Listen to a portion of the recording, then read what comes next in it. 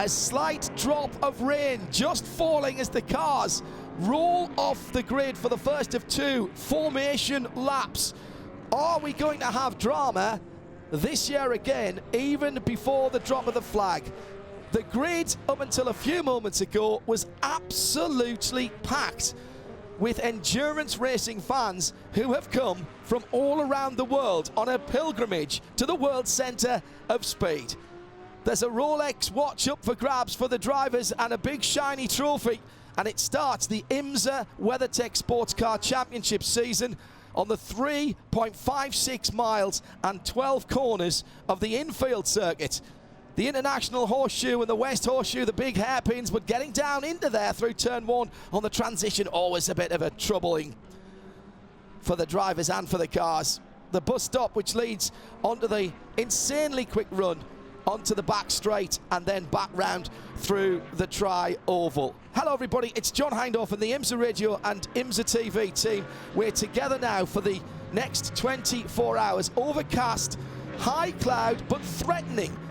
The weather forecast is a little bit scary. As the cars are on their warm-up lap, let's pick up some of the storylines.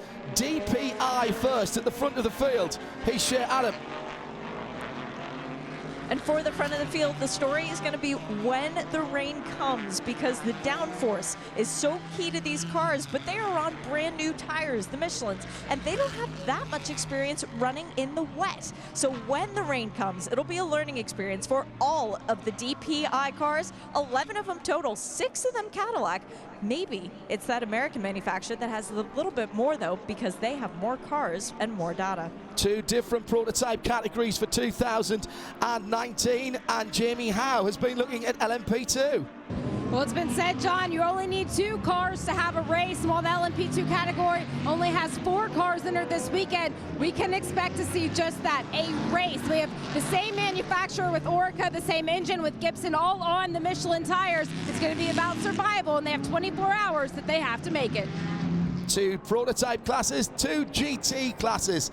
The works cars, bought and paid for and run by the factories, are the GT Le Mans cars, and Shea Adam has news on that grid. How are the team cars going to work together to try and manufacture a better result? Well, we've got 2 BMWs, 2 Corvettes, 2 Fords, and 2 Porsches, but it might just be that lone Risi Competizione Ferrari that surprises everybody.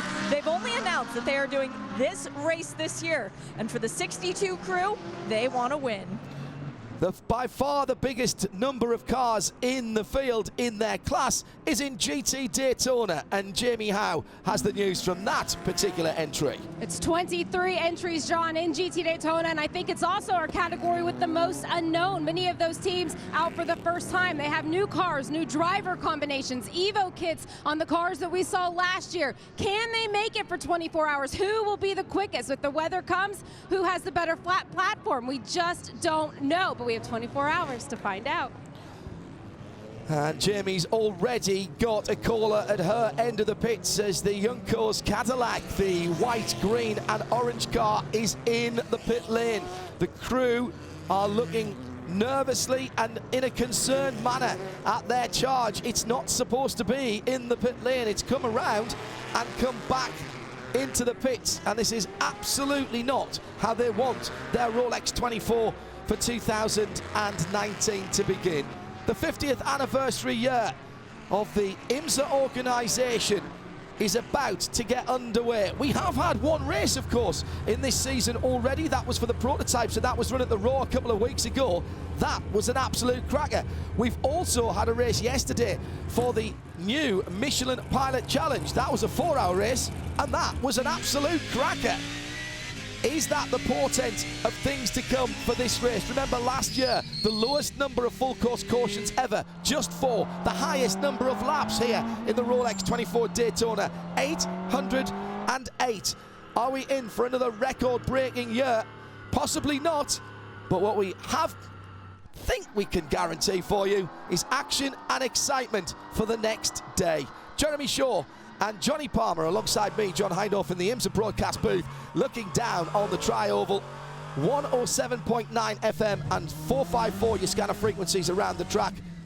Sirius 216 XM 202 and around the world on the IMSA app in sound and vision with the Radio Show Limited network of video and audio channels. RS2 is IMSA Radio 24/7, 365 days of the year. You can follow the whole of this season wherever you are on the globe, as long as you've got a bit of connectivity. They're forming up on the back straight and coming through into the tri-oval now. Take a deep breath. This might be the last chance you get to do that for quite a few hours. The Audi safety car, as it will become if we see it again. It's currently still, of course, the pace car, and it's on the apron. The green flag is in hand on the starter stand. It's being waved. The revs rise, the excitement rises, and the 50th anniversary year of IMSA is underway. Maybe a jump start by the pole sitter, but the second place car has been absolutely mugged, with both of the Acura Team Penske cars going through and past into second and third position. There's a furrowed brow over to my right that belongs to Jeremy Shaw. Not happy with that start, Jeremy? Yeah, it was certainly a bit fast for Oliver Jarvis. He didn't allow the pace car to get too far ahead of him before he got on the throttle there, but it was within the restart zone. Johnny and I were in the drivers' meeting this morning. There is a kind of a restart zone there, so they're told when to go. It was certainly a bit close, but hopefully you'll get away with that. The number 50 car, by the way, did trundle down to the end of the pit lane, and once the field was clear, it has been allowed the green flag to get out onto the racetrack. So the number 50 car is in the race at the back of the field now, going through the kink as the rest of the field is through turn 6 and onto the banking. May have to take a drive through for not being in the field at its place as the field went green. Pretty tidy start though, Johnny. A couple of lock-ups going down into turn 1. A bit of Michelin tyre smoke in the air, but so far no harm, no foul, and everybody running nicely. Yeah, it was a little gingerly run, although having said that, we got 3 abreast GT LM cars with the 66 Ford slotting ahead of one of the Corvettes. That was the number 4 car that started at the back of the GTLM field, and also gaining ground in the Ferrari. Number 62 was Davide Rigon, so up to 4th position he goes now in car 62. Down to the pit lane where Shea Adam is researching penalties for Juncos. Will we see one, Shea? No, there is no penalty for the team because the car did the first formation lap. It then came into the pit lane after that. So it penalized itself from starting from here, but it will not be making another trip down unless something else is wrong. Thank you, Shea. Already 2.5 minutes have elapsed in the first racing lap then for the IMSA WeatherTech SportsCar Championship season. Has now passed into history. I feel like I can just about get myself. It's always that pent-up tension, isn't it? Goodness knows what it must be for the guys behind the wheel, Jeremy. Yeah, very much so. It was a super start, actually. It really was. I mean, apart from the pace of it, it was a nice, clean start. I like the fact that it's a nice, fast-paced start because it does tend to draw out the field a little bit. It makes it a little bit less hectic down at turn 1, so I like that. I think it was a great start and super to see all 47 cars out on the racetrack. Now, number 50 cars already caught up, well, almost caught up now to the back end of the GTD field, which are all in a big, long train. Which is led, by the way, by car number 33. A great start again by Ben Keating, who's just been on magnificent form this weekend. Has Ben, he qualified the number 33 Mercedes second on the grid, and is now in the lead of GTD. You talk about DPIs being in one long line. They are, apart from John Bennett in his core Autosport Nissan. For some reason, that's fallen behind 3 of the LMP2 machines.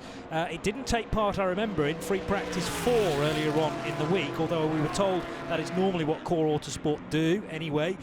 Some great times coming in, though, from James Allen, who's trying to extend the gap at the head of LMP2 and has done to 1.4 seconds now, back to Roberto Gonzalez. So the 2 Dragon Speed Oricas are first and second, but that gap is steadily growing from car 81 to 18. But maybe just a little bit of concern about John Bennett's core Autosport Nissan. The sound of the cars rattling around this motorsport stadium as it has styled itself the World Centre of Racing. Lap 2, first flying lap, new lap record. That will be Pablo Montoya, who snuck past Ricky Taylor at the start.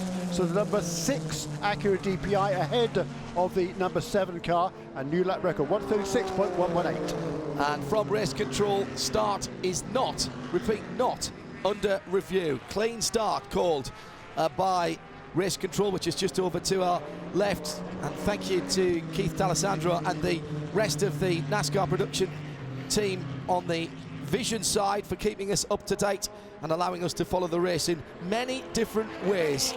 Now they'll be with us again for the full season, and we had such a great time with them last year.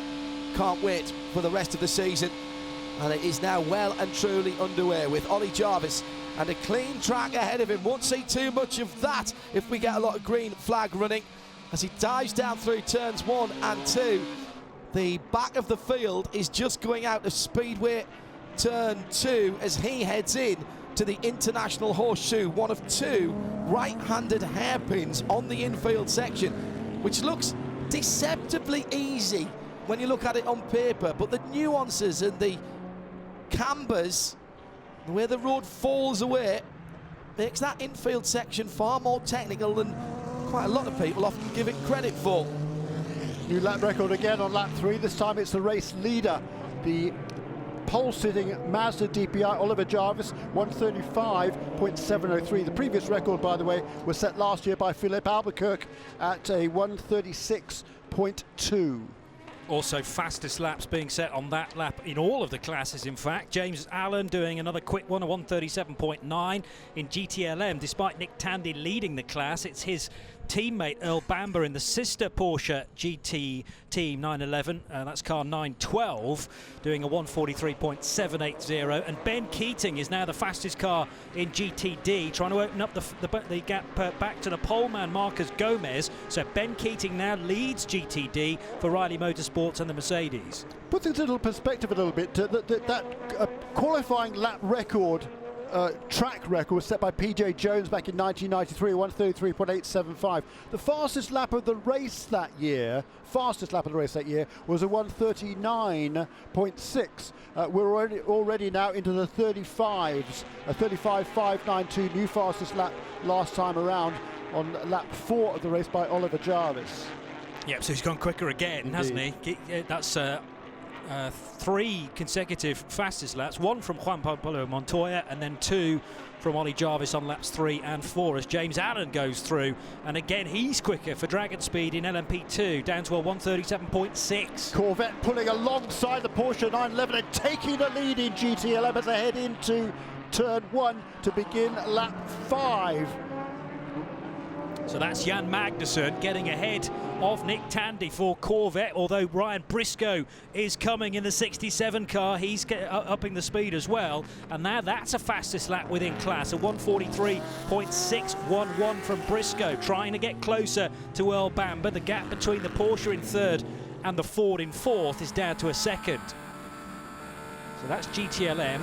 It's now Corvette from Porsche, from another Porsche, although it is being tailed by the Ford GT of Briscoe. And John Edwards in the best of the BMWs is in 5th place. In GTD, it's Ben Keating still leading for Riley Motorsports, but Marcus Gomez reacting on that lap. He's now the fastest car in that class, a 145.5, with the gap absolutely nothing in GTD. They're virtually nose to tail. Trying to work out exactly where on the track the GTD battle is. It'll be heading now up onto the banking. Yes, just coming out of the infield, Johnny. You're absolutely right. That Corvette that took the lead in GTLM last time around under the guise of Jan Magnussen.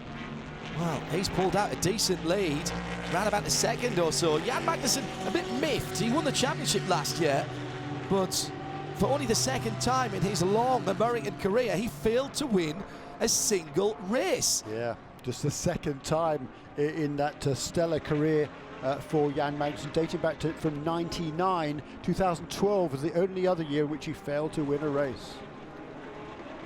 Nick Tandy being forced out wide then by Jan Magnussen during that overtake. Didn't want to cut back down too early and eventually got the car stopped at turn 1, but Jan Magnussen clearly a little quicker coming out of Speedway turn 4, and that Corvette appearing very stable on the brakes as it slowed for the first U-bend of the lap. So through the little flick-flack at turn 2, and then into the International Horseshoe goes the GTLM battle. Jan Magnussen still ahead of Nick Tandy by half a second, and then it's Bamber, Briscoe, Edwards and De Filippi in their wake. New fastest lap again, last time around for Oliver Jarvis, a 1:35.453. Each of the top 3 setting their best laps on the last lap around. 1.8 is the gap from first to second, and second, third, fourth and fifth kind of pretty much nose to tail-ish. Side by side coming out of Speedway turn 4, so who's that going to be jostling for position? It is the number 5 and one of the JDC Miller cars. The 84 car. Okay. So number 5 car, that's a car that started from the back in DPI because of the problem in qualifying. He's already now moved his way past both of the JDC Miller Motorsports cars, who actually just been repassed as they head towards turn 3 by Conor Brady's 4. Stephen Simpson in the 84, Philippe Albuquerque in the number 5. They kind of had free choice, I believe, as to who started that car, unless Albuquerque had been allocated as qualifying driver. And of course that car couldn't get out in the qualifying session because of something that was dragging the car back, just no pull at all, and I think it was brake related on the rear left corner. Got some debris on the front straight. Shea Adam is looking at it from the pit lane. It's blown around the circuit like a piece of a plastic bag of some sort. All of the prototypes managed to avoid it, and it is indeed almost like a black Publix bag that you would imagine. And the GTD cars are coming through now, and they are having to take evasive action. It might blow off the track, but it might just stay and cause a caution or block someone's intake. That's the worry, isn't it? Porsche on pit road, and coming down pit lane is Alfred Renauer for NGT Motorsport. So that's an early stop for the number 99 Porsche. The Renauers have not had the best of luck in the early running of this race. Good news, he hasn't hit anything. Yes. One of twin boys who race, twin drivers that race, often seen in the Herbert Motorsport Porsche in the FIA National Endurance Series run by Kreventic. And there's some of the Herbert crew involved in running that Porsche, which is in the pit lane. And Shea Adam is already down at that car. That does not look like a standard stop this early on. No, there's a bit of work going on at the front right of this Porsche, but they did bring 4 new Michelin tires over the wall to change. They have not yet put the right front on yet, and the mechanic is pulling around the nose. I think the front of this car might have hit something, John. Now we'll keep an eye open for that. The Acura sitting in second position and third position, Montoya and Taylor, with their throwback to the old GTP days. That Computech colour scheme used to be on the number 49 car, looking an absolute picture. The Acura team, Penske's, and Roger Penske telling Jamie Howard how Michelin counts down to green that he's not going to be happy with another year like last year, which wasn't really a very Penske year. They've learned, they've looked at what went wrong, and they've put it right as far as he's concerned. Leader is in traffic as Shea Adam has more from the pit lane. They pulled the nose off, the bumper cover off the front of the car, pulled out a bit of debris, and then put it back on. So they must have gotten something caught up in the intake of the car. It's not the black plastic bag, though. That is still on the front straight. Nick Tandy now the fastest GTLM car, so having been overtaken by Jan Magnussen, the gap's back to only 0.4 of a second here, and Nick Tandy giving it absolutely everything to try and catch the Corvette and potentially overtake that car for the lead of GTLM. Meanwhile, Philippe Albuquerque is fastest in the DPI category. That's a new fastest lap of the race, a 1:35.160. If you want to get in touch with us, at IMSA Radio comes up on the screen right in front of us. If I dare take my eyes off what's going on as the leader, Ollie Jarvis, begins to carve his way through the GTD field. And as he's now on the last part of the infield section, going past Andrew Davies in the number 19 Audi. And he's got the remainder of that GTD, top 10 or thereabouts, still to cut his way through. As he gets up onto the high banking, staying high. If you're slow, stay low. That's what they always say in the driver meetings, and the GTD cars aren't that slow in a straight line, but they've got nothing on that little 2-litre turbocharged power unit and the slippery shape of the Mazda prototype with that Multimatic chassis. But thick in traffic now, and get used to this, because we may well have a further 24 hours of busyness. Obviously, if we get cautions, then that will create again some clear air at the restart at least. But the 77 and Ollie Jarvis, at least initially for this opening stint, needing to be now very much reactive to traffic and hope that it goes the way that he's expecting. One more car of this little clump to overtake, and it'll be a newly liveried Lexus from the AIM Vassar-Sullivan squad. Now, that's not one of the historic liveries, that's just a new livery for this year, and a new team running the Lexus for this year as well. Hearing from our colleagues in TV that the number 77 having radio issues on the back side of the circuit, on the back stretch, with difficulty getting the messages going through, as the number 99 Porsche has been withdrawn from the fight. Bruce Jones is down in the pit lane. Bruce, welcome to the broadcast. Oh, yeah, well, thank you, John. I've just been lapping up the first few laps. What an experience. But we saw the NGT Porsche limping in with Alfred Renard at the wheel. It just came into the pits and it's been driven out of the back into the paddock. Hopefully it'll be back. Obviously a long way to go, but clearly a car with problems. We heard Shea Adam talking about what they were trying to do, but it can't be fixed in the pit lane. They've gone for further repairs. I'll go and see what I can find out. I was speaking to that team this morning. They had a lot of problems with that new Porsche so far this weekend. All sorts of bits and bobs failing on that car. They've not been very happy. It's been a bit of a problematic weekend, so that was certainly not a good way to start a 24-hour race. So both Renards in their debuts in this race have been behind the wall before the first 15 minutes. Yeah, at least of the race. Before the green flag this time. Yes, Look on the bright side. I don't think we have to remind anybody about the Wright Motorsport nightmare that they had. Starworks Motorsport lapping nicely as well with their Audi, with the historic livery on that car. One more position gain for car number 5. Philip Albuquerque is now snuck past Jordan Taylor on that last lap, so car number 5 up to 6th. And the leader, slightly held up in traffic, allowed Juan Montoya and Ricky Taylor to close in just a wee bit. They're heading down towards the West Horseshoe at the moment, and again they are thick in traffic as they're still having to fight their way through a very competitive field of GT Daytona cars that are battling amongst themselves, and Montoya almost running into the back of one of the NSXs, I think that was. I think that was Trent Hinman in the 86 car. Yes, it was, as he came through turn number 6. Third position in GTD is Trent Hinman. And as the leaders come through, Jeremy, these are quick cars, particularly in a straight line, these GTDs. Yes, they are. They're going to have to pick their spots to overtake. Are we happy, gentlemen?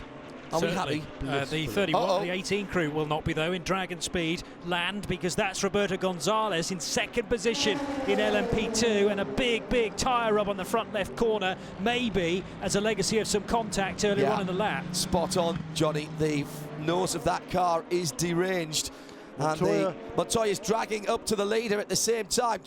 You have eyes in the back of your head here. It's going on everywhere at the moment. Down into turn 1 then, Ollie Jarvis having to defend for the first time since we went green some, quarter of an hour or so ago.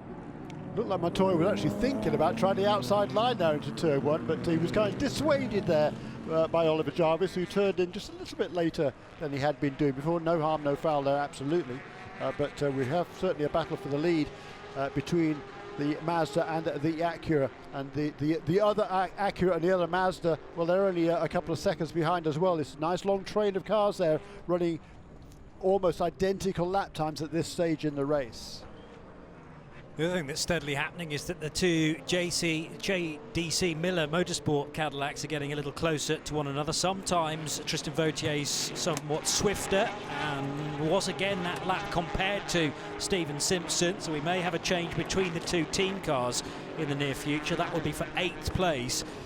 as onto pit road, Roberto Gonzalez has arrived in car number 18. That was running second in LMP2. Damage to the left front of that car. That's, I think, is Bruce's end of things. We'll let him get down there and assess that before we take the report from the pit lane. Live from Daytona. Good to have your company. And a decent crowd in the front straight grandstands, absolutely packed on the infield grandstands. I know they're only little bleachers, but there is literally nowhere to sit at all there, and they're 2 and 3 deep on the fence line on that infield section. So Jeremy Shaw alongside Johnny Palmer and myself, John Hindhaugh. Bruce Jones now with Shea Adam down in the pit lane. We'll get Joe Bradley in a little bit later on. And let's head down to Bruce Jones, who is in the pit lane for an update.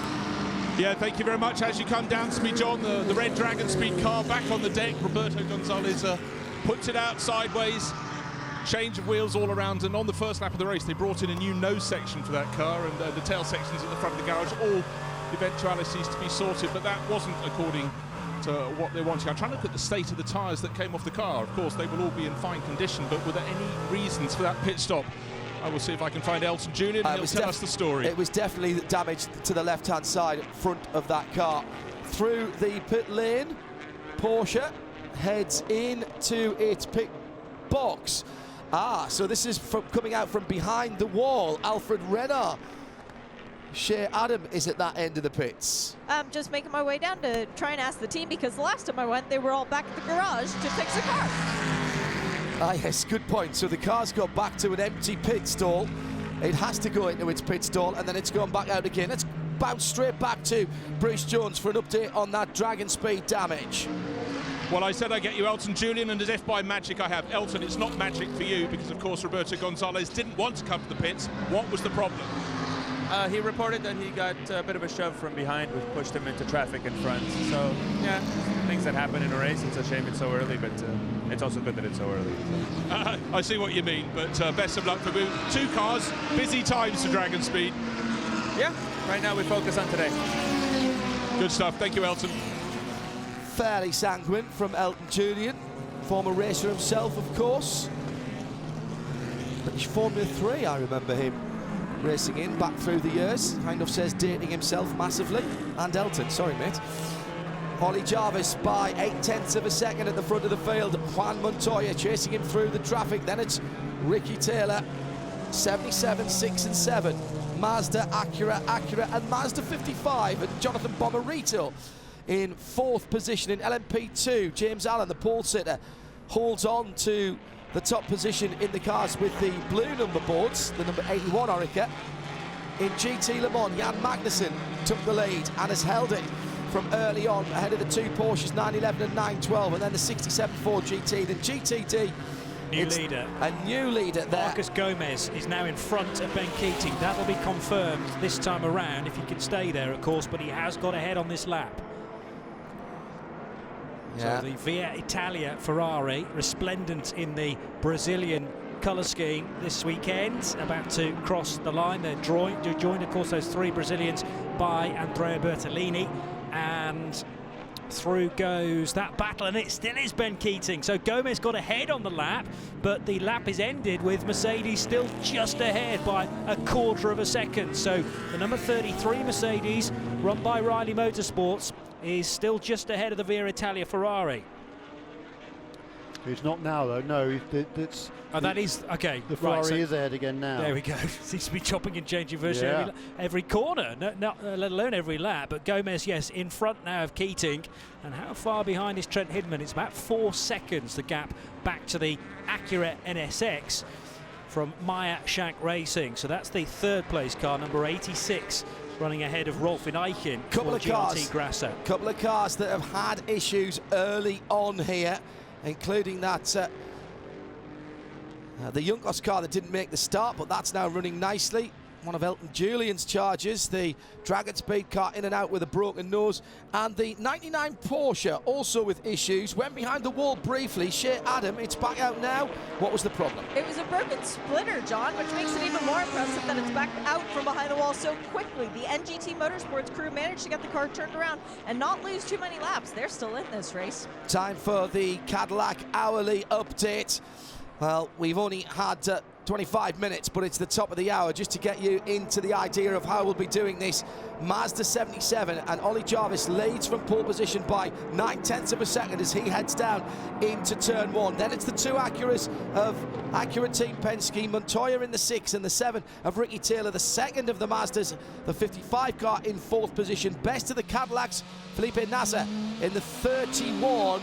One of two Action Express run cars, and its team car makes up the top 6 with Philippe Albuquerque. In LMP2, James Allen leads from pole position in the 81 Oreca, and in GT Le Mans, a draft and a move down the inside into turn 1 put Jan Magnus in the lead early ahead of the two Porsches, Nick Tandy and Earl Bamber. 3, 911 and 912 with the Ford GT, number 67 of Ryan Briscoe in 4th position, and the best of the BMWs, John Edwards in the BMW number 24. In GTD, the 13 Ferrari now back in the lead ahead of Ben Keating in the 33 Riley AMG GT3, and then Trent Hinman in the 86 Acura NSX, the very pretty blue coloured cars. Rolf Eneischen is the best Lamborghini, the number 11 car in 4th position, and the top 6 are both also Lamborghinis, the 46 and the 44. That's your hourly update, brought to you with Cadillac V-Series, where racetrack meets the road.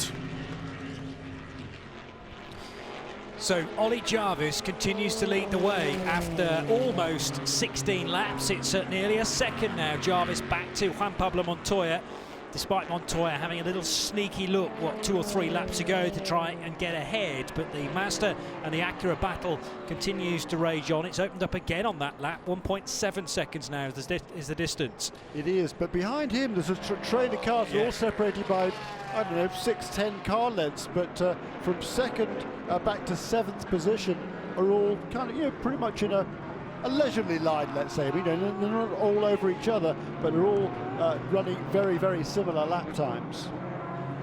Meanwhile, James Allen has got a little bit of a break on the other two LMP2 machines. Remember, heavily delayed has been Roberto Gonzalez in the Dragon Speed car, but that car's back on the track now. And here's a bit of drama, and Bruce Jones is already there.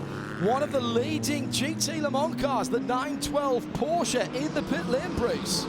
It's Earl Bamber's car they're working on. They're changing the front 2 wheels. They're going to do the same on the back as well. I'm going to try and keep out of their way. The car doesn't, they're just inspecting the front splitters being looked at. We're going to have a change at the very front end, just having a look from the back of the car so as not to get in their way there. Bruce, are they doing a brake change? They've got the front bumper off as well. Yeah, okay, I've got enough time to go past the car then. Take a look. Well, this is extraordinary. It was running 3rd in class, if I remember rightly. The nose piece is off, the lower nose piece, if you will. That will be reapplied, but this is where the mechanics really earn their keys. They've got to lift the headlights up to get that front section back in underneath. It's being clipped back into place. The front wheels have been put on. They're not putting on new rubber at the back as yet, but this is not really one from the textbook order of how to run a race, but it is of how to sort a brake problem. Oh dear, oh dear, oh dear. Maybe it's something on the front splitter on that car. It's down and away. Big wheel spin from the 912. Earl Bamber, though, in danger, Jeremy, of dropping off the lead lap in GT Le Mans. Yeah, he's not too far ahead, is he? You're right, and it's in fact, here they come. He's going to drop off. He has just dropped off the lead lap. Just dropped off the lead lap. Isn't that interesting? Both the GTD Porsche and the GTLM Porsche both having front splitter problems.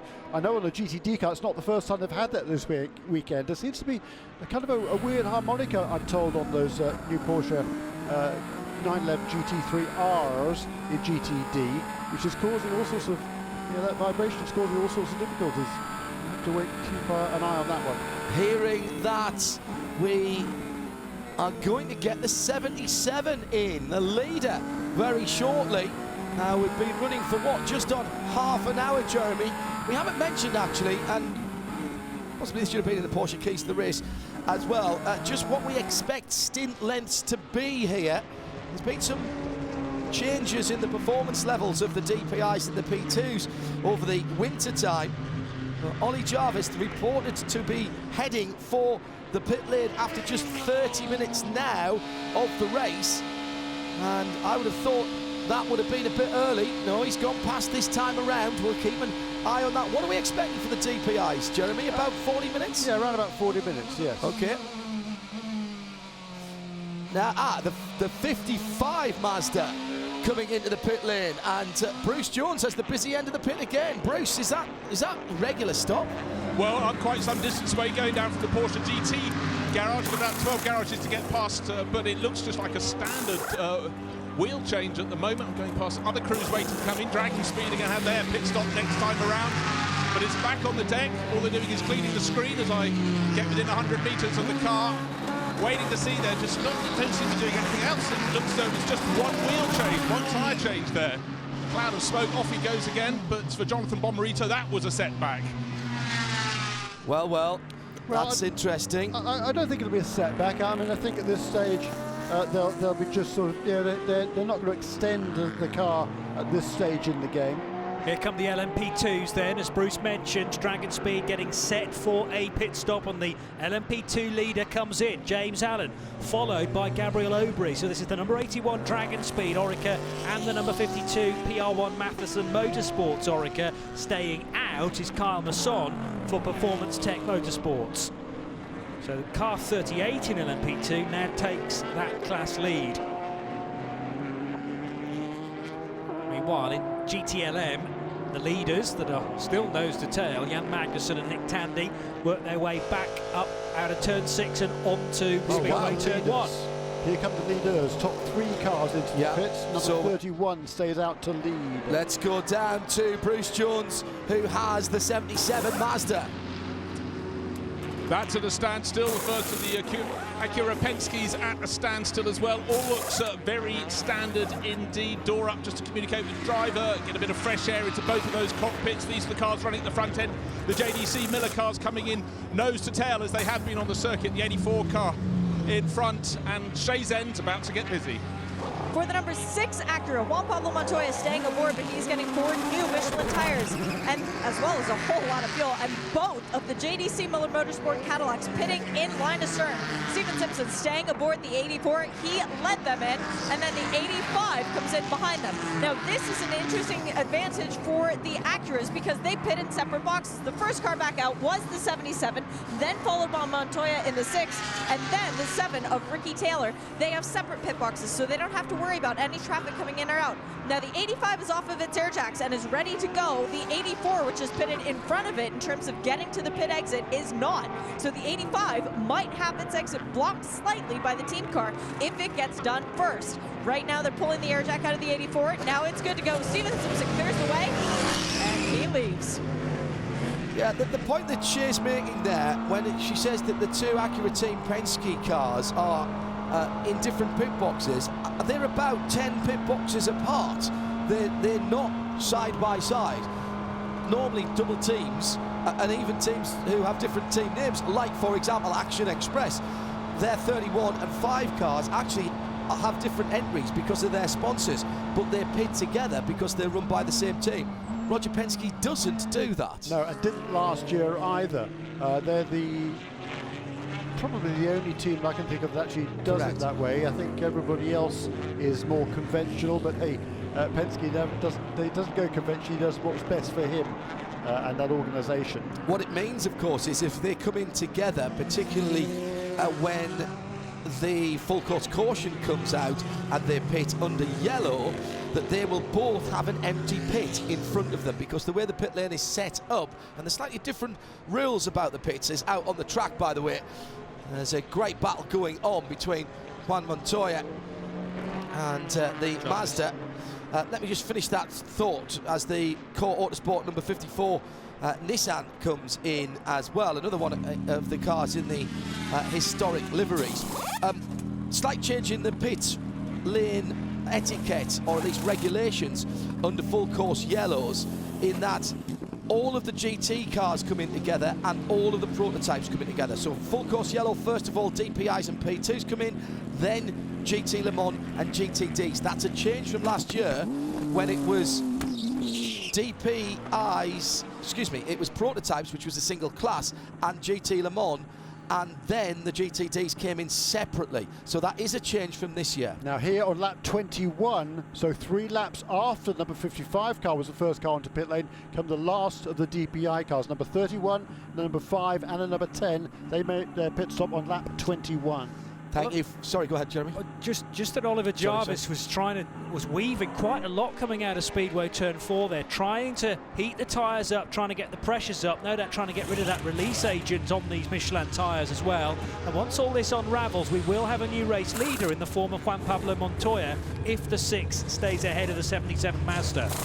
We talked to the Action Express cars coming in together in neighbouring pit stops, neighbouring pit garages. The 31 car ahead of the 5. Don't forget the 5 car. The Mustang Sampling Racing started at the back of its group. He's right on the tail of Felipe Nasr. So Philippe Albuquerque has his next target about 20 feet in front of him as they rejoin the circuit. But standard pit stops done in a very good fashion. But I think we have to take our hats off to Albuquerque. Yet another strong stint from him. Also coming in there, oh, and off the Juncos car. I was about to say Jordan Taylor had come in as well from the lead. The Juncos car slow on the infield, right opposite us on the grass, in fact. And now coming back onto the racing surface. That's, it's Canapino, isn't it, behind the wheel of that car. And that was coming out of the West Horseshoe and off on driver's right. That was a bit of an odd one. And he was on the grass for a very long time before he rejoined the hard standing. Not sure what was going on there. Let's check in with GT Le Mans, where Corvette number 3 and Jan Magnussen is leading. But Nick Tandy has hunted him down and closed back in. Looks like that Tandy's got a slightly better car under him at this portion of the race, as Jan Magnussen went very wide indeed as he rejoined the Speedway. They're heading on the far side of the circuit from us down towards the braking point at the bus stop. 3, 2, 1. My goodness, they brake very late indeed. Curb on the left, curb on the right, curb on the right again, curb on the left. Those cars ride those quite flat but serrated curbs very well indeed. These big GT Le Mans cars, slightly less power probably than the cars on which they are based because of the racing regulations. They're in the tri-oval now, and Tandy's got the draft. He's pulling up towards the back of that yellow car. He's going to go down the inside. He does go down the inside, and he's on the grass for a moment as Jan Magnussen just squeezed him down. That was smart driving, but I don't think Jan Magnussen's going to hold off Nick Tandy very much longer. It looks like it's the back tyres that are causing the problem for the Corvette. Meantime, penalties for car number 38. Electronic tools were used under fueling, and that's a no-no. That's the Performance Tech car, and the 81.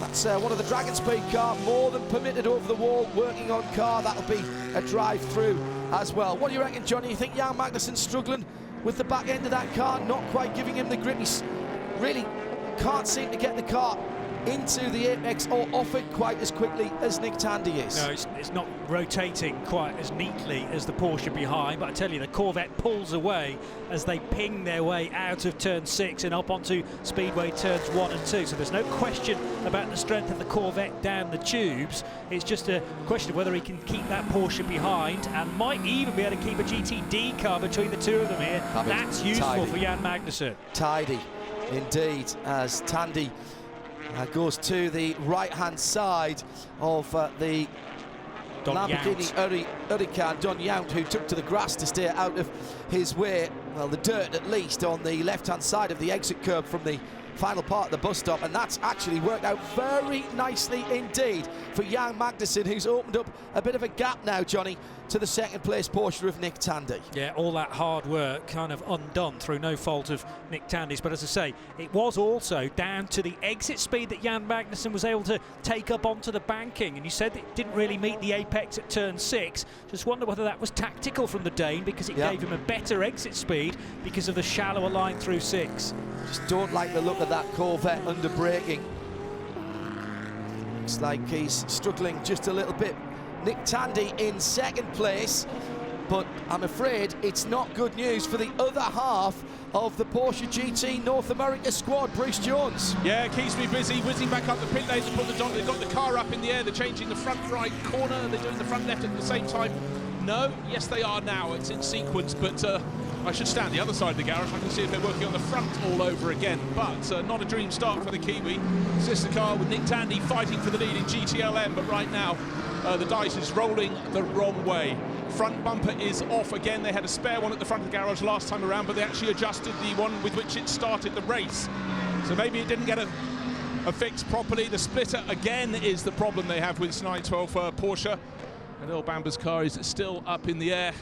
Mechanics scratching their noses, but they know what they have to do. The new splitter is up on the pit wall, ready to be brought down for this car. So yes, the front, and they're trying to take the other one back off, or are they adjusting it? They've got the second one ready to go.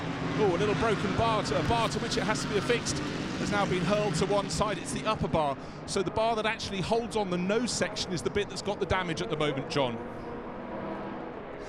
Something very odd. Thank you, Bruce. Bruce Jones down there in the pit lane, joining Shea Adam, Jamie Howe and Joe Bradley as our pit lane crew, with Johnny Palmer, Jeremy Shaw and myself, John Hindorf, in the IMSA broadcast booth. Something very odd going on with Porsche front ends there. Very odd indeed. XM Sirius, if you tuned into us, thanks very much wherever you are travelling around in your car. This is Daytona and the 57th running of the Rolex 24 here in Florida. Good to have your company on Sirius 216 XM 202, and we will be on the Sirius XM platform once again for every race of the WeatherTech SportsCar Championship season here in 2019. So now an Acura 1-2 with Ricky Taylor having found a way past Oliver Jarvis. I didn't see how he did that, but they were in an awful lot of traffic, and I just wonder whether Ricky was able to box Ollie Jarvis in somewhere and get by. But Juan Pablo Montoya overtook Jarvis on effectively the outlap, because it looks like the Acura can work the tyres slightly better on first inspection than the Mazda on that first lap out. It was a couple of 3 laps after they pitted, because remember they pitted before some of these other guys. It was just 2 laps ago they made that change, so that would have been their 3rd lap out that pass took place. But certainly Ricky Taylor was all over the back of the Mazda after that pit stop. Yes, sorry, no, Mazda what I mean is Juan Pablo Montoya overtook Jarvis when they were down at about 6th place, and I'm pretty sure that was the first lap out. Yes, that was. Bruce Jones is watching continued work going on. The 912 is still with you down there.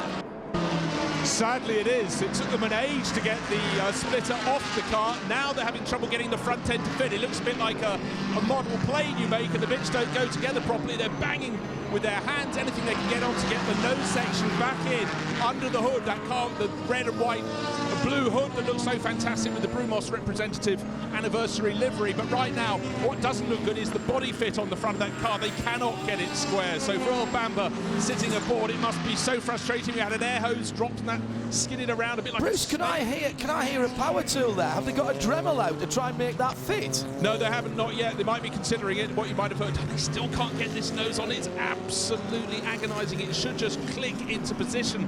I don't know if something has been hit. The new splitter looks absolutely fine, but it's just not going on square. It's going on the left when it should be in the middle. Oh, you just feel the frustration where every mechanic's hand suddenly has 5 thumbs on each side, and it's just not working. They removed the bar to which the splitter was fit. They put a new one on.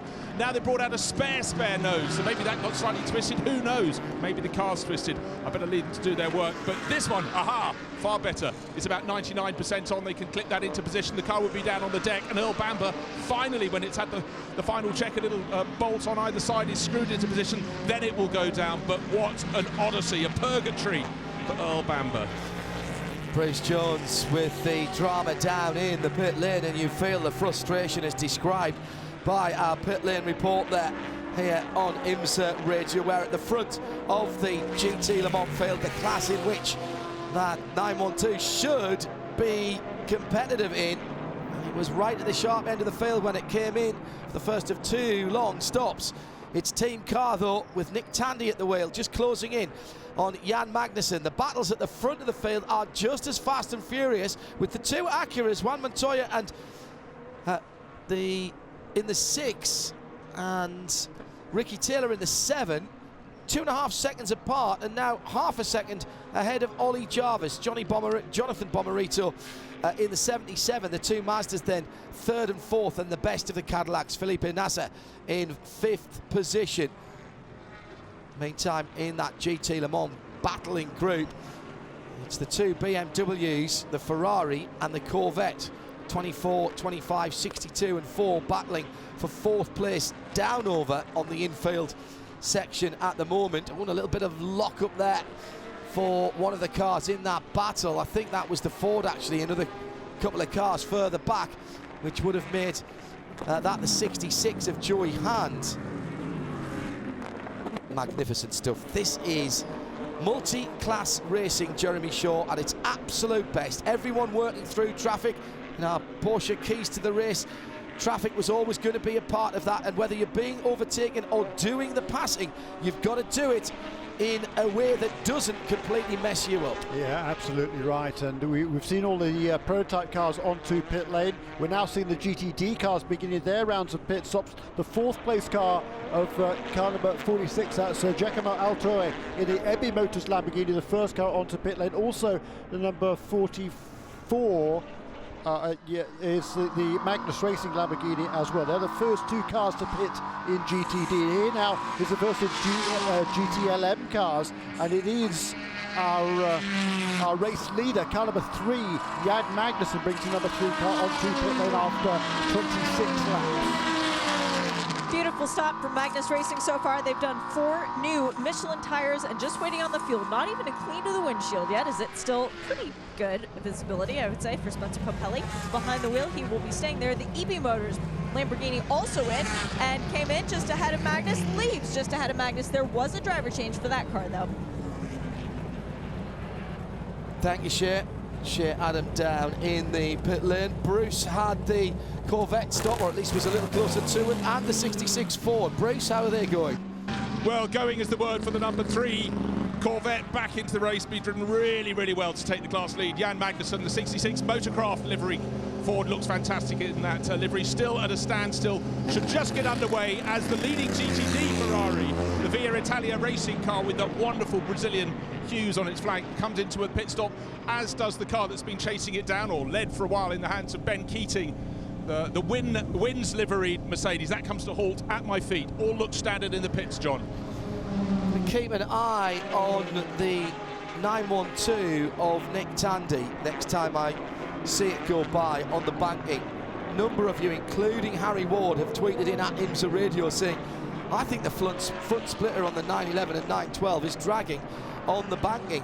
We'll keep an eye on that, Harry. Thank you. If you want to get in touch, at IMSA Radio, of course, as we're heading round to complete the first hour of racing in, 10 or 12 minutes time. And, oh, there's a problem further down the pit lane. That's not a good stop. Shea Adam, who's that that's gone too far? Well, it was Park Place, John, and it's not even that they stopped. They realized that the 11 car behind them, the GRT Lamborghini and the 9 Porsche from FAP Motorsports, didn't leave a whole lot of space for Park Place Motorsport to come into their pit box. So this Porsche went back around. I really hope they have enough fuel to make it. And very, very busy indeed at the pit-in end of things, which is where Bruce Jones is stationed. Bruce? 2 abreast in the pit lane isn't a great thing, but the number 71, the P1 Motorsport Mercedes, coming in so slowly that the Ferrari that's running in GTLM from Rizzi Competizione only had to weave its way around it. Luckily, its pit garage was beforehand, so it could cut to the left and pull over. Just frustrating when the cars come in really close and someone is delaying you. You know what it is, you might lose a second, but that is an enormous amount when you've been fighting so hard. For the 62 Ferrari, Davide Rigon will stay on board and is now underway again, and is in front of the second of the Corvette. So Oliver Gavin stayed on board in the number 4 Corvette. He's still behind the Ferrari. It's not a typical pit stop when there is a mechanic in the right-hand side compartment of the Mercedes. And I meant that literally, because all that was sticking out was his feet as he was leaning into the car and trying to reach something up under the dashboard. He seems to be satisfied with what he found, though, because he did shut the door and then went to clean out the grill. They have done 4 new tires on this Mercedes. It's still JC Perez at the wheel. It is spinning. The wheels are spinning on the jack. That will be a penalty. And there is a broken rear diffuser on this car as well. It's been a rough race for P1 Motorsport so far. Close call for the 62 Risi Competizione Ferrari as Johnny was watching that go out the pits with a BMW alongside that really didn't want to give way. That's a very BMW driver thing to do, isn't it? Certainly not, and they were side by side all the way down. I reckon that was Connor De Filippi in the BMW, James Collado in the Ferrari. The Ferrari did have the advantage because it got to the fast lane first, but Connor De Filippi took a long time to concede the place. It's my understanding that you need to tuck in behind well before that solid white line. Not the end of the speed limit this year, no, but it is the end of the pit lane, effectively, or the operating area of the pit lane. Interesting about the Mercedes that came in really slowly. If that did hold up Davide Rigon, the clear message from the driver briefing this morning is that if you're in an ailing car and you cannot reach that 60 mile per hour speed limit, you should not be in the pit lane. That's what the transition pit part of the lane is for. So you need to, if you're in a car that can only do 40 or 50 miles per hour, duck out of the way. Kilometers, so not kilometers per hour. Yeah. Is it? Even though we're in America, yes, it's kph. Yeah. Okay, 60 kph. You have to make sure the fast lane is clear, and that theoretically wouldn't have given Rigon a delay, but he was held up in the 62. Indebted to Rob Chalmers. I was watching the Fords and their pit stop, and I thought I saw something, and Rob's just cleared this up for me. It looked to me as though something was going on the brake ducts at the back of the car, and Rob has just said that the lower knacker ducts had tape added, which might mean that the rear brakes are a little too cold on that car. Meantime, there's more drama in the pit lane. Adam. The 47 ppm Lamborghini tried to pull away with the fuel nozzle still attached, and it ripped it right out of the hose. So that'll be a bit of work for this Lamborghini team. It was their first ever pit stop in IMSA competition, and it didn't exactly go according to plan. Ryan Briscoe is going behind the wall. He's driven into the paddock in the number 67 Ford. That was the GT that was in 4th place in GTLM, but way back to the team he goes. Wow.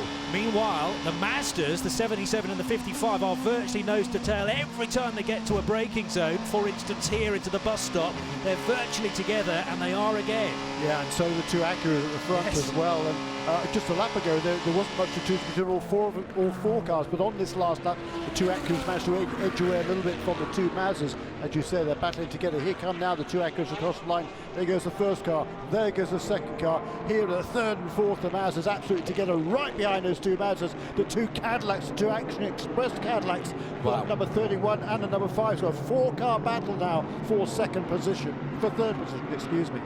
The top 6 are all within 3 seconds or thereabouts as they went across the line. Yeah. that time around. I'm trying to see what's going on down at the Ford garage, but fortunately I can't quite train the binoculars because they're on the wrong side as far as I can see. Let me have a look in there. And Joe Bradley's about to join us in the pit lane, and that'll give Shea a chance to go and have a look as Bruce Jones is down that end of things trying to find out what's going on with that Ford. And I think we're going to get a driver change in a moment as Ryan Cullen is up on the wall for Dragon Speed. Thank you, Bruce, telling me that in the ear. The 47 car that Shea was telling about having its woes, leaving with equipment attached, a drive-through there. And I think I saw a penalty for the 48 as well, which was a pit lane speeding penalty. That's last year's championship winning car, but it went off the screen just as I looked at it. So if I've misidentified that and caused everybody in Paul Miller Racing a bit of a heart attack, I do apologise. Right, we're coming round to 1/2 this hour. 55 minutes have been completed or thereabouts, and it's Acura, Mazda, and then a whole phalanx of Cadillacs before the Nissan number 54 in 11th position. Which has just passed that Nissan, by the way, has just overtaken John Bennett. Well, the Nissan has just been overtaken by Agustin Canapino in car number 50, who's been turning some stunning laps. He had that little bit off, I think you described, John, right after his pit stop, but since then he's got right back in the groove. He turned his best lap only a half a dozen laps or so ago, and that was a 1:35.3. The fastest lap of the race, by the way, was a 35.1.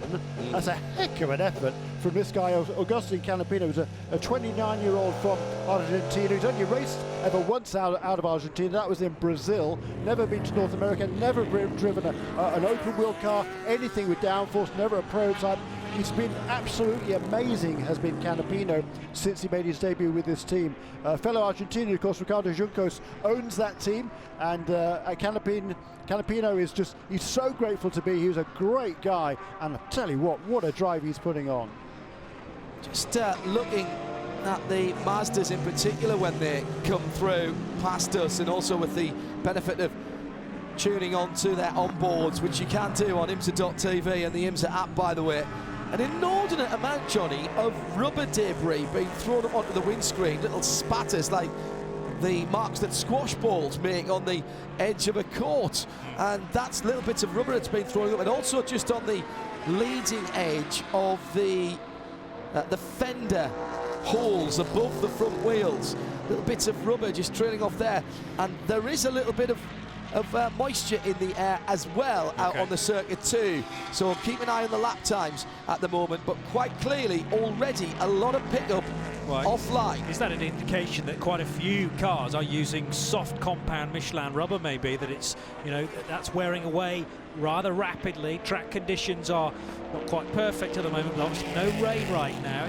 Temperature's pretty good, so the engines will like that also, but this is the time, I suppose, to throw soft compound tyres out there to try and get yourself a lead. Well, maybe, you know, at this stage it's still so early in the race, they're not really thinking about upping the pace certainly this stage, they're just settling into their pace.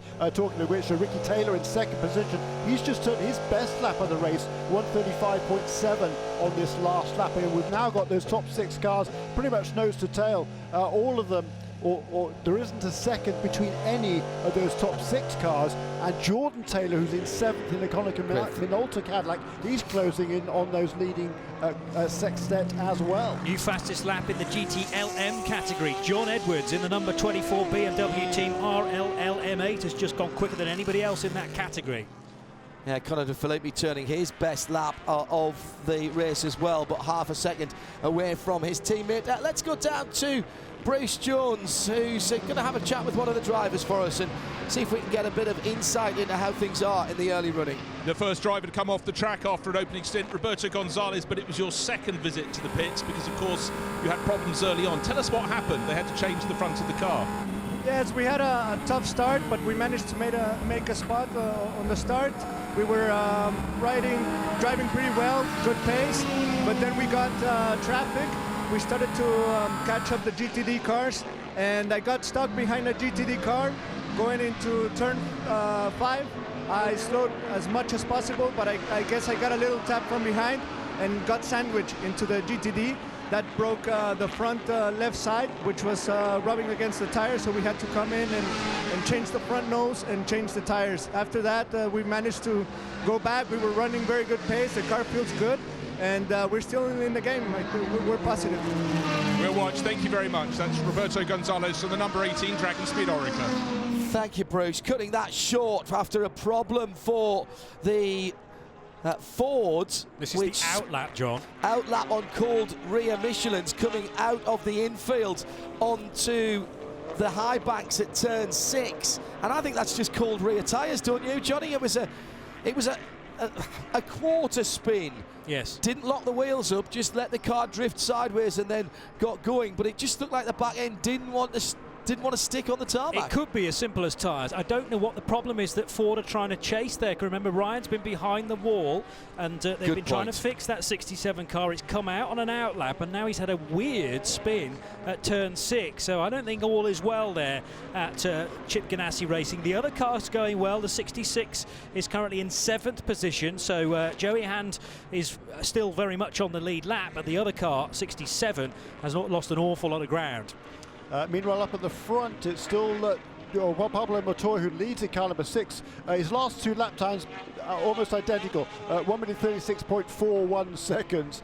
And the number 5 car has just found a way past the number 31, so Philippe Albuquerque ahead of Felipe Nasser on that lap. So number 5 car, having started at the back, 11th position in DPI, now up into 5th position. Really good run for that number 5 car. Jordan Taylor too is pretty much on that that train of cars that are all from 1st all the way through to him in 7th place. Bomarito got absolutely balked behind the 67 Ford that time around, and he's been overtaken by a handful of cars in the number 55 Mazda. So Philippe Albuquerque is by Felipe Nasser in the 31 Whelen Engineering Cadillac, has also managed to get ahead of Jonathan Bomarito, who slips to 6th place as a result. So Johnny Palmer and Jeremy Shaw in the booth with me, John Hindhaugh, our pit lane team for the next stint of this race, as it started off at a cracking pace. Joe Bradley and Bruce Jones at the 1st, 2nd and 3rd cars coming across the line almost together round the outside. Ollie Jarvis has tried to get around, can't quite do it, and then Albuquerque, Nasser and Bomarito are right there as well. This is a cracking start to the race. 1 hour completed, 24 to go, and the next exciting hour of racing from the Rolex 24 at Daytona starts right now.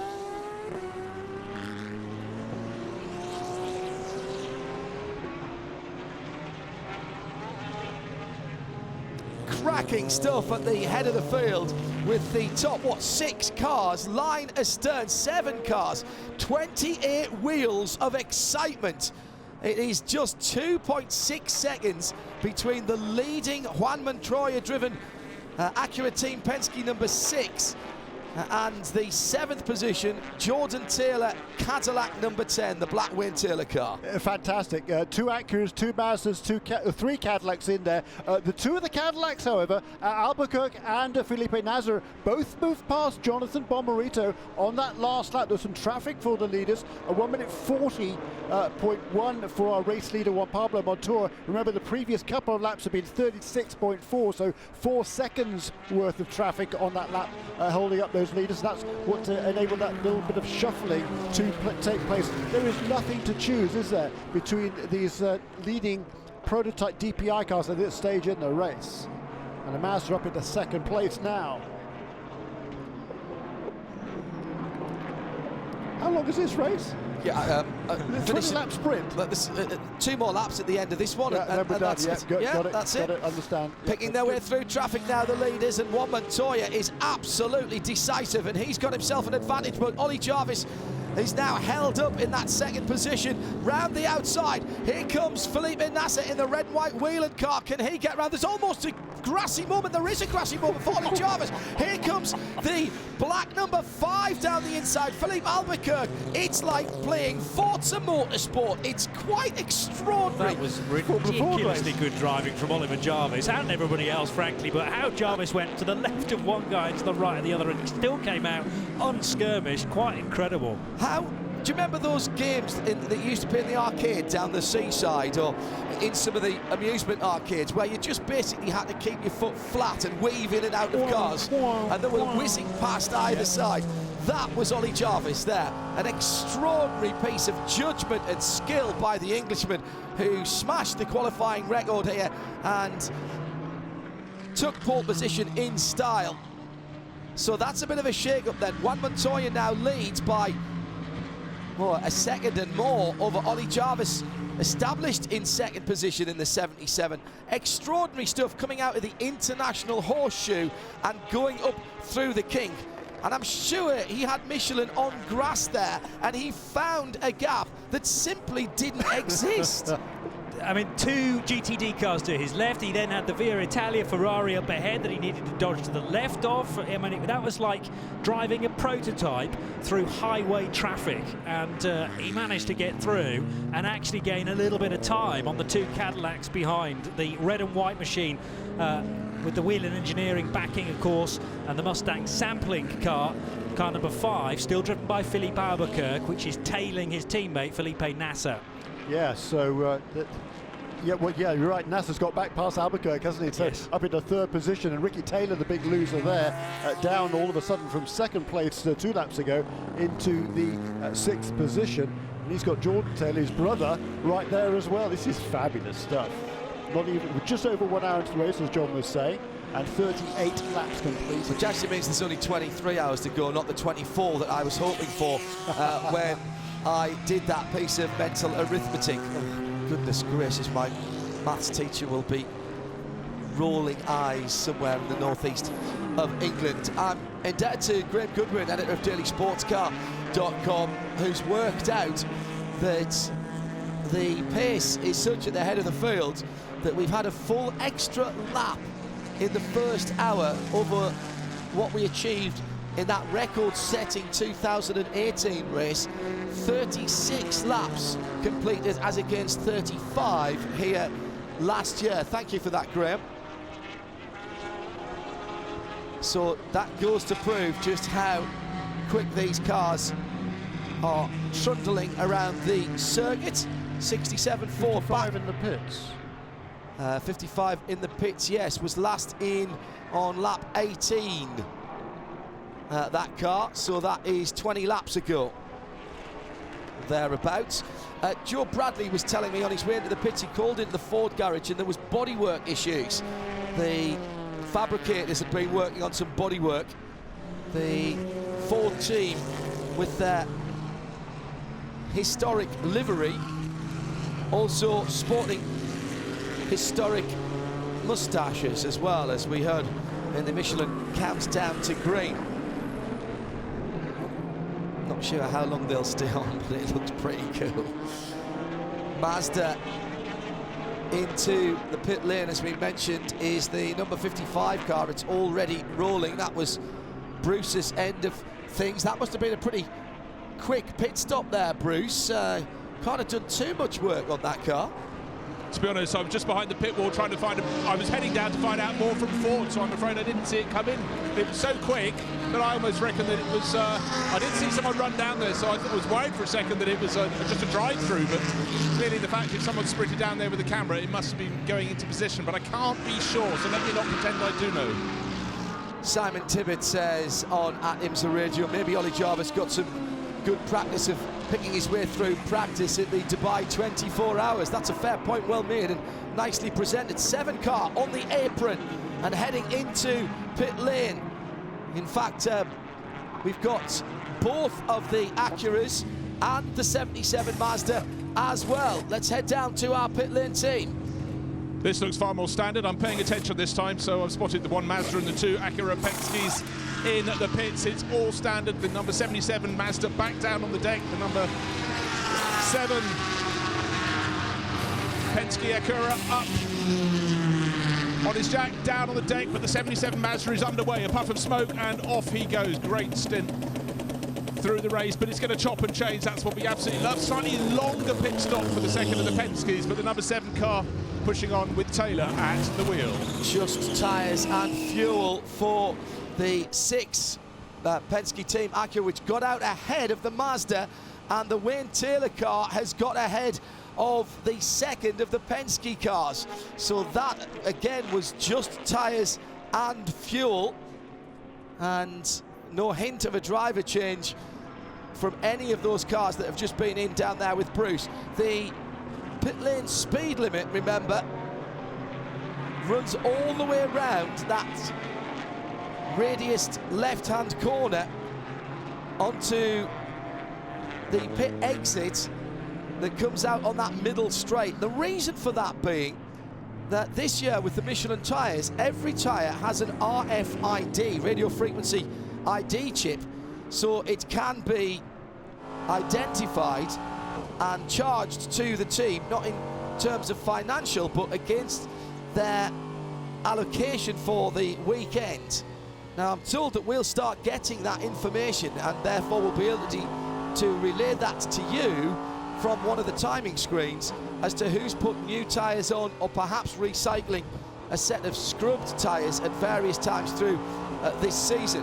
Now, the reason that that's important in terms of the RFID chips is the cars have to be going at a sensible speed for the RF readers to pick up the RFID chip in each of the tyres, and it was felt that putting the equipment somewhere near the normal pit lane speed limit at the exit of the long wide piece of the pit lane would put it in harm's way if anybody spun down from the oval going into turn 1, and it couldn't be at the far side if the pit lane speed limit was off. So the pit lane speed has been extended around the corner, so that's why the pit stops are going to be a little bit longer this year. Joe Bradley, welcome to the pit lane.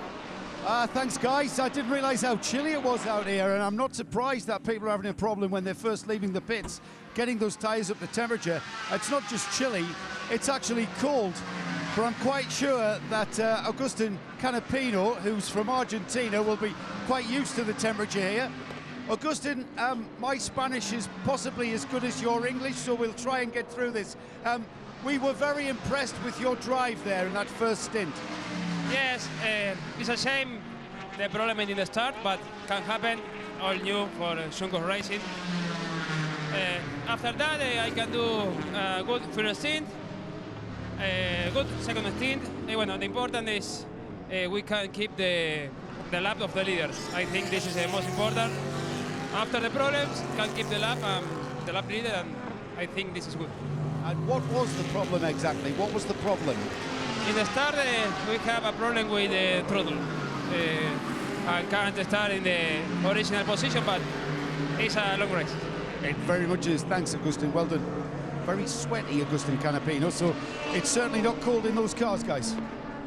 And he's a star. Oh, we like him a lot. I'm so impressed by that guy. I mean, never having driven a prototype or even a top-line single-seater to be performing as well as he is, I can't remember anybody else having ever done that. Okay, he's massively successful in Argentina. He's won a dozen championships over the last 15 years. That's only a couple of championships behind Juan Traverso, who's a legend down there. He's won more championships than anybody else. And I mean, you know, obviously Juan Manuel Fangio, he's the legend from Argentina. But modern day legends, well, that would be Juan Traverso and now Agustin Canapino. As we see the leaders coming in, the two Action Express cars absolutely side by side. Number 5 car only just, he hopes, got down to the speed limit before running into the back of his teammate. Those two nose to tail as they come onto pit lane to complete lap 43. And come to a halt in front of Bruce Jones. Not 6 feet between them as they swept to the left and parked up in front of their respective pit garages.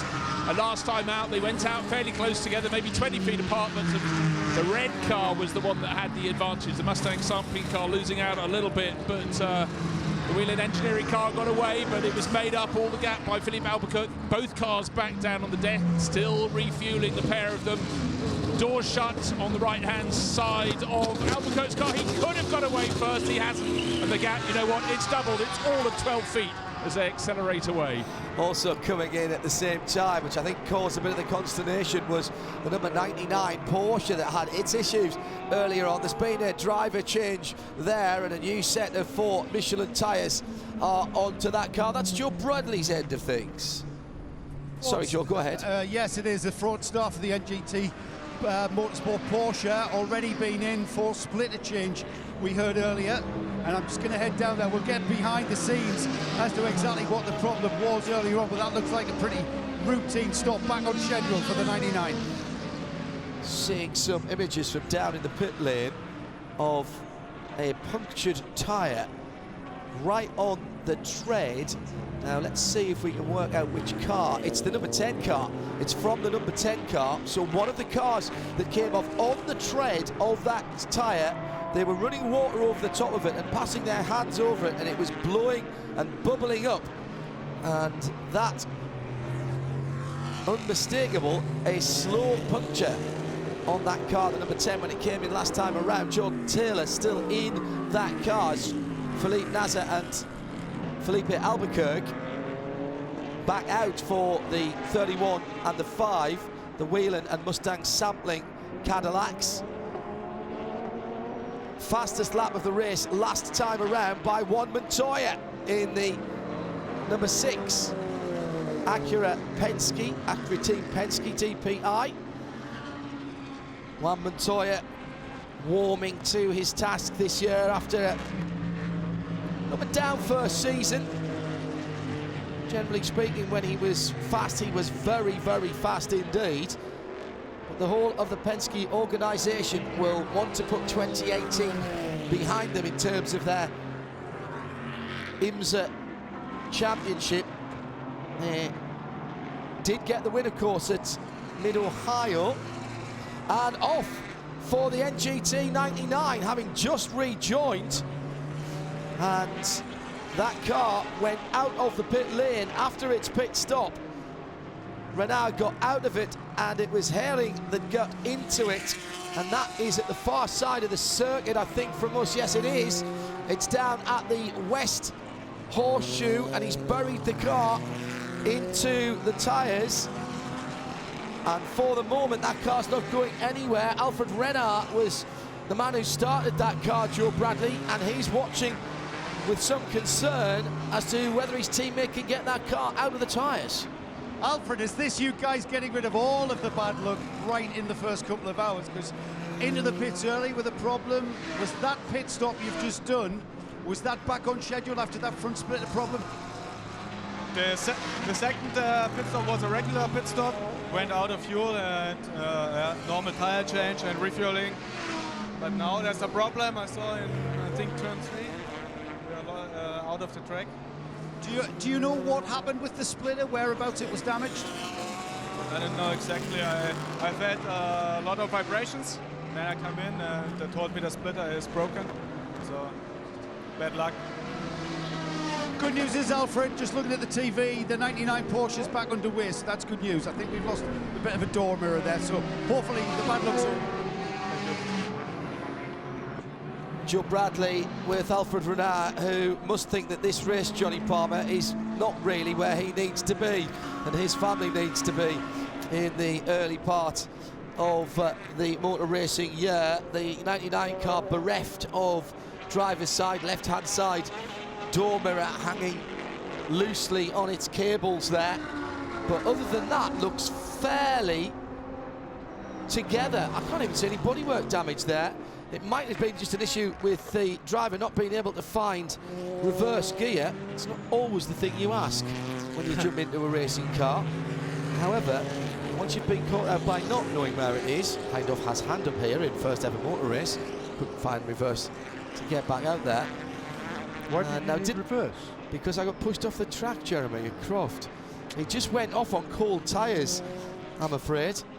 Well, Jürgen Haring was actually on an outlap, so again, that might have been cold tyres or... absolutely, cold rear tyres in particular. The old release agent, again, that hadn't fully been scrubbed off, and it certainly won't have been on an outlap at turn 6. Alfred Renard thinking it was at turn 3, which is the international horseshoe, but actually it was 2 corners later. But it's very easy to get those two confused when Alfred was watching that from his pit stall. More GTD cars jostling for position, and Spencer Pumpelly, who's driving the number 44 Lamborghini Huracan, is right with Rolf Ineichen. And there, the car off, in fact. Via Italia Ferrari is off on the grass and is going to rejoin at turn 6. Let's hope nobody's there. Here come the BMWs. He's managed to spin it. So that's probably the safer option, actually, to spin on the cutout rather than rejoin the track at a ridiculous speed and a peculiar angle. Oh, another car off the track as well as the Lamborghini. Huge. Big hit into the tyres. It's the number 46, I think. Lamborghini Huracan, which has gone backwards into the tyres, and thank goodness the 99 Porsche wasn't there anymore, because it would have gone slamming into that otherwise. It's the 13 Longo driven Ferrari that was in there. And I think, is that Don Yount, who's just gone back out in the Lamborghini Huracan? That was his outlap as well. This is cold tyres, guys. Cold rear tyres. No, it is the 46. Johnny, your eyes better than mine. So in Emanuele that case, Busnelli in the EB Motors Huracan, and that was not an outlap for Emanuele. So is there something on the circuit down there that's causing those issues, or was Emanuele's attention taken by the Ferrari that was off the circuit? That's down at the Western Horseshoe, and that was a big hit for that car, which has not moved. Credit, by the way, race control for waiting to see what happened to Jürgen Höring with the 9 caution. And we've seen the leaders in GTLM onto the pit lane, perhaps in anticipation of going forward towards course number 3 and the number 4 and the number 24 BMW. So both Corvettes and the number 24 BMW. 25 BMW, by the way, was in a couple of laps to go. That's Bruce Jones's end of things. He's watching. Bruce? Yeah, John, very standard pit stops. 3 came in ahead of 4, 3 emerged back onto the circuit ahead of 4. But what is the something on the track down at the end of the horseshoe there? Very, very strange indeed. You could be right about supposition of cold tyres, but I think there might be slightly more to it. With the Fiera Italia Ferrari, that was just traffic. He found himself moved towards the edge of the circuit, and just the track went left and he didn't. But I'm not so sure about what happened to Busnelli. That was really quite a miscalculation, if indeed it was his fault. Yeah. Could have had help there as well, of course. Thank you, Bruce. Longer pit stop for the number 24 as Alex Zanardi is in that car for the first time. And the problem getting the steering wheel the right way up and firing correctly is causing a little bit of time. He's now had it on and off a couple of times in there to make sure that he's got these hand controls working, getting some help from the team as he tightens his belt down, and in fact they're going to swap the steering wheel out. Remember, Alex using a very, very impressive set of hand controls. He's shaking his head, he can't get the car turned over and revving, so there's something not talking to that steering wheel. There we go, fired up, reset, in gear, and off goes the number 24 RLLB MW M8 GTE. John Edwards brought it in, and Alex Zanardi is taking it out for his first competitive laps here at the Rolex 24 at Daytona for 2019. Where's it going? Really, where's it going? And as Zanardi resumes, he is just amazing. Saw him this morning, by the way, and I just thanked him for being such an inspiration, as I always do when I see him these days. It's great fun. I mean, he always remembers the old Champ Car days, of which I was lucky enough to be one of the commentators back then. And he's just a great character, but what a job he does with his team. And he's so he's so motivational for the rest of the team around him. Meanwhile, out of the front, 3 or 4 laps ago, the number 6 car had a lead of around about 4 seconds over the Mazda of Oliver Jarvis. That came down to next to nothing. It actually been extended just slightly on this last lap, but the Mazda certainly lapping a little bit quicker up until this last time around, and there's about 5 seconds back to the number 10, number 31 Cadillacs. Again, that gap coming down quite dramatically over the last few laps. So after that latest round of pit stops, having had 7 cars pretty much nose to tail, all of a sudden they were fairly well strung out. But they are closing back in again, and at the tail end of that whole train of cars now is Olivier Pla, number 55 Mazda, in 7th position, and he is a total of about 11 seconds behind the leader, but closing. Thank you, Jeremy. Just getting another look at the tyre that came off the number 10 car. Thanks to our king of screen grabs, Alan Prosser. Hello, Alan. Nice to know that you're tuned in. We're going to have to keep an eye on that one. That came off the number 10 car. Jordan Taylor behind the wheel of that car in 3rd position. Top 5 cars within 8.5 seconds. Starting to see a little bit of a rhythm coming together now, Johnny, which is nice. This is where we start to gather some information, and Alex Zanardi very tentative on his out lap. There was zero grip at all coming out the international horseshoe, back into the car, squirming around, and he dealing with it with his usual verve, of course. But yes. Easy to see how much work was going on in there. Braking with the lever where you might think a sequential gear lever might be. That's actually a hand brake that works the normal foot brake that would be down in the pedal box. But he's also got a bar to accelerate and brake and change gears with as well. Change for the lead as the 77 Ollie Jarvis driven Mazda slots past Juan Pablo Montoya, so he must have got a really good run out of Speedway turn 2 and into the braking area for the bus stop. This is lap 50. We will have a new leader, so Jarvis coming round in the number 77. He's going to stay out because of course these cars have pitted quite recently, and he becomes a new leader, although of course we had Jarvis out front a little while ago. The gap is 0.3 of a second back to Montoya. Yeah, came in on lap number 41 or 40 should I say, at the end of lap 40, and now working lap number 50. And Ollie Jarvis leads the Rolex in the pole sitting car back to the head of the field then for Mazda. Let's find out what the drivers think of track conditions. Joe Bradley thought it was chilly earlier on. Bruce Jones, where are you and who have you got to talk to for us? Aim Vassar-Sullivan, and I'm with Richard Highstand. Richard, we've been supposing the track looks a little bit slippery. We've had a couple of incidents. You've just got out of the number 14 Lexus. Is it slippery out there? No, I don't think it is. For me, on my first set of tires, we really struggled, but I think that's because of the laps that were on them from qualifying. If anything, I thought the track got faster, so I think it might have just been a coincidence. Now, we've been watching, obviously, with great interest, when the leading prototype cars are coming through. It looks like a 10-lap race. They're snaking past all the GT LM runners, the LMP2, and you guys in GTD. How difficult is it to just keep your race? It's really difficult. In fact, it must be nice being in a DPI, because that probably looks fun. For us, it's just anxious and nerve-wracking, and depending on where they catch you, it can really ruin your lap time, but that's just part of it. It happens to everybody. Just have to make sure you aim high and get yourself a DPI. Thanks, Richard. Thank you. Thank you, guys. Very good, Bruce. Very good indeed. It's 4 o'clock in the afternoon here in Florida. Let's take a look at the hourly update. Ollie Jarvis has just retaken the lead for Mazda Team Yost and has a 6/10 lead over Juan Montoya in the first of the Acura Team Penske cars, the number 6 in second position. Then there's a good 6.5 seconds back to the first Cadillac. That's Jordan Taylor in the number 10, Konica Minolta DPI VR machine. Then it's Philip Albuquerque just half a second further back in the 5, and the team car from that, the 31, Felipe Nasr, is just another half a second further back, and that makes the top 6 with Helio Castro Neves in 6th position, the number 7 car, another 4 seconds further back.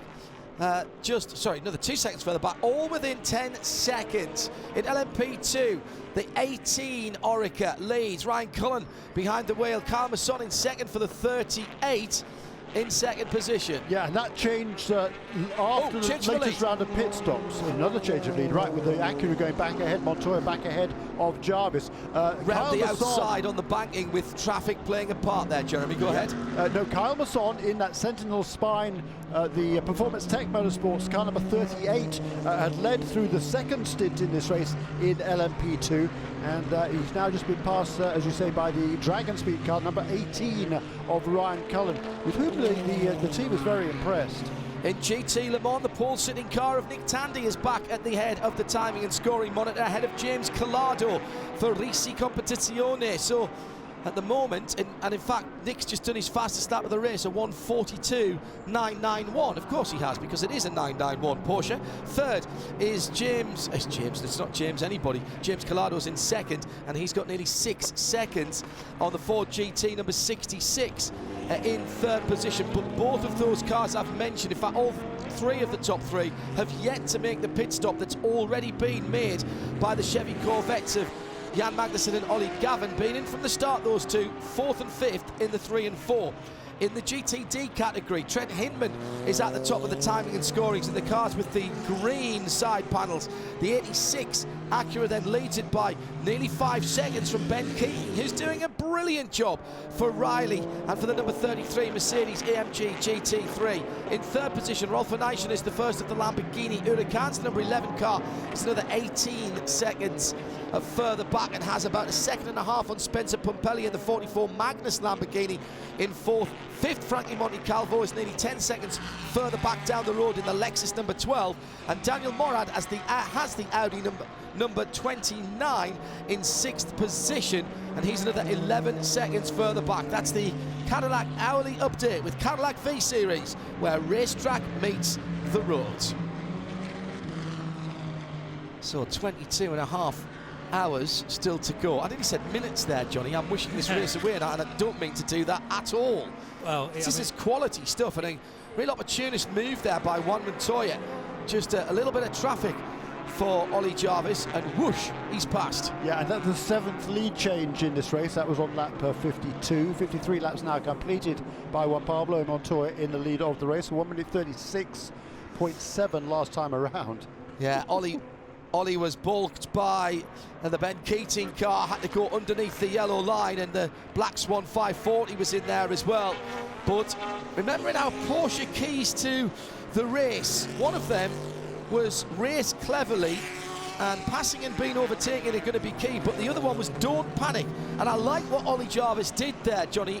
He realised he may have picked the wrong direction. That was nothing that he could have done there, really. He couldn't have known which way Ben was going to go, and Ben did nothing wrong at all.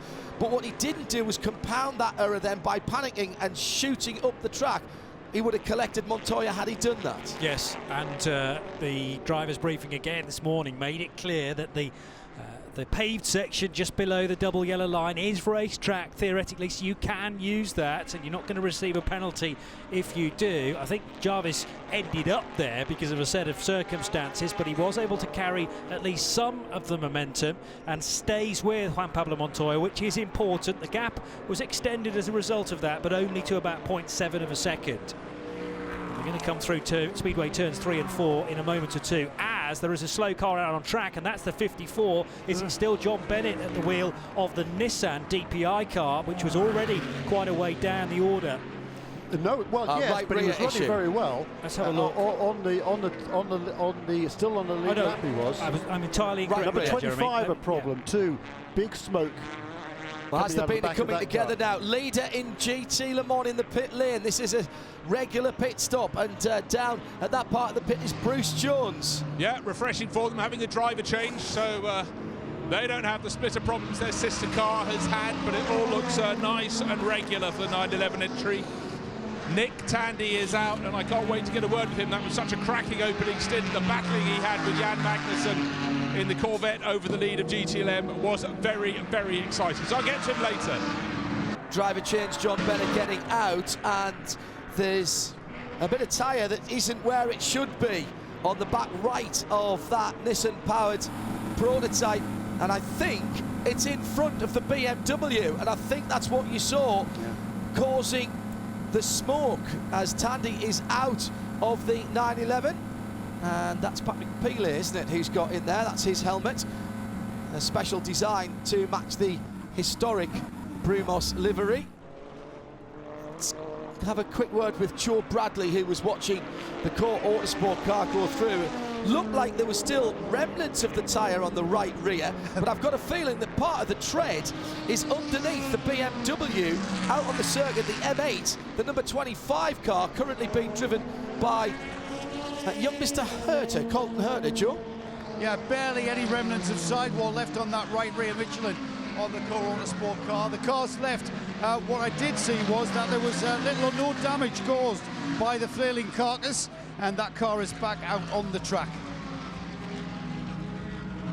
Nick, you just got a chance to look at the screen. Can you just talk us through the first hour or so of the race? You're battling with Jan Magnussen. Absolutely magnificent. Yeah, I mean, it was good racing, you know. I think me and Jan were quite aware there's no point battling each other too hard in the first hour of the race. So he was quicker at the start, and I let him go, and we were just kind of trying to go around safe brakes. But we came in because I spotted this this debris on the back straight, but I think the car behind was the 25 and he's picked it up. So we came in a bit early, but yeah, the race is looking okay so far.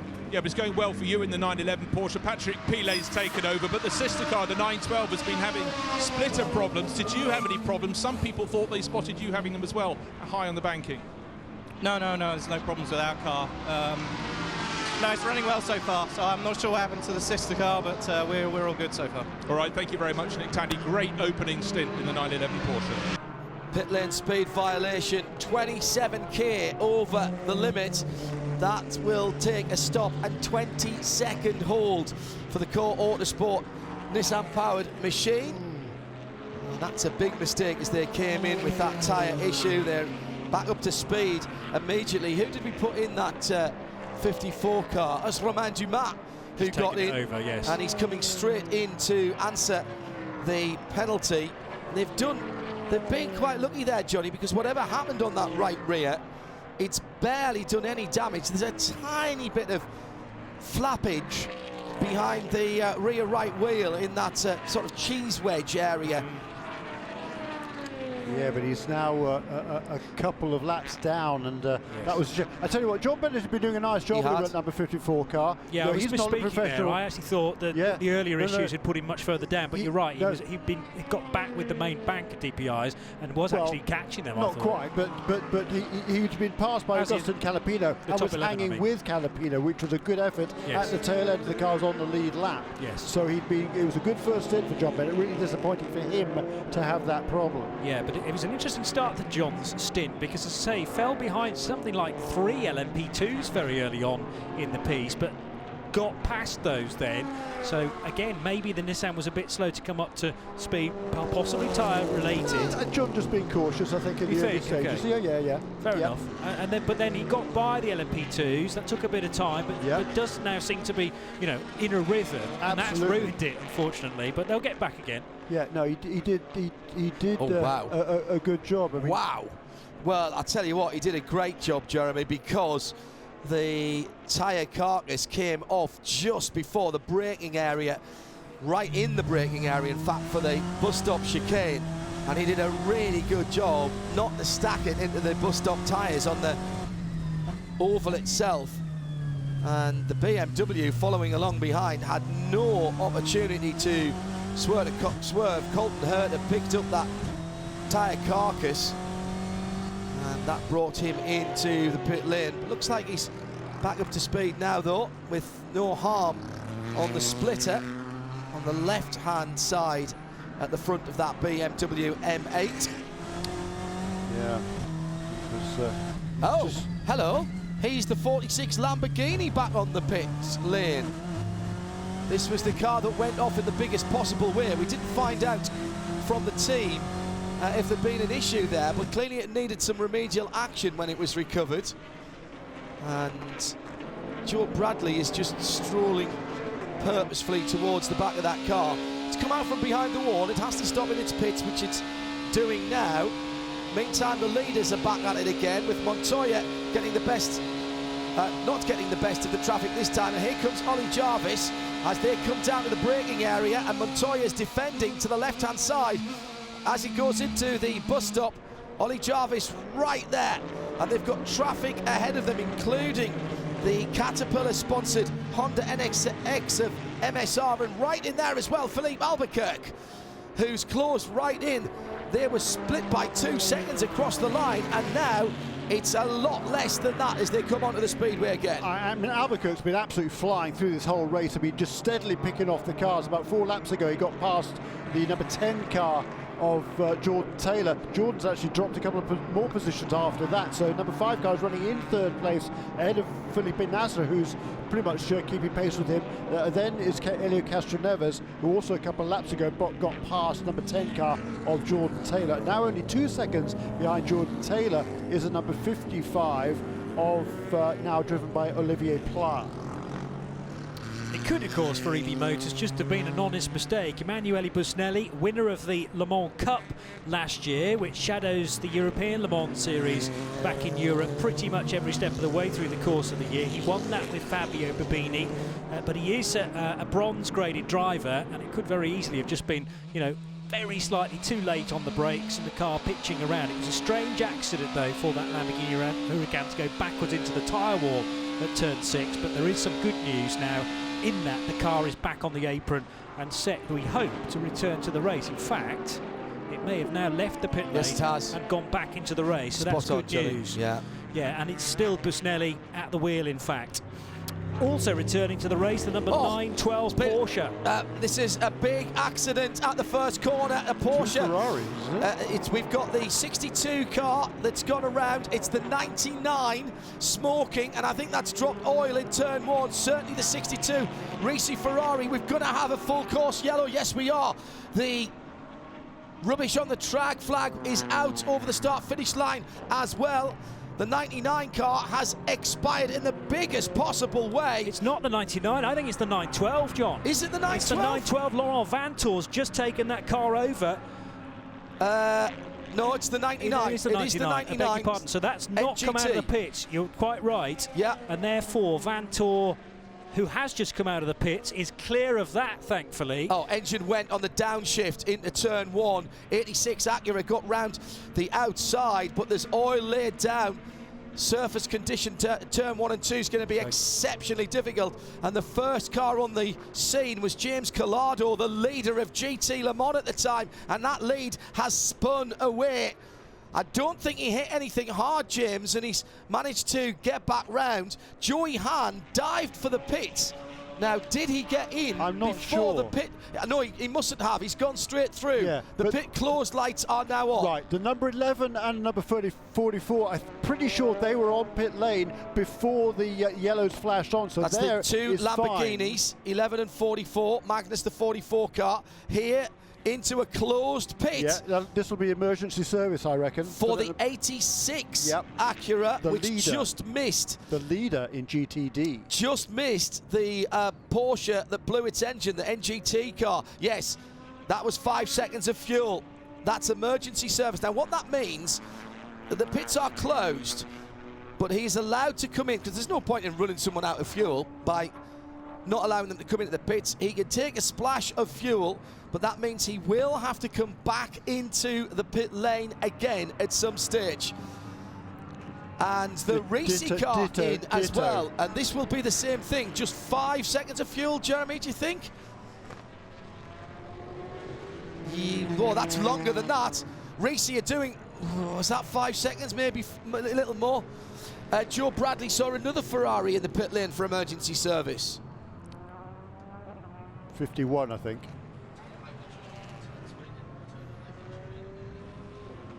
Yeah, the 51 Ferrari came in, took 5 seconds of fuel right on that yellow flag. That was a bit unfortunate for them. And as exactly the same 62, the Risi Ferrari, that was definitely 5 seconds. I was timing it.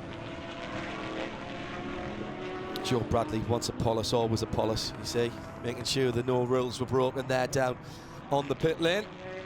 Well, gentlemen, our first full course caution came just a few moments ago at 4:15 local time. Johnny? Collado making a pit stop, back out again, trying hastily to repair as quickly as they can the damage then to that 62 car after the spin on the oil from the 99 Porsche. I was getting confused entirely, thinking it was a Porsche that was leaving the pits that was in trouble, but that car was already on the track, wasn't it, and had started smoking into turn number 1. It was Laurent Vantour who was leaving the pit lane, and he was thankfully clear of that incident and didn't hit the oil. The 99 car, the driver of it, Jürgen Haring, doing a good job pulling off as quickly as he could. He's had an eventful race already, Jürgen. Yeah. He's been offered a couple of corners. Bruce Jones is down at Risi. I don't think there's damage to that car. It came in for emergency service, but it will have to come in again, Bruce, won't it? No, indeed. I was intrigued by the way that they leant over the pit wall, they waved to the IMSA officials, saying, we've got to bring him in, we haven't got enough fuel. They've done that, but then just as soon as the 62 went, soon Ferrari from Risi competition, had been leading GTLM, went back into the race. They brought a brand new set of slick, super new Michelins up to the pit wall. They're waiting until they can get their man in all over again. So big moment there for James Collado, not of his making. No, not at all. Did a good job not to hit anything down on the apron at turn 1. So the Audi safety car as it is out. It has picked up the leads. The pass around is going on. Juan Montoya leads Philippe Albuquerque. Accurate DPI from Cadillac, from Mazda and Ollie Jarvis. Then Philippe Nasser in the 31, the first of the action, the second of the Action Express cars. Then Elio Castroneves. So a big shake-up in the top 5 there. Yeah, number 5 car, he's been the man on the move right from the beginning of the race. The defending race winning champion, that number 5 car. Albuquerque up to second place right before that yellow came out. And for those of you, I'm sure there's quite a few fans here who are not familiar with the regulations here. When the full course caution comes out, no overtaking. However, you might have seen some cars going past the safety car. Well, those cars were between the safety car and the leader in each of the respective classes. So they had not yet been lapped by the leader in their respective class. Therefore, they're allowed to go past the safety car and run around to the back of the pack and take up positions behind the cars that are on the same lap in respective classes. Also, because the pits are closed when the foot caution comes out, as John was explaining, if cars are running out of fuel, they can come in and take on what they call emergency service, no more than 5 seconds of fuel. We just saw amongst the leaders, the prototype cars, number 85 car just did that moments ago. Yeah, it's a sensible rule that IMSA have had for quite some time. If you, for example, if you had a puncture, you'd be able to change that one tyre rather than driving around with flailing rubber and possibly throwing debris everywhere. Stephen Raber asks, says 5 seconds of fuel sounds like a decent name for an alternative or rock band. Yeah, quite like that. This is interesting as well, though. A couple of people, including Rob Chalmers, hello Rob, said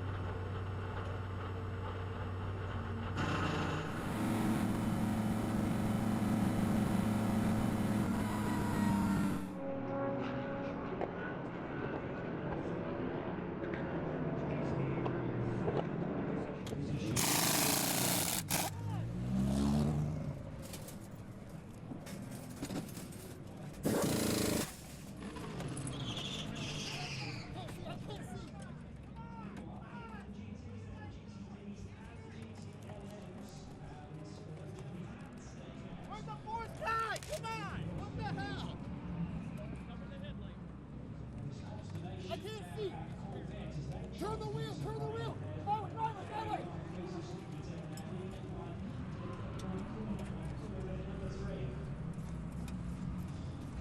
Hey, you want to rip that off? I need thanks. Give me big thanks. Thanks, thanks, thanks.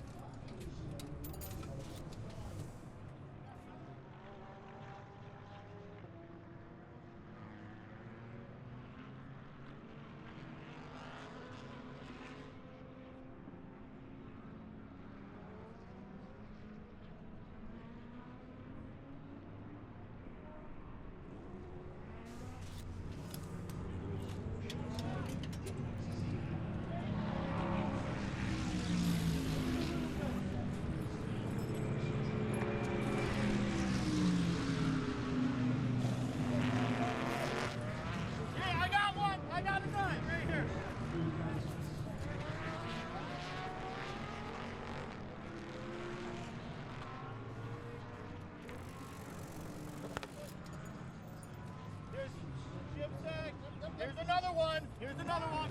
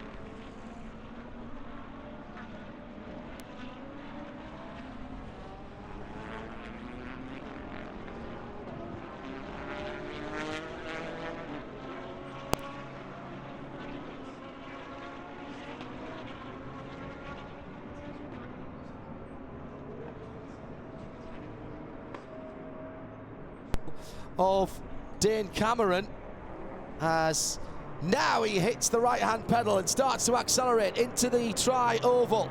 He's got a good run on the Eric Curran, number 31, who stays low across the line. And then the battle is on behind with Helio Castro Neves trying to make up room, and he's side by side. Ollie Pla and René Rast right in there in the two Mazdas as well. So the two Acuras and the two Mazdas having a cracking battle. Third, fourth, fifth and sixth. That's absolutely extraordinary restart. It certainly was, and we're set for more of those later on, but an incredible getaway again, and being treated to this splendid Acura versus Cadillac versus Mazda battle. That's the order that they run 1, 2, 3. It's an Acura in 4th position with Helio Castroneves at the wheel, and then the second of the Mazdas in 5th place with Olivier Pla. Then 5 Cadillacs altogether with the 84 JDC Miller Motorsports machine, which is in 6th place, and that's car number 84. The GTLM machines then go on to lap 62, still for the number 3 Corvette, which is now back out into the race, by the way. Antonio Garcia has taken car number 3 over. 59 laps completed for that car, but the leaders in GTLM have completed 61 laps, so I reckon the number 3 is now 2 laps down compared to Joey Hand in the Ford and Tommy Milner in the Corvette. And I know now what happened to the Mustang sampling thanks to Shea Adam. The tail lights weren't working on the Mustang sampling racing Cadillac, so they put a new tail section on that last pit stop under caution. It cost them a bit of time, a little bit of real estate, but not as much time as if they'd had to do it under a green flag stop, of course. So that's why that car has dropped down, and that will have to then work back its way up through the field. And it is Christian Fittipaldi in that car. Fernando Alonso, by the way, installed into the number 10, the Konica Minolta machine.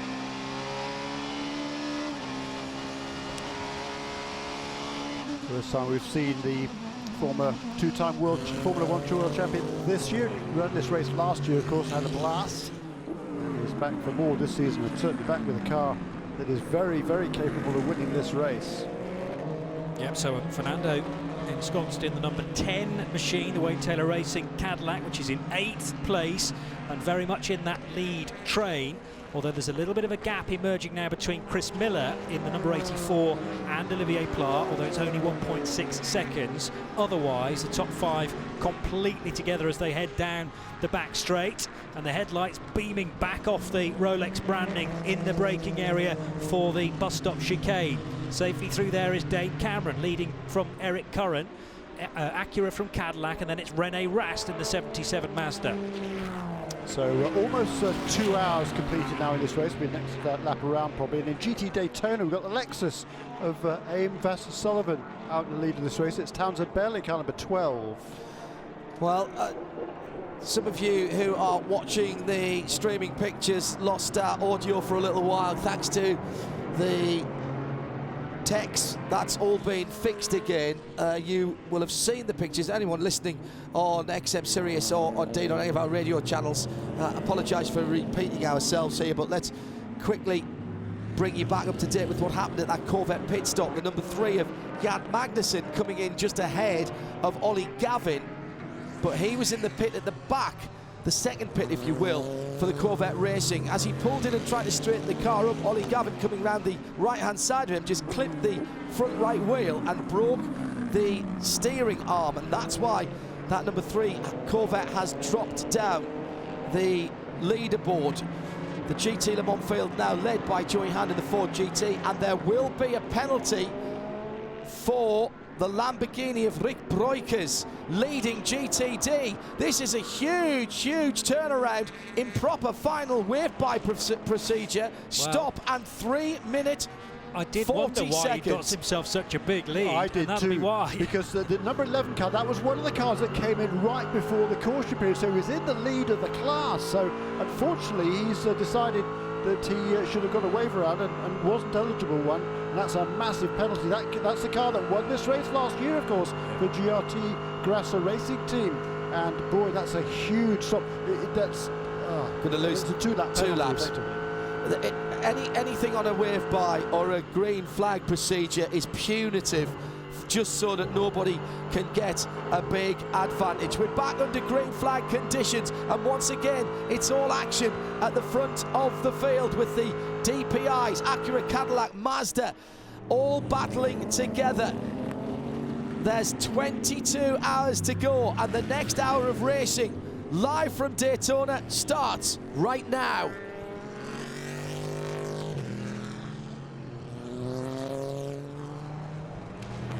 It's been brilliant entertainment so far, and Ollie Pla now aboard the number 55 Mazda tries to go down the inside of Elio Castroneves as they come out of the infield section. Castroneves jinks to the left and just blocks him out for a moment. If you're just coming back from making a cup of tea, a huge penalty for the 11 Lamborghini. Rick Breukers, the young Dutch sensation, in proper final wave by, stopping 340 hold, and through goes the 55 Mazda on Elio Castroneves in the braking area around the right hand side, and there's debris on the back straight just before the turn in to the bus stop, just where we saw the tyre debris earlier on from, that was the 54 car, wasn't it, that had that. So Rick Breukers is going to sit in the penalty box. Might as well give him a couple of chapters of War and Peace to read. He's going to be there that long. Yeah, and what would have happened there, he would have... it's up to the drivers and all teams to determine whether or not they are eligible to get the wave around, and those being the cars that are behind the safety car before the leader. Well, they were the leader, having made their round of pit stops effectively seconds before the full course caution came out. So when everybody else came into the pits during the caution period, number 11 car went through to the lead. Maybe he didn't know he was in the lead, and he took that wave around and went and effectively got a whole lap on the field. So this is going to penalise him not only that lap but another lap as well. Correct, exactly right, Jeremy. And by the way, if you're wondering why the number 5 Cadillac has dropped down from its heady heights earlier on, that car had a new tail section put on because the rear lights weren't working, so they did that in that last stop under yellow to save them having to worry about it going on during the green. So that is why Christian Fittipaldi is behind Fernando Alonso, 8th and 9th position for those two Cadillacs. Cadillacs filling positions 6th down to 10th position. The best of the Cadillacs, 2nd for Eric Curran, just 2 seconds away from Dane Cameron, who leads for Acura, with René Rast and Ollie Pla now 3rd and 4th in the 77 and 55 Mazdas respectively. 6 car leading, and leading in style at the moment for Roger Penske and for Acura. In GT Le Mans, Joey Hand leads for the 66 Chip Ganassi GT team, ahead by a second of the, at the moment, the remaining Corvette, as another problem for another Lamborghini. This time again it's the 46 car. Now this car's already been off behind the wall, partially rebuilt, and Bushnelli is back in that car. He had a huge moment down at into the braking area at the Western Horseshoe, and I think it was coming out of the International Horseshoe, yes it was, where he rotated the car, and he's flat spotted another set of Michelins as well. He may be back into the pit lane in a moment or two. Let me continue with the rundown for you. GT Le Mans, Ford GT66, 4 Chevy Corvette by about a second, then about another second and a half to Patrick Pielé now behind the wheel of the Porsche number 911, then Alessandro Paguidi in the 62 Ferrari of Risi Competizione.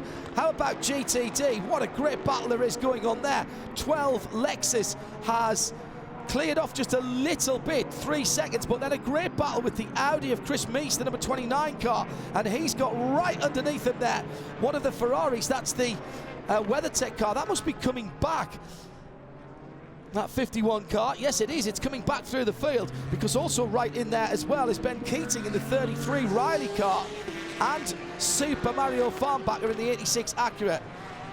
All of those cars battling, just trying to work out why the WeatherTech car was in that battle could only be because they've had a tremendous restart. Yes, it was. So well done to them. Phew. It's all going on, isn't it?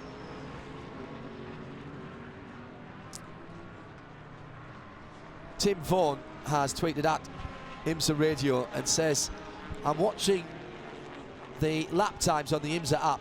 Zanardi, fastest GT Le Mans car out there a couple of minutes ago. How does he do that while braking with his hand? That's because he's Alex Zanardi.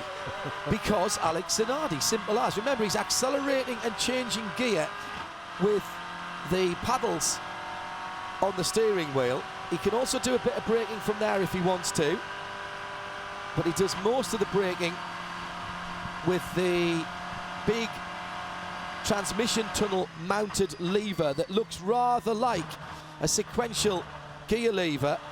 There's a clutch on there as well if he needs it for the downshifts, or he feels he needs to, there's a button on that gear lever to shift down, should I say. He shifts up with a secondary paddle with his right hand whilst he's accelerating, and apparently whistling the national anthem of Italy at the same time, because he's got that much mental capacity left. Extraordinary doesn't even begin to describe Alex Zanardi and his driving. And he is driven, by the way, in every sense of the word. So. I mean, there's just no stopping Alex Zanardi, and you know, you put a hurdle in his way and he will somehow get by it. And I mean, that's taken an awful lot of learning, relearning, recalibration, but now he's just as quick as any of the other drivers in this field, quicker in some cases. Yeah, exactly. I mean, he's got to overcome the fact he had that delay in the pit stop, which would have been frustrating. But look, the good news is he's been around this sport a long time, and he knows he hasn't done many 24-hour races. He's ever done a 24-hour race before, actually. He did the Spa. He's done Spa. Yeah, he's done Spa, right. But certainly it's the first one here at Daytona. But you know, he's got enough experience to put that out of his mind and just concentrate on the job at hand, which is driving that race car, making sure he doesn't make any mistakes. Because we saw his outlap was reasonably tentative, sensible. Yeah, and of course it has to be, doesn't it? But like you say, you've got that frustration in the pit lane. Oh, I can't get the steering wheel on. Naturally, red mist could descend, and that's what you don't want on the outlap when you're trying to bring those tyres very delicately up to temperature. And he kept his head. He's done some DTM racing this year, did the home races at Misano, the night races last year, and of course DTM don't have tyre warmers either, so you have to do that opening lap very tentatively as well. Porsche keys to the race, we mentioned it earlier on. Something goes wrong, don't panic. Yes. Not in Zanardi's lexicon, that is it. He just takes it all and deals with it. Hello to Andrew Fawcett, who's tweeted in at IMSA Radio, prepping his Spec Miata, listening in to us here at the Rolex 24. Well done, Andrew. Great piece of race car, that. And also to great friends of RSL, Lance Baber and Kerry Flauser, listening in the UK, possibly watching as well over there. Don't forget, if you are listening in on here on our audio channel and you're in a territory that doesn't have network television, Sound and Vision is available on the international stream, either through IMSA.tv, via the IMSA app, or of course the player at radiolemans.com, where you'll also find all of the action from earlier on this week, and already being posted the Michelin Countdown to Green, with some excellent work done by Shea Adam and Jamie Howe, including a very interesting interview with Roger Penske by Jamie towards the end of that hour, bringing you all of the atmosphere from the grid. Worth a download and a listen at some stage. So battling at the front of the field, Dane Cameron leads Eric Curran, with Rene Rast just lurking rather ominously, Johnny Palmer, in third position in that darker red, the Soul Red Crystal Mazda number 77. He's a wily fox, Rene Rast, isn't he? And formerly very much associated with Audi, but now with a prototype team, the Team Joest, running these Mazda DPIs, and in third position in car 77. He's got Ollie Pla, his teammate, about 2.4 seconds off the back of his rear wing. So if Ollie Pla can maybe benefit from these three cars not exactly slowing one another up, but perhaps not going as quickly as Pla, although that time around Pla in the 4th place car not able to match the speed of the 3 cars ahead. 5th position still Helio Castroneves in the 2nd of the Acuras, then it's Fernando Alonso, as we've mentioned, taking charge of the Konica Minolta Cadillac, and Chris Miller just outside the top 6 for JDC Miller. And he and Alonso aren't very far apart from one another actually for that 6th position. Hello to Sean Belby, part of the broadcast crew in IMSA for quite a long time, but enjoying listening in today with his sons Nicholas and Patrick in Indianapolis, where it's cold and snowy. Another family pulling for Mazda Racing, and particularly John Doonan, the man at the head of that team. 3rd and 4th at the moment for the 77 and 55 Acuras, as Johnny was just mentioning. LMP2, it's James Allen back in the number 81 car. Has he been out of that car yet? I don't think he has, actually. He did start, yeah. He's having a cracking time. You'll have to peel me out of this one. That car was on pole position and leads by a reasonable margin, actually. About 5.5 seconds last time around. Cameron Castles is in 3rd. Ryan Cullen in 2nd place, by the way, in the 18, the 2nd of the Dragon Speed car. 1st of the full season entries, Cameron Castles in the 38. It's another half a minute further back, and it's Eric Guibert in the 52 making up that 4-car LMP2 field. According actually to my information, James did the opening stint, and then we had several from Henrik Hedman. So 3 stints from Henrik, and then James has just taken that car back over again at the previous stop. So he's been at the wheel for coming up to 25 minutes. Rob Jones listening after falling off his bike last night. Don't know whether that was a push bike or a motorbike. Bit battered and bruised, but this action's cheering me up. It's great, Rob, isn't it? At IMSA Radio, if you want to get involved in what's going on. And in the wee small hours of the morning, our Night Isles coverage, always one of the highlights. Me throwing the topics of discussion open to you guys from around about 3 o'clock in the morning Eastern time, which is later in the evening in the UK, late in the evening in the UK. And of course we'll be heading, for those of you on the other side of the world, we're heading down your way next week for the Bathurst 12 hours, and it is Australia Day this weekend, so wish you, all of our friends down under, the very best indeed for Straya Day. And that does mean that you can stick with us all the way to the end, going into Monday morning your time, because I'm sure for the vast majority of you, you won't have to be getting up to go to the office. Nick Tandy, having given up the 911 to Patrick Pele, the homage to Brumos Racing from up the road, what, about an hour to Jacksonville, had the very great fortune to do a fan forum, a Porsche forum with Dan Davies of Brumos and Hurley Haywood. Hurley, 5 wins in the Rolex and 40 starts. That we've got that down recorded, and we'll get that on air in the next week or so. Already the sound is back in London, and I'll wait to hear when that's got about half an hour of programming all about the Brumos brand and Brumos Racing, the brand that has been honoured by the Porsche Works team. Not Brumos back in motor racing, but the Porsche GT America team taking on those colours with the 59 making up the red and blue stripes. Looks absolutely fantastic. One of a number of historic liveries to celebrate the opening race of the IMSA WeatherTech SportsCar Championship in IMSA's 50th anniversary year. Fernando Alonso down through the gearbox into the bus stop area. Ahead of him, Helio Castroneves.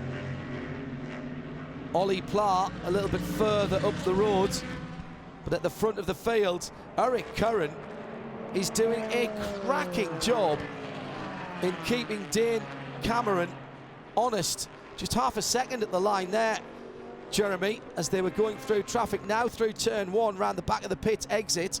And in 3rd position, Rene Rast with Ollie Pla not too far behind. This DPI battle, well, we wondered, didn't we, about the seemingly extra speed that the Mazdas had over the rest of the field, but in race conditions and in race trim, that doesn't seem to quite have worked out for them. No, not at all. And I didn't really expect it to be honest. They can kind of turn up a little bit for qualifying, that the little turbo, and they elected to change their engines prior to the race. And here they are now. There's no point in running fast at this stage. They just got to keep everybody under control, really. Their own drivers under control. There's no point in extending anything now. If they can hang with the leaders, that's no problem at all. Pit stop for one of the Lexus. Welcome back to the pit lane, Jamie Howe.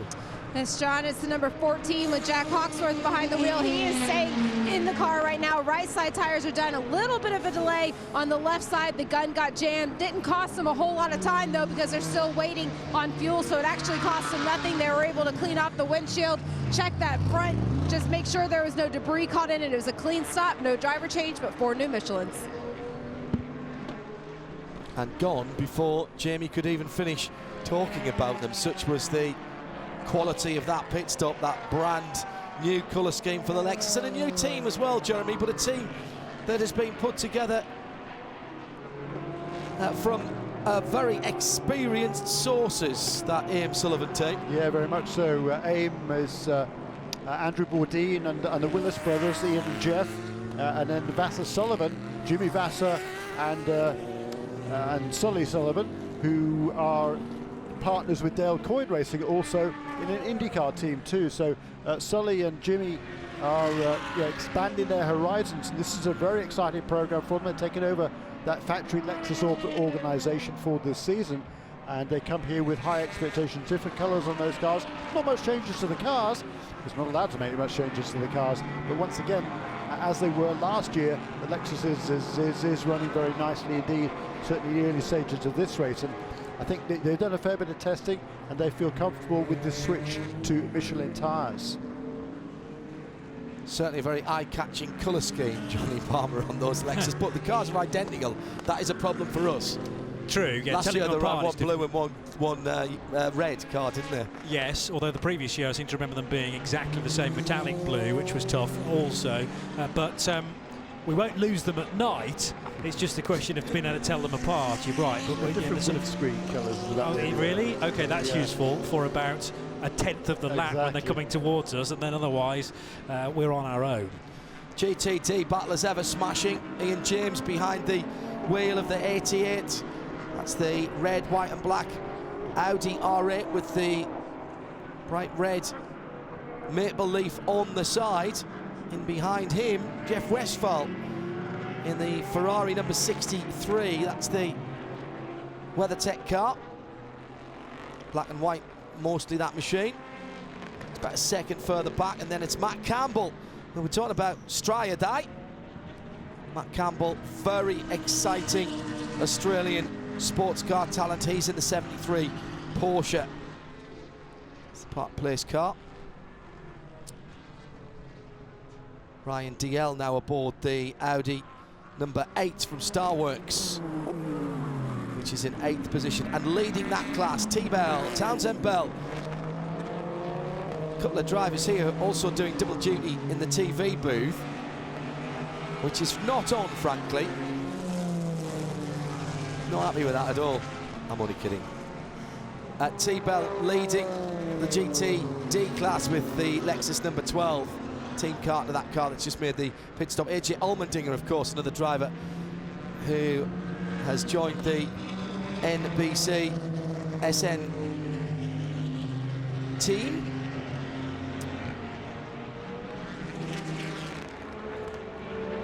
Into the pit lane, the number 48, defending GT Daytona champion team, Corey Lewis, bringing in that Lamborghini Huracan, and Joe Bradley is down there. Yeah, and it's Corey Lewis is going to hand over the car. Didn't quite see who got in. We'll confirm fuel still going in. Tyre stop done. Corey Lewis has opted out.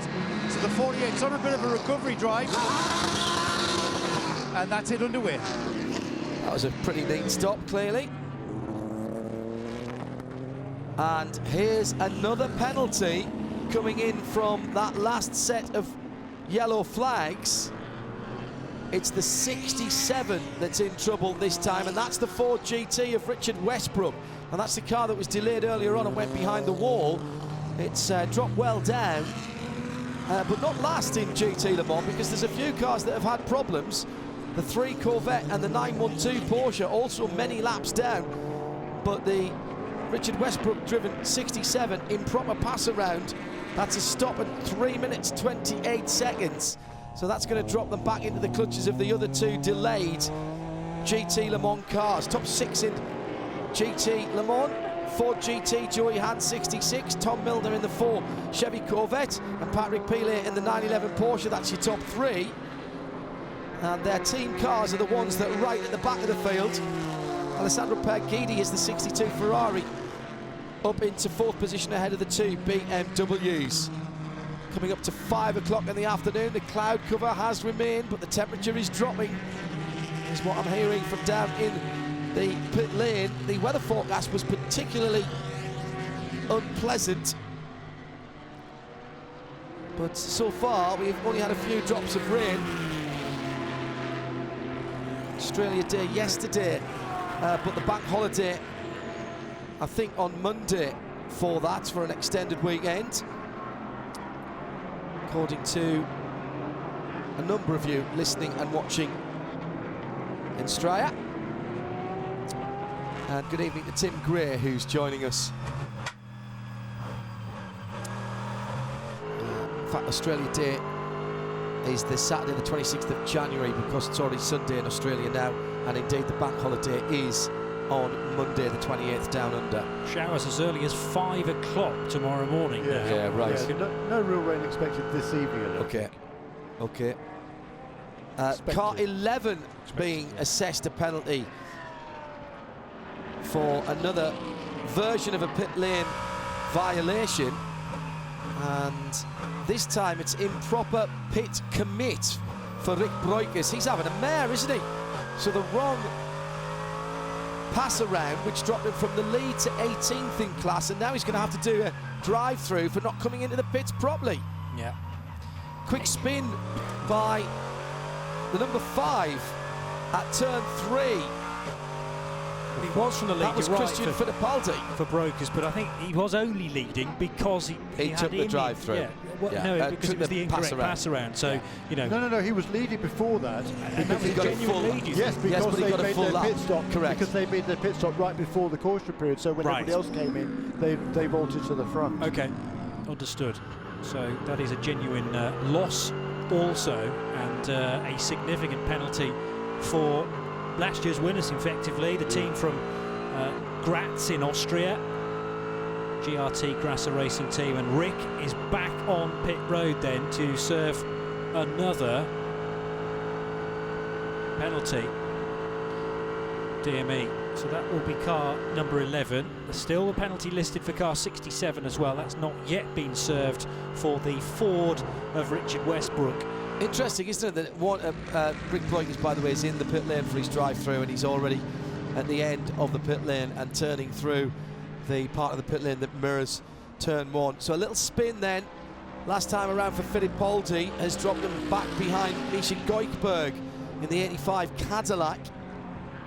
And I think Kyle Kaiser's gone through. Fernando Alonso's working his way up through the field quietly, past a couple of cars, Chris Miller among them, and now up in the 6th position in that shiny black number 10. Decent bit of battling going on in GTD with Ben Keating. The line of cars behind him, that's 2nd and down. So the leader, T-Bell, going through the S's, and then behind him, Keating, Mies, Farnbacher, and I think Pedro Lami's not too far away there. And then another great battle for 6th on down in GTD, headed by Ian James in the 88 Audi, with Jeff Westphal, Matt Campbell, and Dominic Baumann trying to have a bit of fun as well.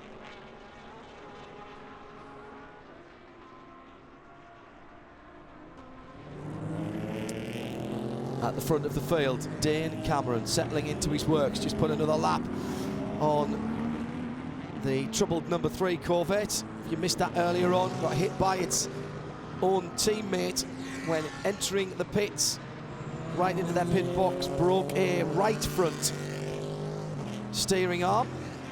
That's dropped it down. 5 o'clock in the afternoon here, and time for another hourly update. Let's start with that GTD battle as Townsend Bell leads for Lexus by about 1.5 seconds. Ben Keating in second position for Mercedes, and Riley third, just another 10th further back. Chris Meese for Monteplas by Land Audi, the 29 car. And the top 6 made up by Mario Farnbacher in the Acura number 86 and Pedro Lamy in the 51 Ferrari. GT Le Mans, Ford leads it, the 66, from Chevy Corvette number 4 with Tommy Miller. Joey Hahn, Tommy Miller and Patrick Pilet in the 911 Porsche. They've got about 4 seconds between the top 3. Alessandro Perguidi in 4th position is another 10 seconds, call that 11 seconds further back. And then the 2 BMWs are 40 seconds plus further back from that. At the head of the field, the leading car is into the pit lane, which will promote Eric Curran to the lead in the 31 Cadillac ahead of the 55 Mazda of Ollie Pla. And third place then Fernando Alonso. But those 3 owing us pit stops. That's our hourly update by Cadillac V-Series, where racetrack meets the road. Let's head down to the pits where the leader is in.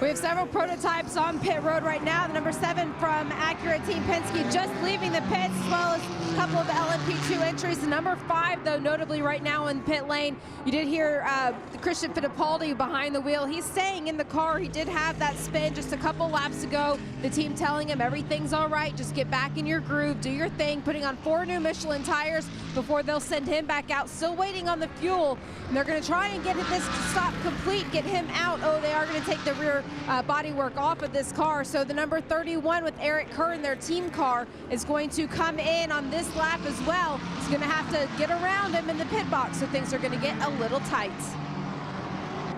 Jamie Howe down there in the pit lane. Joe Bradley is at the and the rear bodywork and tailpiece coming off that Mustang sampling car. I couldn't see any damage on the piece that came off though, Jamie. I'm not sure what's going on. Oh, hang on, they had rear light problems earlier on. This is the second time they've had to change the rear end on this car. So maybe the rear light issue, the tail light issue, hasn't been resolved, Jamie. That was the piece that they were looking to get off, John, was the rear assembly with the wing. But in order to do that, they have to clip off the bodywork that goes on the backside of the car. So it's a little bit of a puzzle getting these cars taken apart, put back together again. And just as I said, the number 31 with Eric Curran behind the wheel in for his pit stop right now. Tires are already complete, waiting on the fuel. No problems getting in, no problems getting out. It was a great stop for the Wayland Engineering crew. Also in and out, Rene Rast in the 77 Mazda.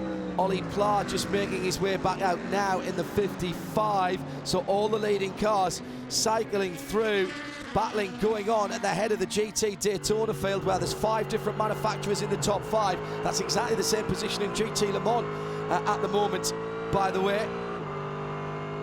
And the Aim Vassar-Sullivan, number 12 of Townsend Bell, under real pressure from a very fired up Ben Keating in that Riley Mercedes AMG GT3 in the Wins colours, another one of those heritage liveries to celebrate the 50th year of IMSA. And finally, oh no, I was going to say, Jamie, I thought I saw the 5 car going out there, but they're still having trouble with that. This is a disaster for them. Yes, they're still sitting here on pit lane. They did finally get that rear clip off of the back of the car. Right now they're working on the wiring, and I see the trusty zip ties are out as well. So the team working feverishly down here on pit lane. They don't want to take it back to the garage, so they obviously feel like it's something that can be addressed on pit lane. They don't need any more room, and they don't need any more hands. It's just going to cost them a few more minutes. At the head of the GTD field, the top 3 are absolutely together as Chris Meese has dragged up onto the back of the leaders. It looks to me as though Townsend Bell's having a little bit of trouble off the corners. That was the problem last year with the Lexus, couldn't keep the rear tyres under it, and Mees coming along very nicely indeed behind Mees, the Ferrari of Pedro Lamy, is that? No. That's a lapped car, isn't it, that's in there? Now, a moment or two ago, there was contact down at the far side of the circuit. That was the spin from Christian Fittipaldi, and that was the spin, what, 2 or 3 laps ago from that car. Now, I wonder if there was some contact there that has had an issue, or caused this issue, at the back of the car that's leaving them unable to get the bodywork put back on. That was 2 or 3 laps ago when Fittipaldi spun and lost a few places. Yeah, that came up on the screen at 2 minutes to the hour. We're now at 6 minutes past the hour, so it wasn't that long ago. But I wondered whether the two things were related, but obviously they are trying to chase the rear light drama too. Maybe it's two birds with one stone, I'm not sure. What it looks like now to me, Jamie Howe, is if they've taken the car in for what we in the UK would call an MOT test, a Department of Transport test, and it looks like they're going through all of the electricals to see what's working and what's not. They did finally address the light issue. They were on the radio to Christian, who's still in the car, asking him to turn the lights on, turn the lights off, so they know that they have control of the light system. They know they have the right wires connected. Now they are, looks like they're still tightening up those systems. They're going to put the clip back on. It looks like the work may be complete, but they're still taking another look while everything's apart just to see if there's anything else that needs to be addressed. Jamie keeping an eye on that as the battle in GT Daytona continues, and it's a cracking one as well, with prototypes coming through there. There goes the 50 of Will Owen past those two leaders, and it may just have slowed the Lexus up a tiny bit. The 86 Mario Farnbacher in behind Andrea Bertolini, who is trying to get a lap back, but he's as quick as everyone around, because obviously Andrea Bertolini is the driver to have in a Ferrari. However, the 86 now benefiting from the draft in the Meyer-Shank Racing Acura. That's Mario Farnbacher then in 4th position in GTD, trying to get in front of the Brazilian-coloured Ferrari and hunt down Chris Mees in the Monteplast Audi. Very impressed with Ben Keating, 2nd position in the Riley Mercedes. And I think, has he been in from the start? I think he has. Yeah, I don't think he's been out of that car, and he's been right in it with the pro drivers. Another one of the drivers I think that's really benefiting from having to do qualifying and getting new tyres and low fuel. Gives huge amount of confidence to the non-pro, if you will. That's right, and with the regulations here for the GTD, for the Pro-Am effectively classes, GTD and LLP2, the lesser experienced drivers, supposedly Ben Keating being these are the lower classified drivers, they have to do a minimum of 4 hours and 45 minutes, and certainly for him, he tries to get that done early in the race so he can leave his quicker, more experienced drivers to finish off the race at a faster pace if they can. Well, he's done 3.5 hours, hasn't he, already? It's a brilliant drive. He's done 2.5 hours. 2.5, yes. Nearly 2:45. Obviously, in another 12 minutes, he will have broken the back of that 4 hours and 45 minutes. Yeah, that's outstanding. Absolutely outstanding. He's got Chris Mees for company now as he battles for the lead. The issue is here that, of course, he's trying to fight the Lexus of Townsend Bell ahead, whilst also keeping the Monteplast Audi, passed by Land Audi behind him. Gets a great run coming down to the braking area for the bus stop, and the Audi having to defend behind Chris Mees has got Bertolini trying to unlap himself. Bertolini can see the back end of the lead lap, just 3 cars ahead of him. I'll watch that whilst Jamie gives us an update on the Mustang sampling number 5 Cadillac. I don't think it's going to be good news. Well, for the team, it's certainly not good news. They're pushing the car back. I'm not sure if they're going all the way back to the garage. That's what it looks like they're going to do. The problem for them right now is the number 66 Ford GT needs to come in for their scheduled pit stop, which is slated to be right behind them on pit lane. And with all of the bodywork off of the car, they were taking space up into that extra pit stop that does belong to Ford Performance. So they asked them nicely if they would mind moving, and so they're taking all of their equipment back behind the wall. Okay, thank you, Jamie. The car in pieces and being rolled away doesn't appear, I mean, the car's fired up and it's driving down through the back of the pits back towards its garage. Is it driving? Yes, it was. It fired up. Yeah, the car fired up and spun its wheels, and they pushed it backwards down the pit lane because you're not allowed to drive it backwards. And then he got a push start and he was going. Still waiting for the car 67 to come in. That is the Richard Westbrook Ford, of course, for its stop in 3 minutes 28. And I'm just hearing now from race control, Johnny, the last restart is under review as well. However, we'll leave that to the pros next door as we keep an eye on the other battles on the track. Jeremy? Yeah, I'm watching Fernando Alonso the last couple laps. He just turned his car's best lap of the race, 35.4 on the previous lap. This lap was a 35.5. He's closed in on that battle now for third place. It's Dave Cameron who leads in the Acura car number 6. René Rast in the Mazda car number 77 in second place, 2.5 seconds back. He closed up quite a bit on that last lap. Close up more than, well, better part of 2 seconds actually. And then behind him in third is Eric Curran, who's just turned that 31 car's best lap of the race as well. Eric Curran of course took over from Felipe Nasr, who began that car with a double stint. And Curran just turned that car's best lap, as has Helio Castroneves, who's right behind that number 31 car in his own number 7 Acura.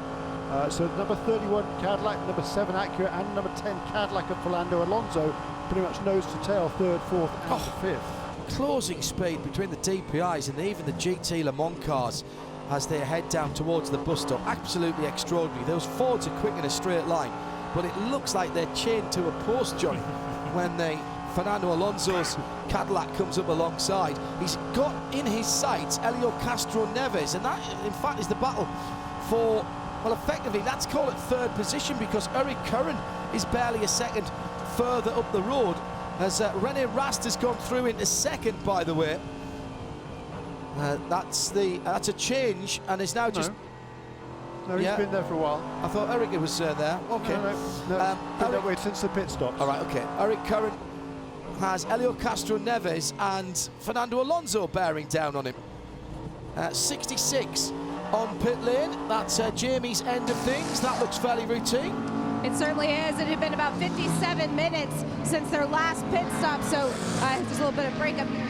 Joey Hand getting out of the car, his full season co-driver Dirk Mueller now getting strapped behind the wheel. This is a driver change that they could do probably in their sleep. They've done it countless times. No extra practice needed for that one. I'll tell you what's funny about this team, though. They took it retro with the livery on the car. All the crew guys and the drivers now taking it retro with their facial hair as well. So all of them have been growing out some different mustache styles. You've got the chevron, the handlebars, imperials, painter brushes, you name it. All different styles up and down. It's a very clean stop when they came in from the lead.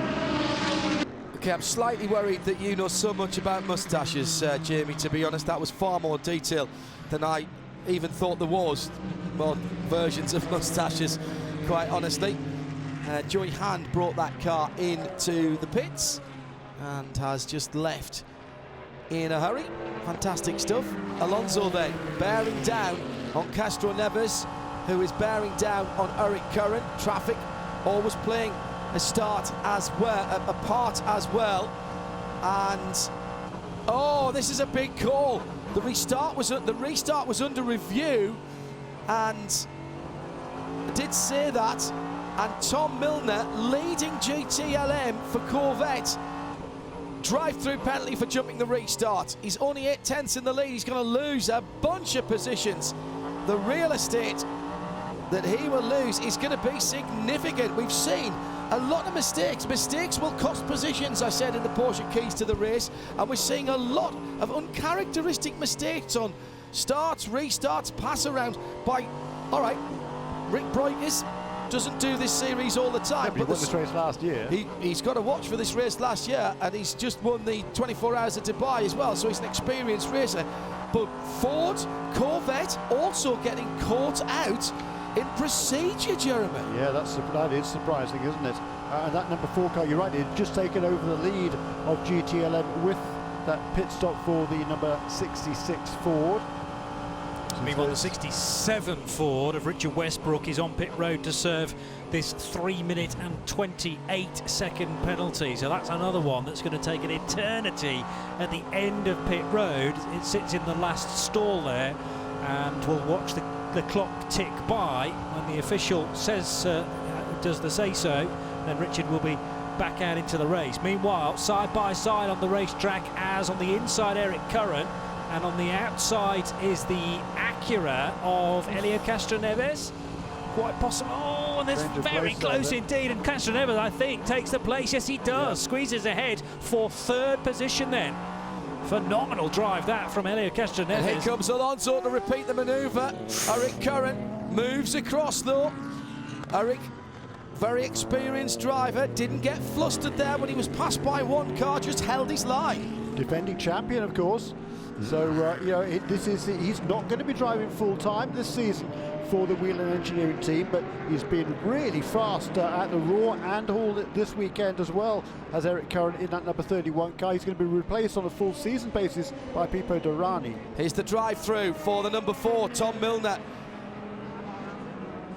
And he's heading back out of the pit lane, as also in... It's Westbrook. Is Richard Westbrook. Massive penalty. Yeah, but it's nice. You know, he could do a soft-boiled egg and eat it before he leaves, couldn't he? Just give him a bit of protein. Absolutely. 3.5 minutes. Perfect timing. Yeah, but that car... obviously, you know, heat cycles as well. Race cars don't like being thrashed within their good point. Within an inch of their lives, and then sitting for 3.5 minutes. So he's going to have to be a little careful. Also, as the tyres cool too, although they should retain their temperature, but it's all the operating components under the skin there that will not like this. The LMP2, by the way, 2 Dragon Speed cars running 1 and 2 at the moment. James Allen was leading in the Brady 1 car from number 18, but Pastor Maldonado in the number 18 car, he got past a couple of laps ago. It's number 18 car that leads number 81 by, well, less than 2 seconds between them. Cameron Castles still doing a nice job in 3rd position for Performance Tech Motorsports in car number 38. Jamie Howe's got the 33 Riley in. Ben Keating's been doing a cracking job. I presume he's getting out now though, Jamie, is he? He did. Ben Keating did climb out of the car. Driver change is complete. I did not see, though, who was getting into the car. It was blocked by a couple of the mechanics as they were getting those tires set, waiting on the fuel to go in right now. 4 new Michelins. Looks like a clean stop. They're looking underneath the car, just taking an extra eyeball to it, make sure there's nothing that can cause them any trouble in the later stages of this race. Bill Riley out. He's got his stopwatch. He's motioning him, go, go, go, and it was clean. And Joe Bradley is down a BMW. Yeah, Alex Zanardi has brought the BMW in. Almost phenomenal effort from Zanardi there. He's handed the car over. I'm going to definitely get a word with him. He's just getting his helmet off now and getting a well-earned drink. You know what? I don't think he's even got a sweat on.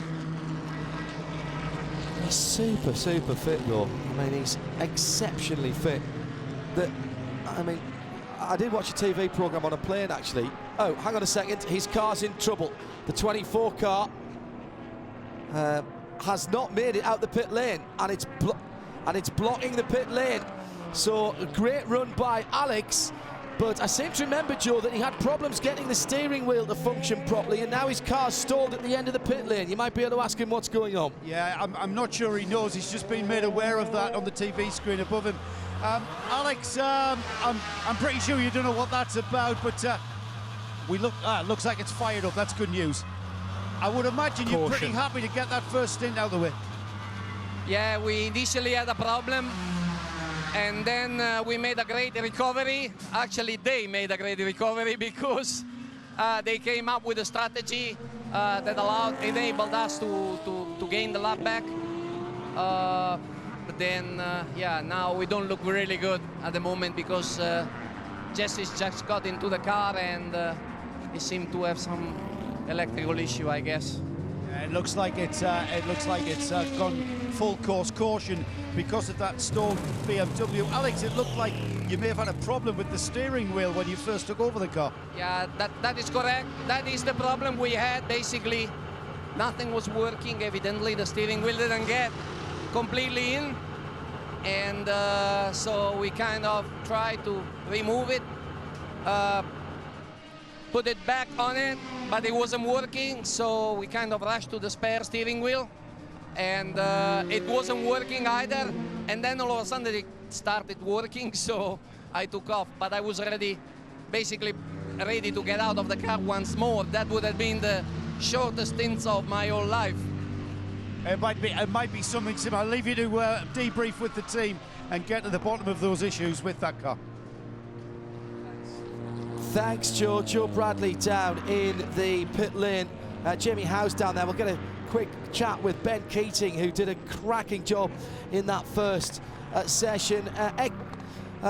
Just a quick welcome to those of you watching on Discovery Velocity Canada, who are now listening to our audio as well as seeing the pictures from Daytona International Speedway. I know Andy Blackmore is tuned in up there. Also available on Sirius XM, Sirius 216, XM 202 if you're travelling around, and of course on the IMSA app and RS2, part of the Radio Show Limited network of audio and video channels around the world. Ben Keating, Jamie, well, he's done a stellar stint there. That was well over 2 hours. And he looks fresh as a daisy after getting out of the car. He's got on his bright pink and black fire suit, new look for the year. Big smile on your face. What was it like on track? It was good. I think the adrenaline keeps you going, keeps all the pains away. But after getting out of the car and taking off my helmet, my neck is cramping up after 3 hours out there on the banking. It was a lot. But one of the nice things I love about the first starting the race is that it takes a long time before anybody passes you. I think for almost the whole first stint, we were able to stay clean of no GTLM cars, only a couple prototypes, and it's really nice to be able to go out there and do clean laps and take it easy. But the car is good. A couple of close calls in traffic, but that's the 24 hours of Daytona, so that's typical. It's really early, but so far so good. You're having a great battle there with Townsend Bell. During the course of your stint, several different drivers, different manufacturers. Where does your Mercedes have strengths and weaknesses?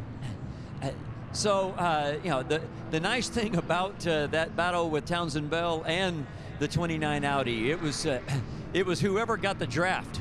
You got caught up in traffic, and if you got behind somebody and you got a really good draft behind them on traffic, then you were able to stay right up on them.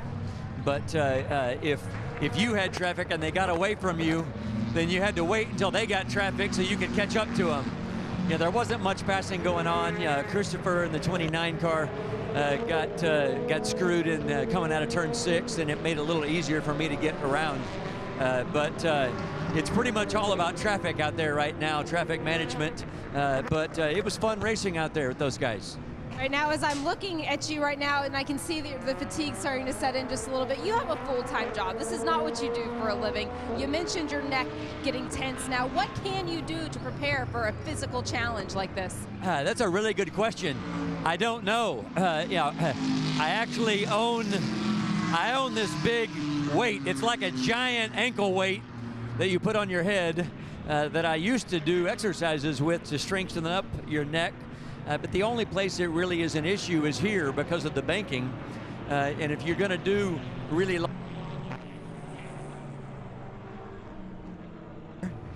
then if you're going to do 3 or 3.5 hours in the car, then your neck's going to get sore by the end of it.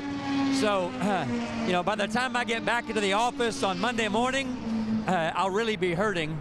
But for right now, it hurts so good. That's why I'm here. It hurts so good. I like it. Let's head down pit lane to Joe Bradley. Thank you. And the continued tales of war continue for the 11, the Grasser Lamborghini there, needing fuel right when the pit lane was still closed under yellow conditions, having to come in and taking 5 seconds of fuel. He's gone back out next time round. He should be able to come in and take a full pit stop. Meantime, coming in very slowly, the BMW that's caused this issue, Jesse Krohn, has just gone straight behind the wall from the entrance to the pits as the pits are now open, and into the pit lane, Eric Curran in the number 31, the bright red Whelen Engineering Cadillac, and that's Jamie Howe. If you remember remember, they were just on pit lane not long ago, so they did not need tires. It was a fuel-only pit stop. It was quick, and I believe they maintained their position heading out of pit lane. Well, it was a very quick stop indeed. Everybody came in from the top 9 in the DPI category. Romain Dumas going around to try and get a lap back, That's Jeremy. right. Yeah, he was the only one of the leaders. He'll be thrilled with that because this will get him back onto the lead lap.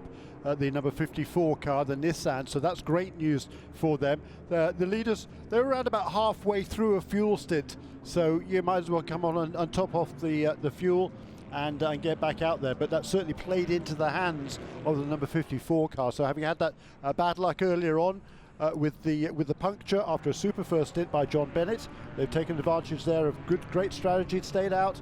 They don't need to fuel. They'll probably get the wave around and then probably come in to top off before we go back to the green, but at least they will then be back on the lead lap. I reckon that's a Mazda now ahead of everybody else. René Rast in the 77 car has managed to jump quite a few cars, well, one car effectively, to the lead of the race. We'll confirm the exact order in a moment or two, but yeah, Rast now from Dane Cameron, I reckon, in the Acura. Eric Curran, Elio Castroneves and Fernando Alonso is the order out of the pits. The 85 car, which also stopped, is heading now towards the West Horseshoe and is up to speed, well, up to relative speed behind the safety car, of course. And Ford number 66 weaving frantically from left to right in order to retain heat, but those cars will come into pit road next time around because the pits are now open for the GT cars, both LM and Daytona. So back up onto the Speedway turn 1 banking goes the number 10 car of Fernando Alonso, sitting there in 5th position ahead of Misha Goikhberg in the 85. Harry Tinknell in the 2nd in the Mazdas, now 7th in the sequence ahead of Chris Miller in 84 and Will Owen in the Junkos Racing Cadillac, which didn't have the ideal start to this race, but running now in 9th position. That's car 50. So another 8 and a bit minutes to go before we can call 3 hours of this Rolex 24, the 57th edition of the Rolex 24, in a very special year for the IMSA organisation, marking the half century. And there's a course vehicle down at the bus stop chicane, I notice as well, and one on the exit there. So are they doing, yeah, they're doing a little bit of sweeping, I think, on the exit of the bus stop chicane. Just a bit of track work to tidy things up here and there, whilst the officials have the opportunity to do so. One of those frustrating cautions which actually cleared just after the yellows came out, but the BMW did take a little while to do the full lap. Jesse Krohn, as we've said, has now gone behind the wall in order for BMW M8 number 24 to be repaired. Yeah, number 25 car, I think, has fallen a lap off the pace as well. I think maybe he'd made a pit stop. Had he made a pit stop right before that caution? 89, yeah, probably had. So somehow that number 25 car fell off the lead lap. That was the Herta car, yeah? Yeah. Why did the 25 car fall off the lead lap? I can't remember. There was something. Anyway, GTD cars are in. Joe Bradley has the leaders. So the number 88 Audi, followed by the number 8 Audi, comes in and slides across to their pit box to take on what will be a full service. Just a little bit down and out of my view, but they came in from the lead of GTD. This, you know what, it seemed a bit of a shame to have broken up this GTD battle. An outstanding battle as ever in GTD. However, what these pit stops do enable us to do is give them a full tank of fuel, a new set of tyres, and then resume that battle out on track. And their pit stop's pretty much over and back out. Thank you, Joe. Joe Bradley and Jamie Howe in the pit lane. In the booth, it's Jeremy Shaw, Johnny Palmer, and I'm John Hindhaugh. And whether you're here at the circuit listening on 107.9 FM or on the excellent public address system or on scanner frequency 454, maybe tuned in on Sirius XM, Sirius 216, XM 202. And by the way, you can hear every single WeatherTech SportsCar Championship race in this IMSA 50th anniversary year in its entirety on the Sirius XM network this year, again, as we did last year. Or perhaps you're watching on one of the networks around the world that are taking our commentary, or indeed on the IMSA app. Already getting quite late back in Europe and the UK, to 10:30 in the evening of a Saturday night. If you're just coming back in maybe from an evening out or following your other sports, welcome along. It's been a cracking first few hours here with the heat turned right up at the front of the field. And we're now on our third full course caution, Jeremy, is that correct? Just a second. Oh, just a second, okay. My apologies. We only had 4 in the whole race last year. If you want to get in touch with us, at IMSA Radio, and use the hashtag IMSA50. So at IMSA Radio, and use the hashtag IMSA50.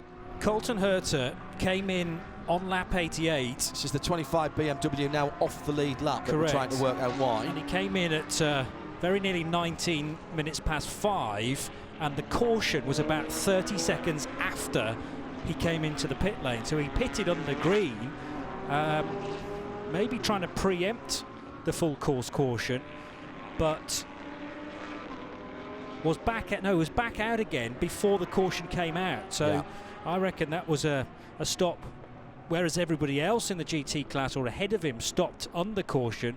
He's lost a little bit of time, I think, because it was done under green flag conditions and has fallen off the lead lap as a result. Tell you what we'll do, we'll do a quick field rundown as the DPI class split is coming up. In fact, it's happening now. And we'll do that before we go back to grid to let you know where we are. Let's go into GTD first, where there's been a bit of a shake-up, and Chris Meese now leads for Monteplast. And that car, the 29 Audi, got out of the pits ahead of Townsend Bell in the Lexus. Actually, that car came in, the 29, 73 and 12 all came in right before the caution, or as the caution was coming out. That's why they've cycled through to the lead. Okay. Those 3 cars after when everybody else came into the pits. Right, okay. Well, T-Bell was leading before And that the happened, 86. of course, and Chris Meese was 3rd. So there's been a shake-up there. Farnbacher is now in the 86 Acura in 3rd position. Pat Long behind the wheel of the 73 Porsche from Park Place in 4th position. Who got into the Mercedes, the Riley Mercedes? Number 33, Jeremy.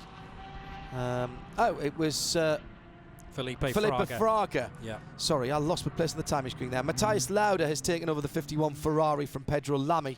He's in 6th position. In GTLM, Miguel Molina leads for Risi Competizione from the Ford GT of Dirk Muller, and Tom Milner in the number 4 Chevy Corvette with Patrick Pile in the 911 Porsche in 4th, and Colton Herter back on the lead lap now in that category in 5th position, the 25 car. In LMP2, Pastor Maldonado is in the 18 Dragon Speed car. He leads from Nico Lapierre in the 81 team car in 2nd. Then it's Eric Guibert in the 52 Orica, and Cameron Castles in the 38. All 4 Oricas there, 11th down to 14th position. And at the head of the field, René Rast for the 77 Mazda that smashed the lap record in qualifying here.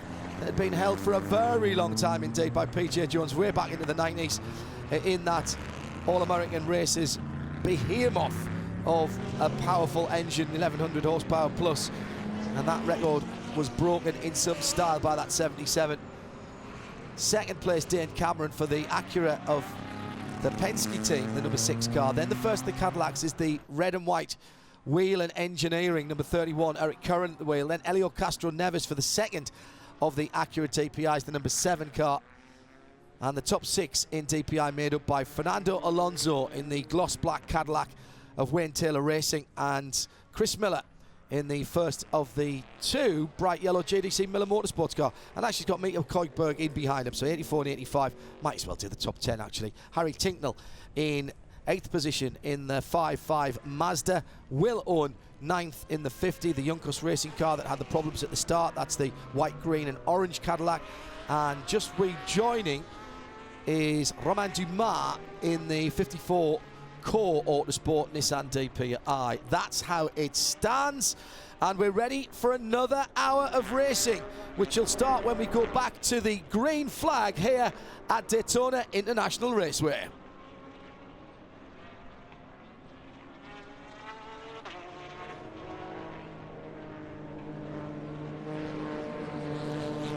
Jeremy Shaw just starting to get a little bit of the light that we can see now as darkness starts to fall. Yeah, it looks like we come back to green. I think somebody had to jump on the brakes there in turn 4 as we're getting ready for the restart. The white lights are the prototypes at the front of the field, and they jump into action. Perfect timing, and already round the outside, the Acura of Elio Castro Neves trying to make up a position, makes up one position, makes up two positions, but almost runs into his teammate there as the Dane Cameron car was a little sluggish getting off the line, but Castro Neves, well, hit the afterburners there, Johnny Palmer. What a restart by Elio Castro Neves. He's loving his time in IMSA racing, has a big smile on his face, in and out the car, and he'll be laughing his head off after that one. Absolutely. Tremendous move from Castro Neves, and up to, let's just see, the 7 car up to second place. I thought he was, so he's ahead of Dane Cameron as well. Tremendous stuff. So René Rast leads the way from Castro Neves in second, Dane Cameron third, and in fourth place Eric Curran. There was also an awful lot of tyre smoke coming from further back in that pack, possibly from the LMP2s, because Pastor Maldonado has now been installed in the number 18 Dragon Speed Orica, Nicola Lapierre in the 81. So those 2 Dragon Speed cars battling it out for lead honours in LMP2, and there were virtual fireworks down towards turn 1 there as well. Yeah, and number 52 and number 38 enter Guibert, and the will number 52 Cameron Castle still at number 38 are all on the lead lap and all nose to tail in LMP2. I reckon that was a 12th lead change, by the way, during that round of pit stops, from number 77 of René Rast taking over the head of this race. Meantime, the number 24 BMW back out from behind the wall. A keen-eyed viewer had noticed earlier on that when they were trying to change the steering wheel, that car was dropped off its jacks, and it may have had some issue with the connectors on the wheel because they swap to different wheels depending on who's driving the car. Zanardi has a wheel with a bar on the back so that he can accelerate, whereas the other guys use the normal foot pedals, and that may have just damaged the connectors, and that's what they were working on when the car went back behind the wall. Meantime, at the International Horseshoe, the first of the right-handed hairpins, the number 55 of Harry Ticknell has Chris Miller firmly in his sights. Yeah, and the GDT car seems to, I think they switched places there at the restart there, with number 84 getting ahead of both the 55 and the 85. Oh, lock up by Ticknell going down into the West Horseshoe, but he manages to hold it steady. And the number 54 car, the Nissan, is on the tail end of the lead lap now, so he's back in contention. He's at the back of the pack because he got the wave around and then made the pit stop, so he's right at the very back of the pack. He's got to work his way all through the GT traffic, but he is back in contention on the same lap as the leaders. 99 laps completed now by the race leader René Rast. And just a reminder that because of all the dramas for the Mustang Sampling Racing Cadillac, even though Christian Fittipaldi is running sort of in that lead pack, he is 12 laps down. So we won't be calling him in terms of the order, despite him being very much involved in the battle for what appears to be something like 7th or 8th on the road. Meanwhile, in GTD, Christopher Mies leads in the Audi number 29. Around the outside of the number 8 Audi, which is Christopher Haase, comes the Corvette. I think that was the number 4 car of Tommy Milner, which is in 4th position in the GTLM part of the race. So Miguel Molina now up to 15th place overall in the number 62 Ferrari from Risi Competizione. Dirk Muller 1.4 seconds adrift in the Ford, and then it's Tommy Milner in the Corvette, car number 4. Sister GTLM machines, not a happy day for the 24 BMW, the 67 Ford, the number 3 Corvette and the 912 Porsche.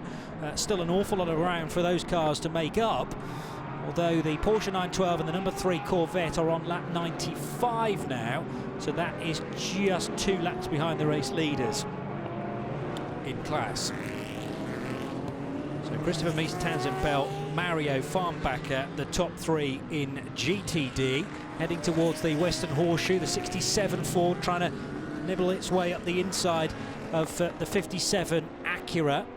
Car 57 being driven by Christina Nielsen in that Heinrich Racing NSX. Okay, so number 25 BMW, by the way, is back on the lead lap now in GTLM. So yeah, that's 5 cars in GTLM. 5 out of the 9, though, only now, of course, on the lead lap. So he's being attacked. And 100 laps up now for René Rast, leading from Elio Castroneves and Dane Cameron. with Eric Curran right in the wheel tracks of the second of the Acuras. And Fernando Alonso, as the leaders go back across the line then and into the first corner. Again, it's pretty close for 5th position. That's Fernando Alonso thinking about a move on Eric Curran. He was close enough, but thinks better of it, at least for the time being. They go through the S-bend at turn 2. Hard onto the brakes is the Spaniard, but clamped to the apex is Eric Curran in the Whelen Engineering Cadillac. Meanwhile, we have a new fastest lap of the race in LMP2 as Nicolas Lapierre is trying to catch up with his teammate Pastor Maldonado in each of the 2 Dragon Speed Orecas. So Lapierre is in 2nd position in the 81, trying to close in on Maldonado. He's going the right way about it, having set a 1:36.9, the best LMP2 lap of the race so far. Virtually side by side between Christina Nielsen and the number 8 machine. Pretty sure that's a battle for position. 57 and 8, yes, very much so. So Christopher Haase and Nielsen battling away. Haase's just done that car's best lap of the race, the number 8 Starworks Motorsport R8. And Laurent Vantor, meanwhile, working his way up the order in the GTD category, having lost all that ground earlier on in the 912 Porsche. Let's head down to the pit lane where Shea Adam has rejoined us. Good evening, Shea.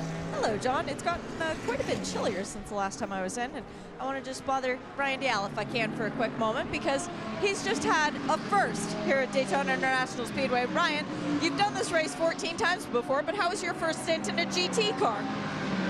Different. I mean, it's definitely different when you're looking at your mirrors the whole time, but we're looking at our mirrors not just on the DPs, we're also looking at our mirrors right now with the GTD cars, so it's not the way that I think all the Audi teams wanted this race to start, but it is what it is. We'll just keep plugging away, and hopefully the rain comes and the Audi's very good in the wet, so not going to plan so far, but we're still on the lead lap and we're in 1 pace with no damage, so I guess that's going to plan. How much harder is it to run here in the cold when none of the running we had in the Roar was anything like this? That's pretty typical. Every year we always seem to find that the Roar is warmer than the race. I don't know why it seems to be this weekend every year it just gets really cold. But it's more the outlaps and the restarts. The cars prefer to run in these conditions, so once you get the Michelin tires up to temperature, it's actually much better than the hard conditions. So you generally track changes a little bit as the race goes on, but it's going to get faster as the night goes on. Yeah, but how good is it to be wearing the Starworks logo on your chest again and to be sitting next to Peter Barron on the pit box? Well, you know, I never threw any of my stuff away after 2013, so it was kind of cool at the end of last year to go into the upstairs closet and start pulling out all the Starworks stuff again. But it's a great team. I mean, obviously we won a lot of stuff together, both with me and then after me. They're just a good group of guys, and even if we don't have the pace right now, we're having a lot of fun, and we're still trying to learn this car. Thanks, Ryan. I'll start doing my rain dance now for you, mate. Thank you.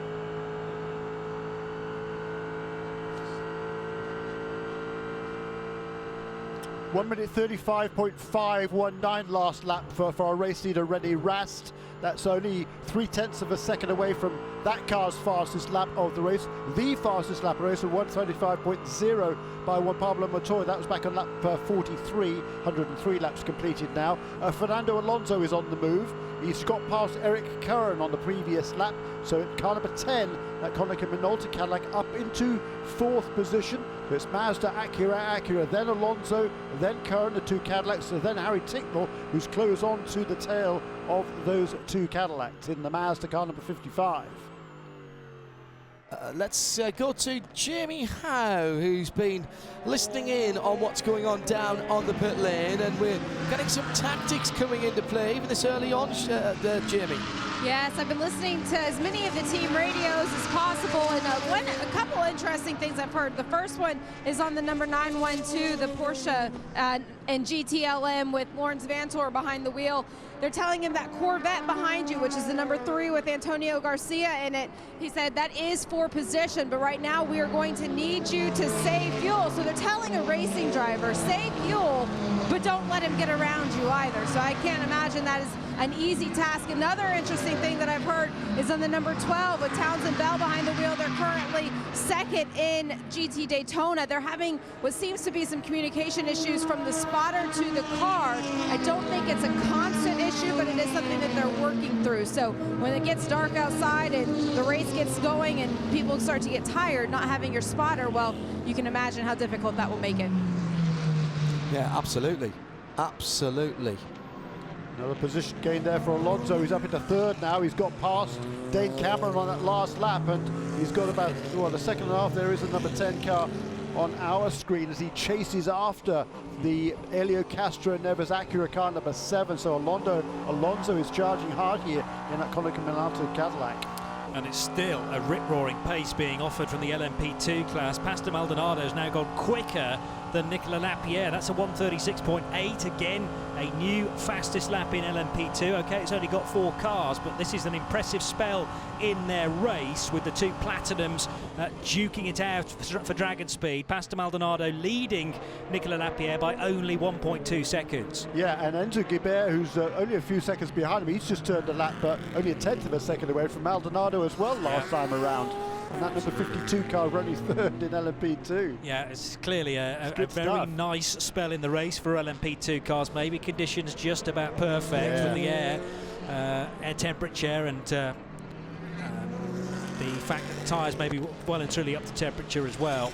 62 Ferrari heading out of the West Horseshoe with Spaniard Miguel Molina at the wheel of that Risi Competizione Ferrari, leading by 1 second from Tommy Milner in the Corvette car number 4. Then it's Patrick Pilet and Dirk Muller. They're only a couple of seconds back, each of them, for Porsche and for Ford respectively.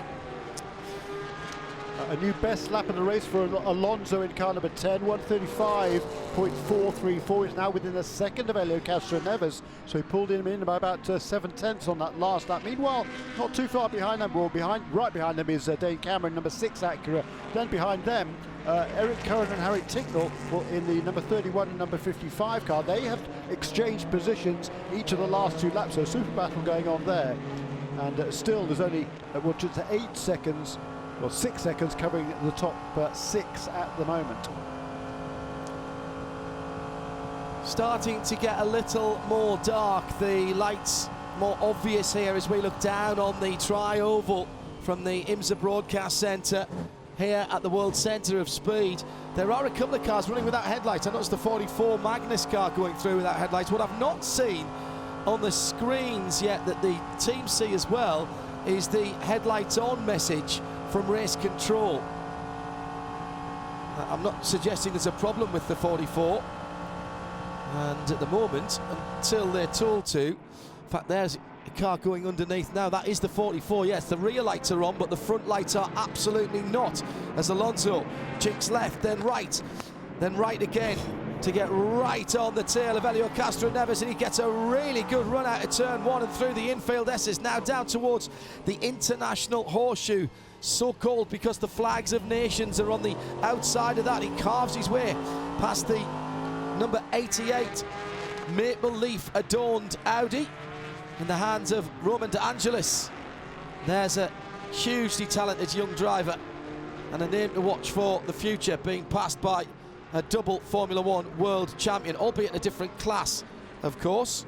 So no harm in that at all for the young man. No, Roman De Angelis just 17 years of age, but actually not the youngest driver in the race. Stop it. That would be Parker Chase, who's a week younger. And here is the pass for second position, as Alonso's got the draft and goes to the high side on Castro Neves. They're working their way down towards the bus stop.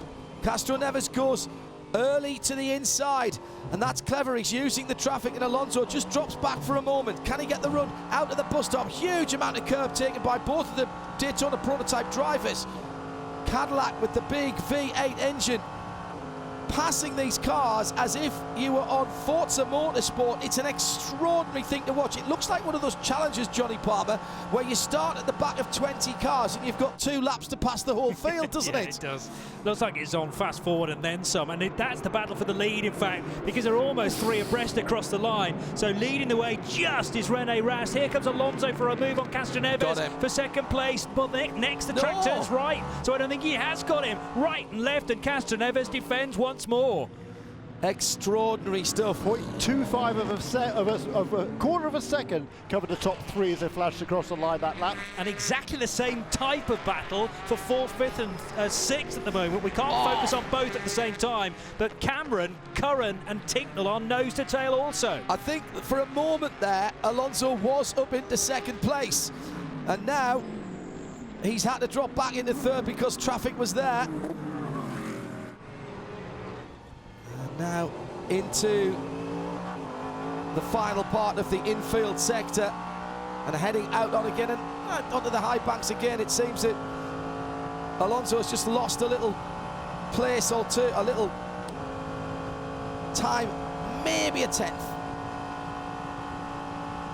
Rast, Castroneves, Alonso, Cameron, Curran, Tinknell, Miller, Goikhberg, Owen Dumas. That's your top 10. Mazda, Acura and Cadillac. Nothing between them.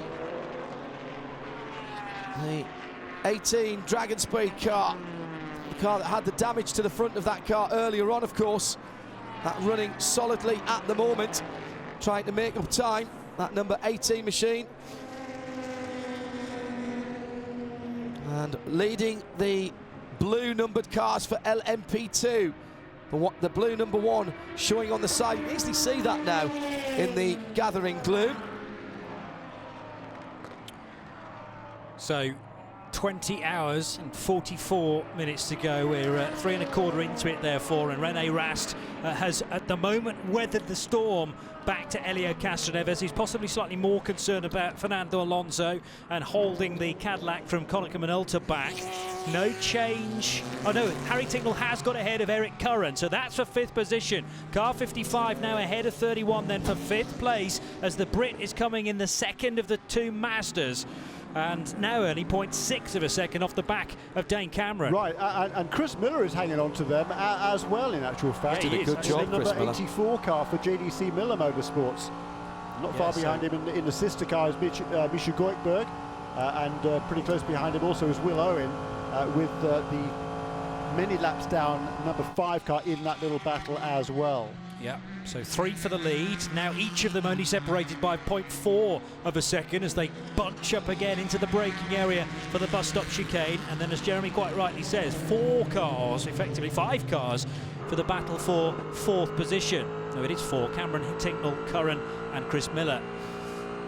Whipping by the outside of car number 12 there, Townsend Bell, 2nd place in the GTD category, were the top 3 in the overall.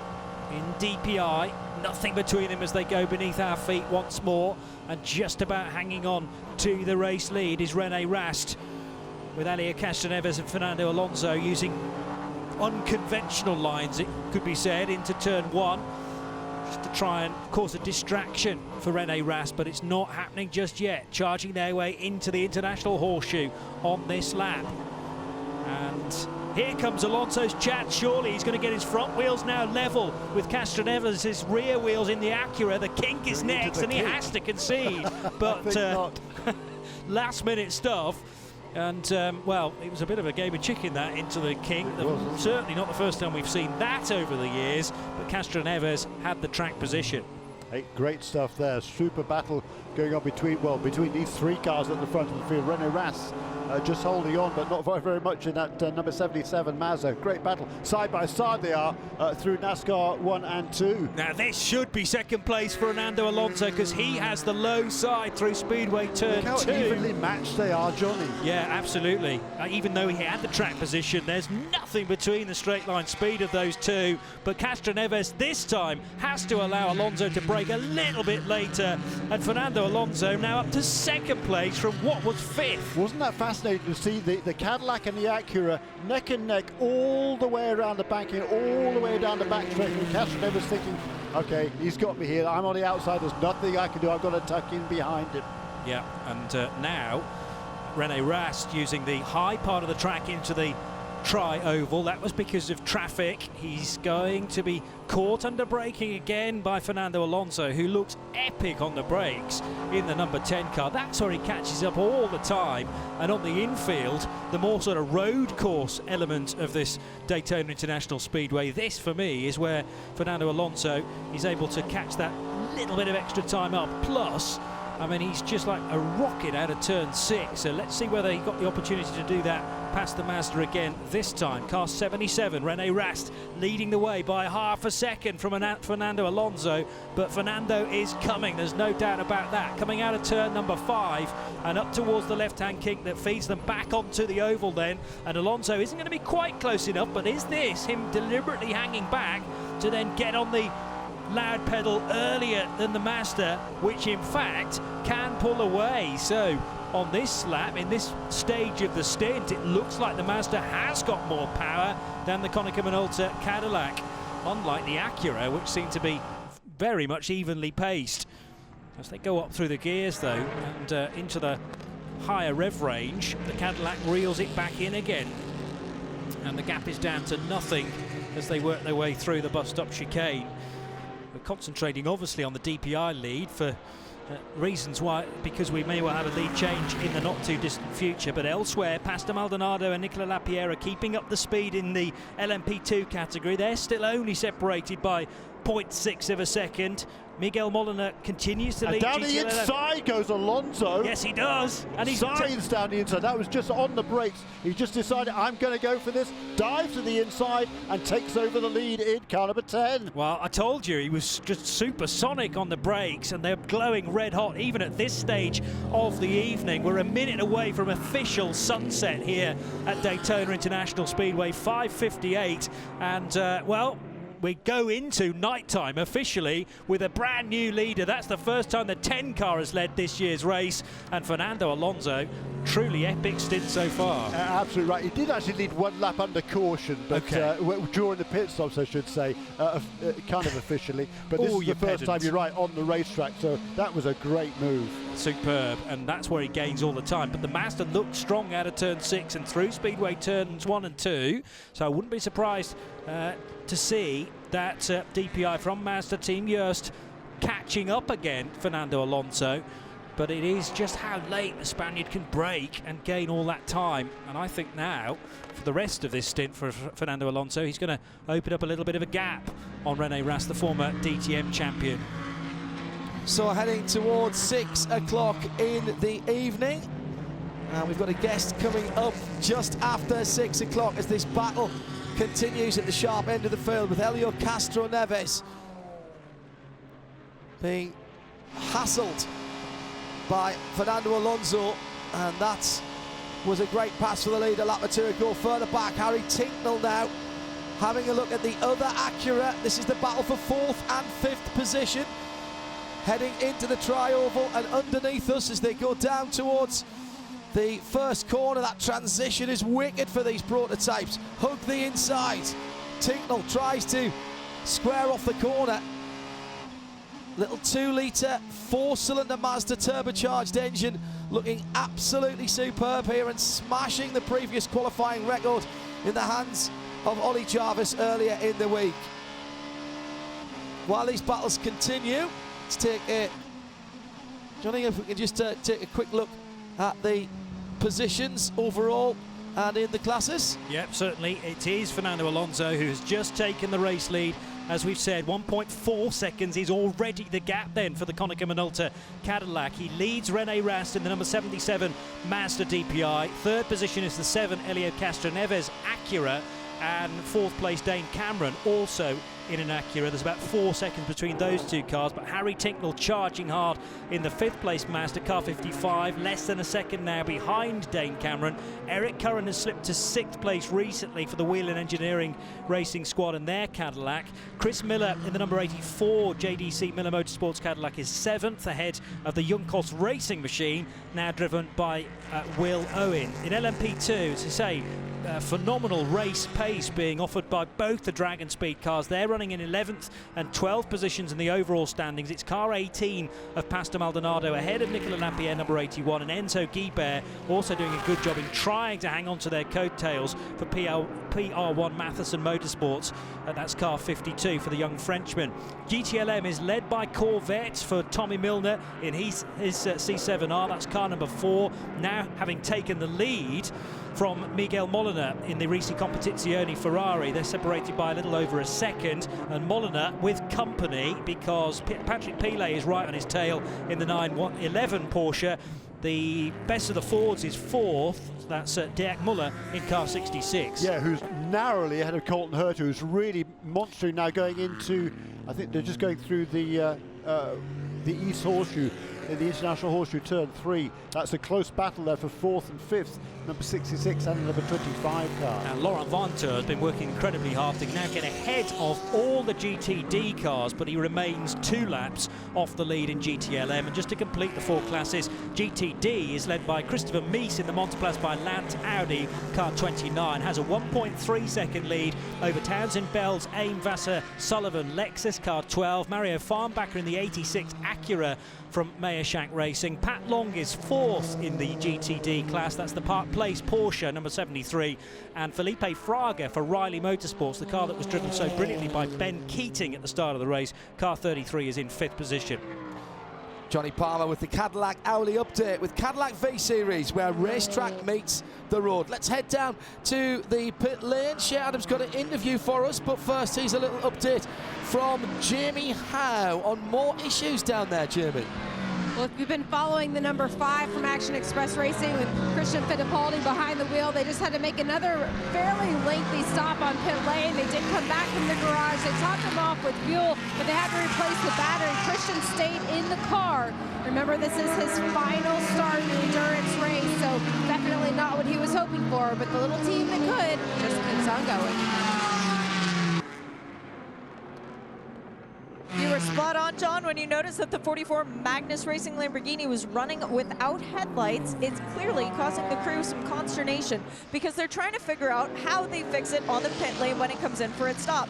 Part of not qualifying well at the Roar meant that Magnus is only 7 boxes from pit out. So if their crew needs to go back to the garage, it's quite a hike for everybody to leave the pit lane, while the car would need service as well. They are trying to figure out a way of how to change the front nose to get the headlights, the nose, I know that's a pet peeve, the nose to get the headlights to function once again, and the team has been talking about it for 20 minutes. They still do not have a solution that they're happy with. I always think the rear nose is not talked about enough, to be honest. Thank you, Shea and Jamie down there in the pit lane. Just after 6 o'clock, twilight, the lights coming on around Daytona here, and Hurley Haywood, the man with the most starts in the Rolex 24 here at Daytona, and the joint most successful in terms of wins. 40 starts, 5 victories. This has been a cracking race, Hurley, so far. Absolutely unbelievable pace. Yeah, it's truly amazing. These cars, I was sitting up in the Porsche Hospitality, and their entry speeds into turn 1 are just incredible. And the racing is close, and it's fierce, and it's battling every single minute of the on the track, so it's really well to watch. 77 Mazda looking down the inside, trying to make up a bit of track position. That's not a pass 4 position at the west end there. Keep an eye if you're here at the track or further afield. You can see pictures on the illuminated numbers on the side of the cars. That gives the position in class. There are 4 different colours: red for the guys up front, blue for the P2s, green and pit stop soon, says Jeremy. Green for the GTDs. Pit stops coming soon. Headlights on that 77 car crossed over it's not that dark here, Hurley. This is not Le Mans style, old Le Mans style dark, but you still need headlights pointing vaguely in the right direction. Yeah, when when it gets really dark, the Speedway puts the lights on at a 20% ramp, and you couldn't really drive the whole entire racetrack without any lights. The only tricky place is the kink and the bus stop, but other than that, you can pretty much run without lights here. But the rules say you have to have the lights on, so everybody has to run lights or they get brought into the pits. Fantastic stint here by Fernando Alonso. We've seen him, Jeremy, down through the years, driving all sorts of things. He's going for the Triple Crown at Indianapolis, of course, again this year, but this has been outstanding by any measure. Yeah, I mean, he's pulled out now, 5 seconds over number 77 car, Brenny Rast, and his last 5 lap times, 35.82, 35.49, 35.44, 35.68, 35.88. In traffic. In traffic, exactly. You know, that's the impressive thing. We'll have pits, we will have pit stops very soon. Actually, cars coming on now. Those are the LMP2 cars coming into the pits. Top 3 altogether, I would imagine. Got the, yes, spot on that. We'll let our pit crew keep an eye on that whilst we have Hurley Haywood here. The 29 of Chris Meads leads GT Daytona at the moment, as Maldonado, Lapierre, Guibert and Castles were battling in the blue number-plated cars with those LMP2 cars, and it was very tight indeed, less than 5 seconds between the top 4. In GT Le Mans, Chevy Corvette from Porsche, Patrick Pilet fighting back, 3 seconds between those two, then 4.5 back to the Ferrari, then the Ford, then the BMW. 5 different manufacturers in the top 5. I honestly don't know where to look here, Hurley, to be honest, because there's battles in all of the classes, and I've got to keep pinching myself and reminding ourselves we've still got 20.5 hours to run here. I know, it's exhausting to watch it. Yeah, I just can't imagine the stresses that are on the drivers to perform at this level and, not have accidents on the road, and their concentration must be just intense. So to run this kind of pace, you were talking about Alonso, that kind of consistency is what wins these long distance races, and Alonso is just perfect out there. Hurley, in your career, as Harry Tinkler's brought the 55 Mazda into the pit lane for regular service, we'll keep an eye on that as well. In your long career in endurance racing, did the nature of endurance racing change as the reliability of the cars got better, rather than having to drive at 80-85%? These guys now are driving at 100% between pit stops. It's effectively a sprint race, a pit stop, a sprint race, a pit stop. Was that happening even in your career? Well, yes. I mean, you drove the cars, you had to be careful with the car, you had to be careful with the gearbox, but you drove 100% of the capabilities of the car, but the key is not to make any mistakes. But when technology made these cars almost bulletproof, the driving part of it became more intense. You could just, you didn't have to baby the gearbox, you didn't have to baby the engines. You just drove them as hard as you could, and we're seeing that right now. I mean, guys are just flying out there. Alonso, the leader, is into the pit lane exactly as expected. In the meantime, the Grasso Racing Lamborghini has been given a mechanical black flag, and we've got a spinner out in the circuit, and it's the second place LMP2 car. Alonso in, and let's get down to the pit lane team and see how regular this pit stop is. Well, it's right on schedule. They just peeled a peel-off of the windshield so that he could have a clean windscreen in front of him. It looks like Fernando will stay behind the wheel of the car. 4 new Michelin tires. They're topping him off with fuel. Crew doing a little bit of work on the side there of the car, but nothing they're concerned with at the moment. Clean stop, and he's out. Thank you, Jamie. Alonso spinning up the rear Michelins, trying to get that release agent, that little silver piece of release agent that you see the shine on the cars. We had the Acura in at the same time, and another spin by the same car. That's the 52 car that's been up. Sorry, no, that's another look at the same incident. That was at turn 6, and it did continue. That was a couple of moments ago. Shea Adam has the Nismo Power prototype in. And if you have two French World Endurance Champions, you take one out and put the other one in. Loic Duval taking over for Romain Dumas, and they had a bit of a slow pit stop because they were checking in the right rear wheel well of the car while it was up on the air jacks. Then they lowered the car down and realized that it was on the air hose. Instead of jacking the car back up to pull the air hose out, the crew member actually managed to pull it out of sheer will. So Loic Duval now taking over for Romain Dumas. That's just fun to say. Back on the move, that 54 Nissan. Good to see the Nissan here, Jeremy, and that was a pretty late deal that was thrown together. That's one of the old ESM cars, of course. We were expecting Cole to be in the LMP2 category with which they'd campaigned the last couple of seasons. Very nearly took the championship last year, of course. Yeah, overall championship, you're absolutely right. Yes, they did. They came within, well, really only a few seconds, effectively, of winning the darn thing. It was great effort, but they've done a really good job since taking the delivery of that car. Big lock-up by Alonso coming out of the pits on cold Michelins. Exactly what you don't want, and an exclamation of disappointment going into the West. Horseshoe there, that was. Early Hayward alongside me. Well, just when we were praising him, of course, and he makes a slight mistake, but no tyre warmers here, and that will be something he's got to get used to. Yeah, that when you're running on cold tires like that, brand new cold tires, the temperature of the track is cold, you just got to be super careful. The Michelins come in pretty quickly, but you still have to be cautious on that first lap. Another car getting a mechanical black flag out there is the number 46. That's one of the Lamborghinis, isn't it? So that's two Lamborghinis with mechanical black flags. The Grassi car, the 11, and now the 46 as well. That was the car that was off track earlier on, if you remember, or you were with us then. Alonso then back out and running in traffic. He's got the Porsche 912 right ahead of him, sporting the Brumos colours this weekend.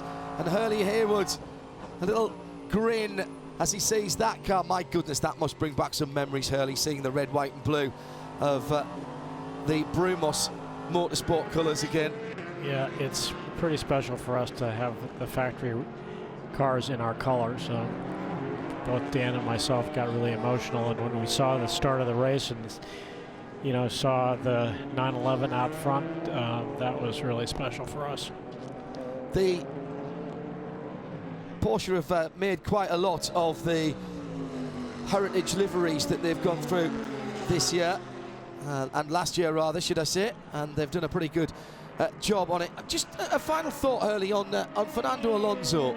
Drivers in your heyday tended to be quite eclectic in what they raced, and they would jump in and out of different series, different cars. You raced GT cars, you raced Can-Am. There were people like Vic Elford who'd race everything, including rally cars. That's not so prevalent nowadays. Is this quite brave by Fernando Alonso to come out of his comfort zone of Formula One and do a bit of Indy, do a bit of sports car, do a bit of Le Mans racing? These are different times.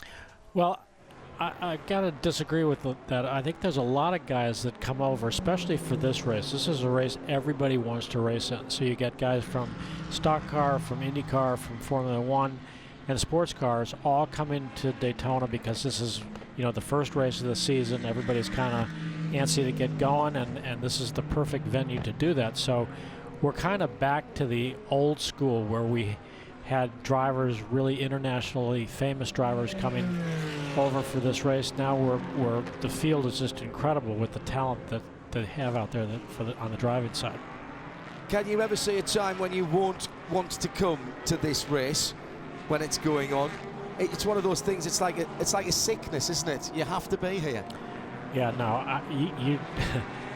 I'm going to come to this race until I'm in the ground. So it's special to be here, and Daytona and the France family have done just a great job with the rules, and the whole squad at IMSA has done a really great job of structuring this where all the classes are really competitive with one another.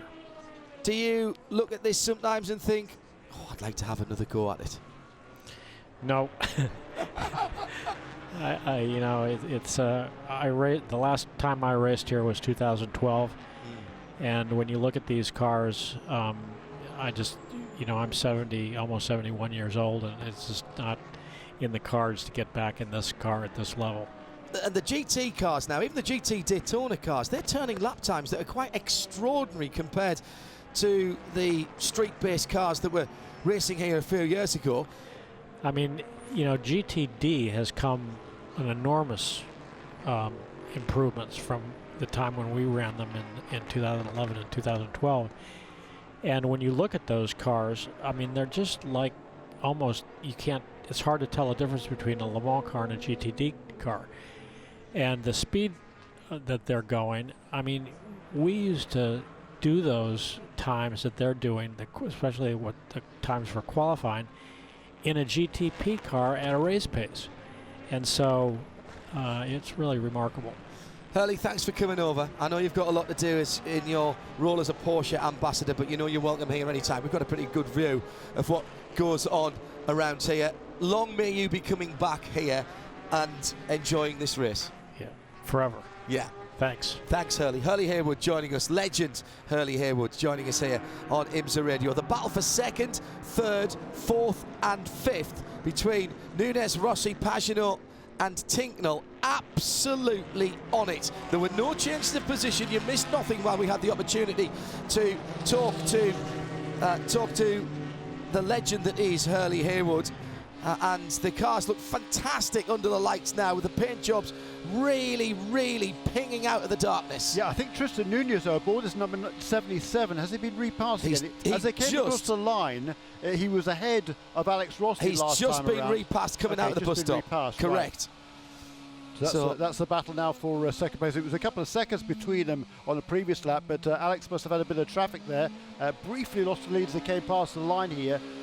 They was kind of side by side, I think. He's got it back again. This is a super battle. We've now got effectively, 4 or 5 cars there battling for second position. Yes, because Pipo Derani's not that far away, Jeremy. You're absolutely right. And the number 31, that's the red and white Cadillac. And that car is hoving into view.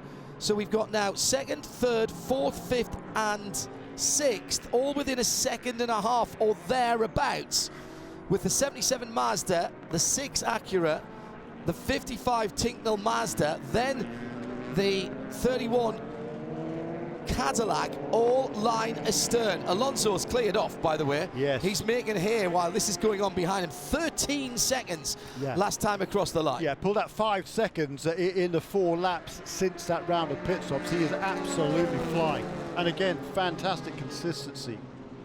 Let's head down to the pit lane. We'll keep an eye on the battle. Colton Herter is down with Shea Adam. Fresh out of the 25 BMW too. Colton, your first stint in IMSA WeatherTech SportsCar Championship, and they let you drive it into the night. That had to feel pretty good. Yeah, oh my God, that was mayhem. I'm still in a little bit of a high from it. Obviously, never done a GT race before, so this is all new to me, and I can't believe they let me drive the new M8. So super stoked about that. Car was great. We really drove it really well because we were down a lap at the beginning, and then we got our lap back, and I made it from 6th to 4th. Yeah, which puts us in a good place. Obviously, just want to keep the nose clean right now, and yeah, just see ourselves to the end. Think you're actually going to be able to get any sleep tonight, or are you too excited? I don't know. Right now, absolutely not, but we'll see. I've got a late night stint that I'll stay up for, and then I'm sure I'll be wrecked after that. Great job, Colton. Thank you. Change of position in second there as Tristan Nunez goes back to second ahead of Alex Rossi. That went on down at turn number 1 whilst we were listening to Colton Herter there. But it'll have changed again the next time we look out the window and the cars come back between us. We're starting 13 hours plus of darkness now, officially into the darkness session. Yeah, and behind those two, Pipo Derani just snuck past Harry Tinknell as well for 5th place. So number 31 car now ahead of the 55. This is a fantastic battling going on here. Just tremendous. Meanwhile, Alonso, he pulled out another 2 seconds last lap. This is another Acura and Mazda battle, but this is Tinknell having a go. So is Derani past the boat? Yes, Derani has got past Tinknell. So Harry down into 6th position for a moment, but Pagenaud's right there as well.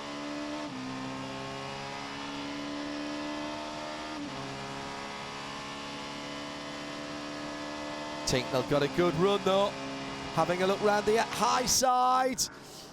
Goes past one of the P2 cars. That's the 3rd position P2 car he's gone through.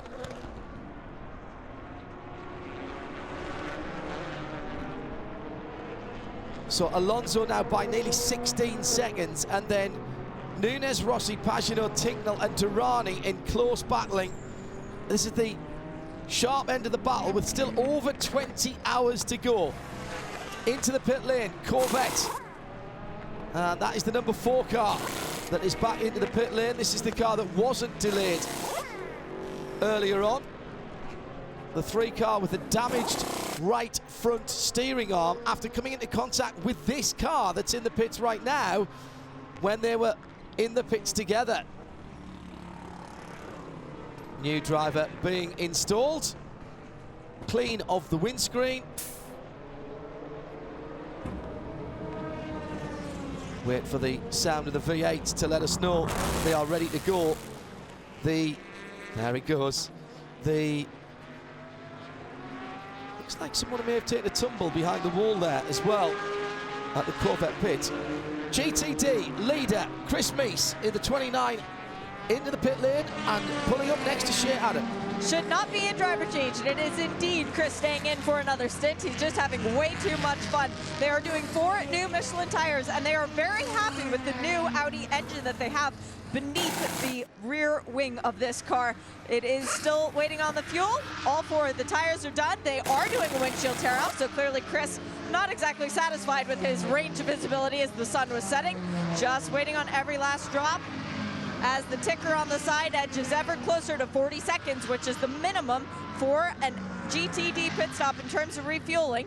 38, 39, 40. Fuel nozzle still attached. Now, there it goes. So clearly, the fuel probe did not go in as soon as the 29 Audi hit its marks, but Chris Meese doesn't care. He came in from the lead. And it's that 40-second mark that I think is what's behind the new orchestration of the number 33 pit stop from Riley Motorsports. What they've done, and I've seen it the last couple of times they've come to pit lane, is they park the car, but instead of going straight up on the jack, they go ahead and they set out those 4 new Michelin tires. Then they jack it up, so they actually sit on the ground for about 2-ish seconds extra, which is not illegal, but the fuel does flow faster when the car is sitting on the ground than when it's up on the jacks. We'll see if that's what they're doing, but if so, I think that's pretty clever by Riley Motorsports. Nonetheless, it was a clean stop, fuel, tires, and a drink bottle for Mr. Fraga. Little bit of a delayed stop for the number 12. That's the Aim Sullivan Vassar run Lexus. The damage to the right front of that car, the front valance and the splitter underneath there, needing some racer's tape.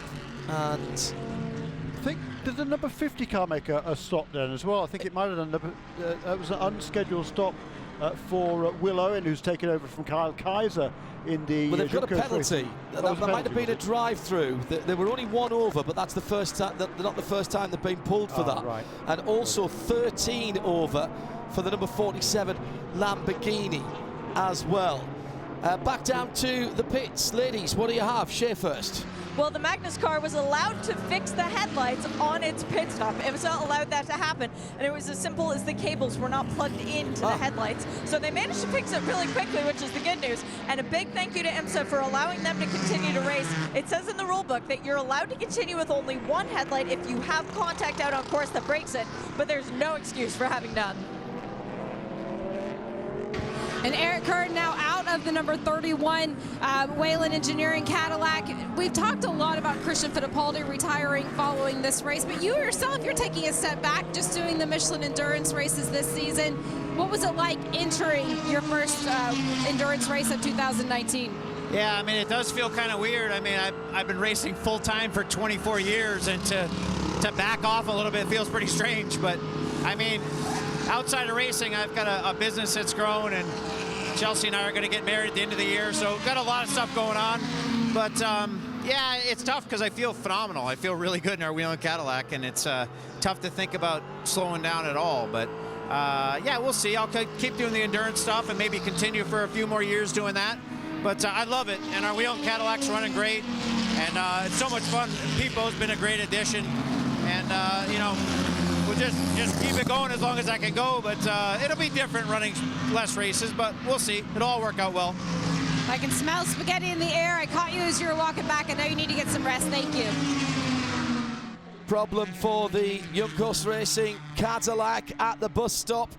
He's run on through the bus stop. Now, the car is behind the protective tyre wall that is to stop you jumping through there and taking an advantage into the pit lane immediately. Christopher Haase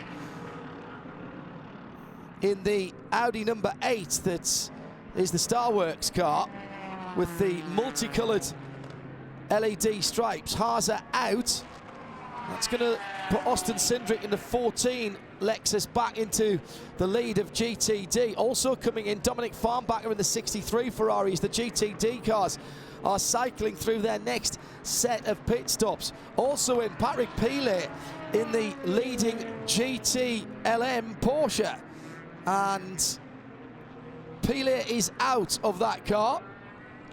New set of Michelin tyres. And brake temperature's been taken on that car as well, both front and rear. It's down on the ground. This is the 911 we're talking about. Still no movement from the Juncos number 50 Cadillac. Waiting for the fuel at the GT Le Mans class leader. Seems to take a long time. Wheel spin on the way out. And the 911, the pole sitter in GTLM, is back out. Patrick Pilet out of the car. Now, Nick Tandy started that car, so presumably then it's Lawrence Vanter who's taken that car over. Excuse me, Fred McAfee, wrong car there, Hindhoff. As in comes the 33. In comes the 3, rather. Tonio Garcia out of that Corvette. That car delayed earlier on with the broken front steering arm, right steering arm. That's what I was trying to say, because you wouldn't have a steering arm on the back, although you do have a control arm which kind of does the same thing but just doesn't move. Still waiting for the 50 to move, and the pits are closed. We're going full course caution. This is for the Juncos Racing car. This is big news for the 3 who have got in and out before the pits are closed. Now, with the pits closed, you cannot come in now. Double yellows around the circuit. This is the third. I want to keep wanting to add one. I don't know why. It's only 3. Yep, we think 88 just got in time before the pits closed, and probably the number 14 Lexus of Austin Cindric as well. So Roman De Angelis and Austin Cindric, we reckon, in the pits before they were closed. So with just over 20 hours still to go, once again, we are under full course yellow. Only 4 last year, a record low, leading to a record distance of 808 laps here, annihilating the previous record. In the early part of the running here, we were very much in with a chance of breaking that, having completed in the first hour a lap more than we did in the same timescale last year. We've dropped a little behind the curve on that now, but relatively speaking, the yellows have been pretty short, Jeremy. Yeah, they have. That's true. So yeah, we're still on certainly a very, very good pace here. The lap times have been very, very fast, and Fernando Alonso, I mean, he pulled up 20 seconds. He was 8 seconds ahead when he came out of the pits on lap 119. Here we are 10 laps later, and that gap more than doubled to over 20 seconds. So it's been a great stint from Fernando Alonso, who'd taken the lead shortly before that previous round of pit stops. Right, before the pits are open and it gets busy, let's go down to the pit lane. Another young driver who has been making his way through the IMSA Development Series and now in the Big Show. Will Hardeman, did you say? Or Scott Hargrove? Shea, my apologies. Oh, that's all right. Texan, not Canadian. Thank you. So it's Will Hardeman. I got my Hargroves and my Hardemans mixed up. So it is Will down there, Texas Will with Shea. It is. And Will, for you, this was a bit of initiation by fire. Your first pit stop in the IMSA WeatherTech SportsCar Championship. You also had the pleasure of driving the car into the night. So you feel like you're ready for this whole endurance racing? You know, once you get out there and get kind of in a groove, you kind of settle in and you get to a bit of time to relax, especially when there's no traffic. So I'm actually using less energy than I thought I would, and you know, it's more of a long-term event for me, and I feel pretty fresh even getting out of the car after a 2-hour stint. Alex has moved to Texas. Alex Riberas, your full season co-driver. He's going to be working with you on the simulator. He said that you're more into this than he is because you want to work out with him every morning. You want to work on the sim. Why has this become such a passion for you all of a sudden? You know, I've always had something in my life to this degree, and it's just cool to be able to be good at something and do it at the highest level and just take it as far as I can go, and let's see where we end up. How does GTD compare to GT3 Cup racing? GTD has more of a long-term focus. For instance, you know, we're not quite as wheel-to-wheel or door-to-door in the opening hours of the race, so that we maintain the equipment, you know, take less risks. But I would say, yeah, it's less of a frenzy and more of a long-term kind of pace and strategy that's involved, rather than all on one driver, one stint. Good luck the rest of the way. Thank you. Shea Adam down in the pit lane. And we're coming round to the end of another racing hour. We should just about get the pit stops started at least before that, although they haven't opened the pits this time around, as we haven't cycled the wave by, I think, or the pass around. Let's get the terminology right there. So here's how it stands before things get messed up with pit stops. Cadillac lead with Fernando Alonso, built up an 18-second lead before that full course caution. That's gone now, of course. Tristan Nunez in the Mazda DPI number 77 second. Alec Rossi making his debut here at the Speedway, second time here. Second time? Yeah. He ran with the Delta Wing. Yes, thank you very much indeed, Jeremy. Thank you. And in fourth position, Simon Pagenaud in the Acura as well. Harry Tinknell in fifth. Top six made up by the Cadillac of Pipo Derani in the number 31 car. LMP2, Nico Lapierre from Sebastian Saavedra. That's the two Dragon Speed cars holding sway there. Porsche, Fred Makovecki back in the lead and in control of GTLM at the moment, as much as you can be, because that's been nip and tuck. Marcel Fessler behind the wheel of the Corvette number 4 in second, and then it's BMW and Philippe Eng behind the wheel of the 25 car. Davide Rigon makes it 4 different manufacturers in the top 4 for the 62 Ferrari, and all manufacturers in the top 5 because it's a Ford GT of Dirk Müller.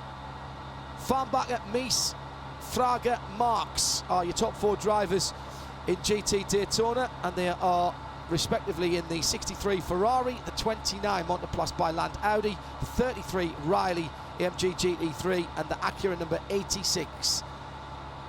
Fifth place, Patrick Lindsay in the 73 Park Place Porsche, and Paul Dalla Lana in the 51 Ferrari.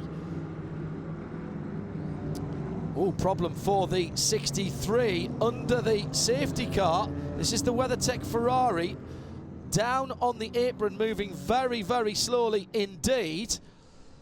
And some kind of warning going on in that car at the moment. That is the leader. That's Dominic Farnbacher leading GT Daytona. So now I wonder if he's gone for a wave by and realised he'd done the wrong thing, and now he's waiting for someone to catch up. No, he's going too slow for that. The pits are open for the prototypes. And so action about to begin down there for the pit lane reporting team. Bruce Jones has joined in the pit lane crew, and we'll hear from those in a moment when the next hour of racing comes live from Daytona International Speedway.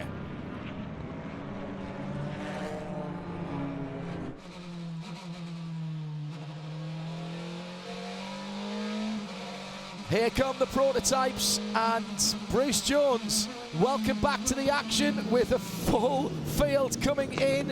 And he's at the Mazda end of things where the prototypes are heading in, Bruce. 77 at a standstill. Rennie Rast round the outside in front of him, slightly diagonally parked is the sister car, number 55. Not close enough that it should trip up Rast when he gets going again. He is, well, in fact, it is slightly having to wheel that one backwards, so he's got to clean a swing out when the refueling is complete.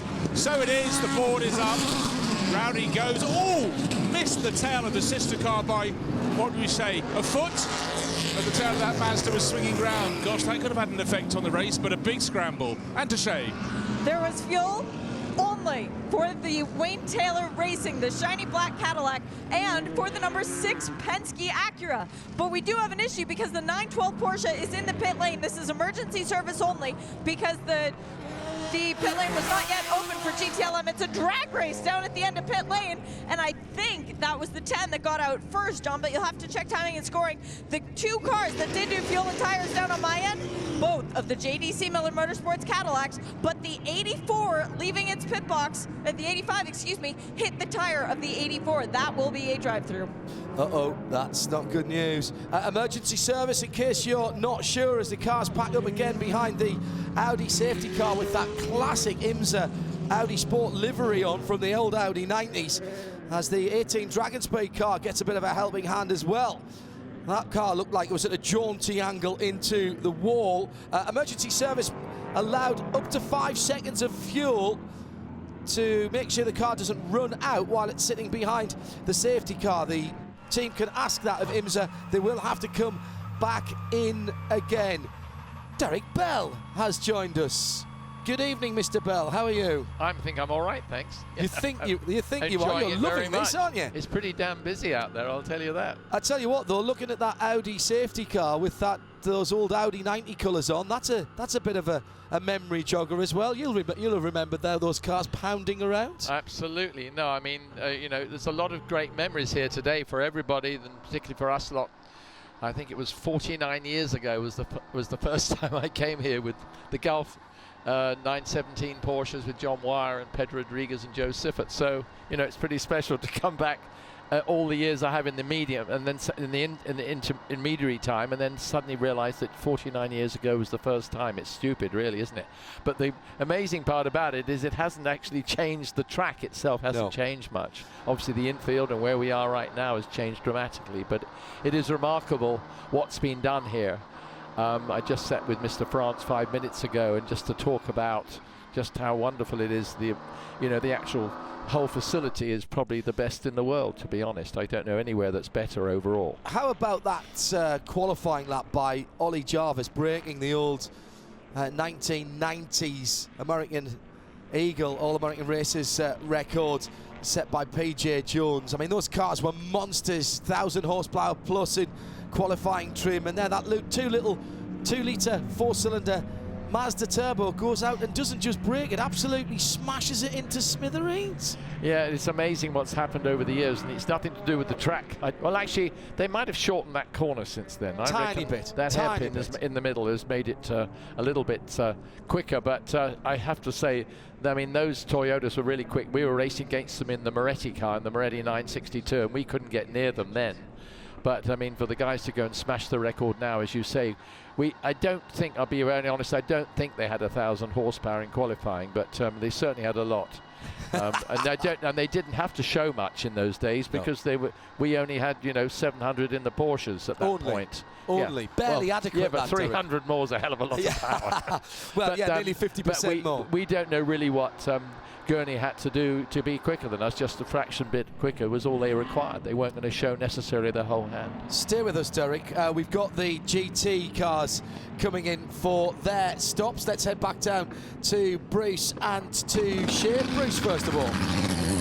What do you want? Do you want a 66 Ford, a number 3 Corvette, or the 62 Ferrari? I was somewhere between all three of those pit stops, all super standard. There's a BMW that came in just ahead of them, slossing into the line. No drag race, the pit exit this time, much more under control, but very slick work from very slick teams. Shea. Just not a great day for Pfaff Motorsports. As they were leaving their pit box, they were blocked by the Lamborghini in front of them. It was a massive traffic jam because at pit exit, I think it was a Ferrari that was stopped, and the pit light that signifies that the pit exit is closed was not illuminated. It was in full green, so a bit of confusion down there toward the pit exit. The only really relevant stop on this end of pit lane was the number 24 BMW, which has been since delayed, came in for a splash of fuel only. So that's a bit of strategy for them to try and get back to the lead lap. Thank you, Shea, Adam and Bruce Jones. Our Porsche keys to the race. Remember, it's 24 hours, drivers. Well, you wouldn't have thought that in the first 4 hours or so, would you? We've pointed out the mistakes. Costly. They'll cost positions, and they have done, and some odd procedural mistakes from teams that really should know better. Corvette and Ford both having long stops for issues, and Corvette tripping over themselves in the pit lane. Race cleverly and use strategy smartly. Well, that's certainly happened at the sharp end of the field. One or two who did have problems earlier on have managed to get back on the lead lap during the full course cautions. Don't panic. Well, not at this stage, at least, because you have to be there at noon on Sunday. Those are the Porsche keys to the race. We'll check back in with them throughout the rest of the race. What was the key to being fast and successful around here in your day, Derek, when you were racing the variety? We had Hurley earlier on. We were talking about variety of cars that people drove then. You'd drive anything if somebody gave you an offer, wouldn't you? Not today, thanks, no. But certainly in those days. But, you know, I was lucky. I came here with the Works Porsche team and then came back again, you know, with the 935s, with some top teams, and of course then the 956s, the Rothmans and the obviously Löwenbräu cars here. So I was very lucky to always be in super teams, and then the 333 Ferraris with Moretti and that sort of thing. It was that sound of that beautiful 12-cylinder engine. But that, you know, all the years I was lucky to drive a good car. I mean, I think I did it about 20 times. And, you know, we always, and I was lucky to be in the top car most of the time. Was it always a compromise in terms of setup? Because you've got the long, fast areas on the speedway, and then you've got that. It's actually, as I said in the intro 4 and a bit hours ago, it's actually a little more technical than people give it credit for, this infield, isn't it? Oh, very definitely. I mean, the thing about Daytona, having said there aren't really any really fast corners. Having said that, of course, you've got the bankings, but the angles of the banking make them fast, and in fact, you can drive almost anywhere you want on the bankings. But it's a bit for the point and squirtish, whereas obviously places like Le Mans, even Sebring, have got some incredible fast corners. Sebring got the hideous bumps, and Le Mans is very smooth but has very, very fast corners. So it's kind of different setup, but certainly here you've got to have a good handling car to get you through that infield and out up onto the banking. And obviously the high speed, as it were, of the chicane out the back, sort of third and fourth gear stuff, is pretty tough going. That's madness now when you see how late the guys are braking for it down at the one board, and they just chuck it in, and a car that's set up properly, they're riding the curves all the time. I mean, they look like they're in a 20-minute touring car race, not a 24-hour race. Yeah, they really do. And I mean, you're talking about lap times and everything, but you actually, when you look at the technology of these cars that are out there, what they've learned from other forms, including Formula One, IndyCar, they've learned so much in the last 10 years, 20 years, that of course they put into these chassis, and so therefore they do go around the corners tremendously quickly, and they've got a lot more downforce. I mean, look at these cars, look at the wings on them, front and rear, and of course whatever they have underneath to help stabilize them. It is incredible. Whereas obviously in those earlier days we had ground effect, but nothing in the like 80s, this. but nothing like this. Well, some of the GT cars now are producing huge amounts of downforce. You still do a bit of driving, Derek. You still enjoying doing some of the classic stuff? I saw you were at Red Sport last year at the end of last season. Yeah, of course. I mean, I'm just so lucky that I get the opportunity to drive the cars of my era. And even this week I was out at PBIR in a Ferrari Challenge 488, and sort of helping the gentleman set his car up, and that was fantastic to get. I know it's GT, you might say, but they're still damn quick, as you can see here today. Yes. And to get out in those cars and drive modern technology is wonderful. With that, with obviously the shifting and the electronics that are involved. Just going to pop down to Bruce for a second. The pits have not been kind to the number 5 Action Express car, the Mustang sampling car, Bruce. Sadly not, and sadly not again. The engine cover is off. They look as though they're still playing with the wiring, trying to adjust it, because they had the problem earlier with the rear lights. I believe while I was taking a little bit of downtime, they had a battery problem as well. And don't forget, this is the car with which Christian Fittipaldi is still hoping to take a final win before he goes into retirement from the cockpit at the end of this race. But with every delay like this, it's making that more and more of a tall order. So for fans of Action Express Racing and the Mustang sampling Cadillac, things are not going smoothly in the early stages of the race. Yeah, thank you, Bruce. And a team that always put together a good effort. This will be very disappointing for them. Earlier on, the lights are out on the Audi safety car. That comes around Speedway turn 4 and drops down below the yellow line. Derek Bell in the booth with Jeremy Shaw and me, John Hindhoff, as we're getting ready to go back to green flag racing, and Fernando Alonso controls the pace of the field. And oh, it's gone green, and there's all kinds of people breaking ranks behind. It was certainly one of the bright yellow JDC Miller Motorsports car got a huge jump on the rest of the field. 1, 2, 3 wide going down in the first corner. Alonso did get the jump off the line. Huge lock-up as well from the 5.5. That's one of the Mazdas in the hands of Harry Tinknell, and he just about held on round the outside. Alonso's had a decent restart, goes wide at the International Horseshoe, but has got a great punch out of there and has broken maybe 5-6 lengths away. That was a pretty decent restart by Fernando Alonso. Derek, you'd have been happy with that one. Yeah, I think he was very happy with that. He's gaining a lot of experience with his restarts. It's quite different, obviously, to Formula One and the way they react. But he's done a lot of restarts now, with having done Le Mans last year and done so well, and now here today. So it's, you know, character forming stuff. If Fernando Alonso wins Indy this year or next year with McLaren,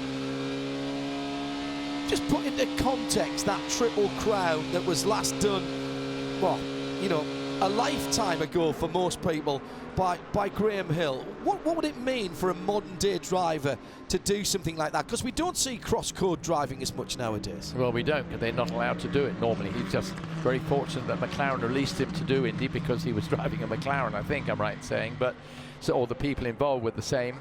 And oh Lord, look at that move by there, overtaking going into the back. That's down into the bus stop chicane, and that's DPI's coming through a GT field, and they are scrapping for position out there as well. The guys who were slightly out of position, who took their pit stops, that was the 30. Oh, and a problem for the Magnus Racing Lamborghini. Left rear tyre is rubbing on the guard. He's had a clout up the left rear, and that's pushed the bodywork onto the Michelin rubber, and that will have to come back into the pit lane and receive some kind of remedial action. Let's hope that that tyre can hang on for a moment. It's John Potter back behind the wheel of the Magnus car. That's bad luck, but that's the sort of thing, Derek, that can happen on restarts when you've got cars coming through the field. Absolutely, he should back off a little bit, I feel. I don't think he can see the smoke that we can, and he should slow down a bit, because otherwise he could cut the tyre badly and, of course, then have a big moment. Now, who was it in the Environs? I think it was one of the Porsches, but I can't really say it. You'd struggle getting a conviction in the court over that one, because it was dark out on the far side. And John's got back into the pit lane and is heading back to his pit stall. Let's get the binoculars on this. I think it is just that left rear guard that's pushed on there. They'll stick it up on the jack. They're going to put some fuel in it while they are, and there's no real hurry on that, as Shea Adam is on her way. We'll get her to have an investigate just before something kicks off again, Derek. I'll just finish your point about Alonso doing the Triple Crown. Well, all I will say is I think it's incredible to see the versatility of a driver like Alonso. Unfortunately, the drivers aren't permitted to do what he's done these days, so he's one of the lucky guys with such a talent, and being able to improve it, push it out in all the other formula that he's running in.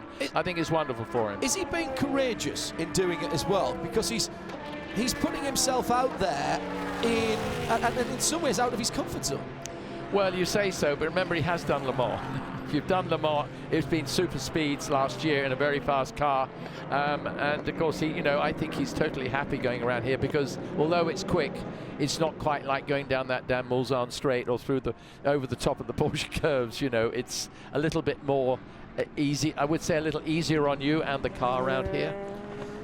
Derek Bell in the booth with us here on IMSA Radio and IMSA TV together, wherever you're watching and listening. 107.9 around the circuit, Sirius 216 and XM 202. Shea Adam got down to the Magnus 44 Lamborghini pick just to see the car disappearing, I would have thought. Never fails. I even ran too, and I don't run unless someone's chasing me. The easiest solution for Magnus Racing, having a bit of bodywork that was rubbing on the tire, was just to rip the bodywork off, and that's exactly what they did. So it's just missing a tiny little slot on the back left that surely provides loads of downforce, but they're going to be going without it for the rest of this one. Remember when I was talking about the keys to the race, the Porsche keys to the race, and how mistakes will cost you? Well, there's a Porsche that's been caught out, and it's the 912. Remember, it came in for emergency service. Well, it was improperly served. They didn't come back into the pit lane as they should do, so they're going to have to come down the pit lane and stop for 10 seconds. And this again, these guys, they've been around, they should know the rules. That hasn't changed since last year, and that's going to cost them some time, Jeremy. We talked about it, didn't we, at the top of the show, the keys to the race. Don't make mistakes, and particularly if you make one mistake, just like being a pilot, if you make one mistake, don't make another one. That was one of the things I learned very early when I started flying. Don't compound the error. But I'll tell you what, who is not compounding error? So Fernando Alonso, his last two laps were 135.50, 135.68. His fastest lap, 135.43. So the last two laps both within 0.2 of a second of his best lap in this race. This is just an amazing stint from Alonso. It's really, really impressive. Having said that, he's not pulling away much from Alex Rossi, who's really settled into this Acura Team Penske organisation. They were super impressed with him the first time he drove with them. I think you have to realise that when you come out after a full course yellow like that, in front of you is an empty track. Yes. There's nothing like that to be able to just go for it. No, you're not going to run into traffic. I mean, of course you can see them, but it's going to slow you down. But you can build up, say, the track's in good shape. But as soon as you get another car, it's just another dimension that comes in to make you not falter, but back off just or take it a little bit safer. Getting a bit chillier now as well, so the temps of the tyres won't be holding up. And if you've put a new set of Michelins on, worth remembering, if you watch other forms of racing, no tyre warmers allowed here. Battles in GTD as the 33 in second place. Here's Fraga having a look at the leader. Couldn't go to the outside there because there was a prototype coming round the pair of them as they were breaking into the bus stop, riding the curbs. Huge sideways moment from the 33. Chris Meese is just ahead in the class leading Audi, but that little bit of curb has just put a dent in the exit speed of the number 33, the Riley AMG, in those fabulous Wins colours. But I tell you what, that's a quick car in a straight line, and now it's getting a double draft from the Porsche GT Le Mans car, and the leader in class needs to swap to the outside, try go around the outside of turn. Maybe could have done with being on the right-hand lane a tiny bit earlier and used the faster GT Le Mans car, but he's right there now, and Chris Meese, Jeremy Shaw, has got a battle on his hands at the head of GTD. This is great. Alongside to the outside there goes Felipe Fraga this time. In that car number 33, it's a super battle. I mean, there's battles all the way through this field. It's absolutely superb.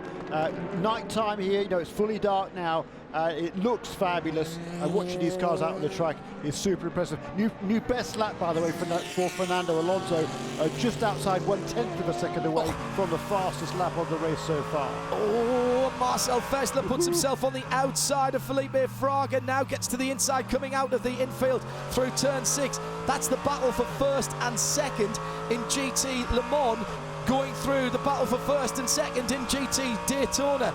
And that's the beauty of multi-class racing. Derek Bell is with us now. They're having a fabulous battle, and the first, second and third in GT Le Mans are having a fabulous battle coming through them as well. Yeah, I mean, we seem to see this so much in the last couple of years, really, with the different classes. All the guys having a dice closely packed. I mean, how much times have we seen these GTs with the Corvettes and everything, wheel to wheel the whole 24-hour? And here we are with 2 or 3 classes doing exactly the same and trying to pass each other. And so guys that are a bit cuter, you might say, a bit cooler through the action, they're going to sort of make hay while the sun shines in this situation, but they've got to be so precise. How far back do you have to be before you start picking up a toe? in one of these cars? Well, to be honest, it depends totally on the speed. Yeah. I know what you mean. But, I mean, going around the banking, you're all right, really, because although there's a toe there, it's something strange, weird thing. You seem to be able to get closer on the banking. It's just when you're going down that back, coming off out of turn, 2, and then you go down the back straight, it's sort of picking your time to go by, because you can easily lose the braking area if you pull out suddenly. You have this sort of sudden impact of the hitting the other air, and it can upset you a little bit. But I mean, this is a good track really for the sort of neat handling of a car, and they don't do anything nasty and violent because they're fast but not super duper fast. This battle continues at the head of GT Daytona at the moment. The person who's most frustrated is Philippe Eng, because he's in 3rd place in GT Le Mans, and he's not been able to get past these pair of cars, the 29, the mostly green Monteplas by Land Audi, and the Riley AMG GT4, the multicoloured purple, orange and red Wins sponsored car. He might have a go this time, but of course the guy in the Wins car is having a toe off the car in front of him, as you said just now, and he's now got to really get by 2 at the same time, and this guy on the left of him really is going to block him out a bit. Now the Porsche, I think it is it the Audi is going to hold him up a bit. Those GTD cars, Jeremy, are super quick in a straight line. Chris Meese there was the only one who didn't have a toe in that, and he managed to stay ahead of a GT Le Mans car which had a toe and should really be a faster car. Yeah, but there's only about 5 miles an hour differential in the top speeds of the fastest GTLM and GTD cars, so there's not that much difference at all. But what's amazing to me is the variety of GTD. Audi leads, Mercedes 2nd, Lexus 3rd, Acura 4th, Mercedes is in 5th place, Porsche 6th, BMW 7th, Acura then the best of the Ferraris down in 9th. I mean, the variety is just fantastic, and they're all so closely matched. There was a time earlier on where we had 5 different manufacturers in both the GT top 5 places, and in fact that is still the case in GT Le Mans, with Ford in 5th, Ferrari in 4th, BMW with that new M8, and then the Chevy and the Porsche. And finally, the pass is made for the lead. All that hard work that was done in GTD earlier on by Ben Keating, and Felipe Fraga goes to the front ahead of Chris Meese in the DPI at the front of the field. That was Pipo Derani sneaking past Simon Pagenaud, number 31 car, just getting ahead of number 6, under braking for turn 1. That was for 5th position. Battling for 5th position and 10 yards up the road with nearly 20 hours still to go.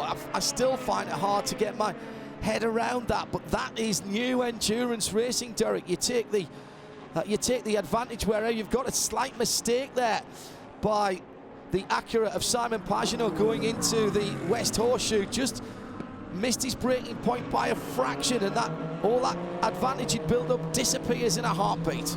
Yeah, it is amazing. I think the pressure's right on the whole time at this racing right now. There's no room for error, and they're flat out the whole time.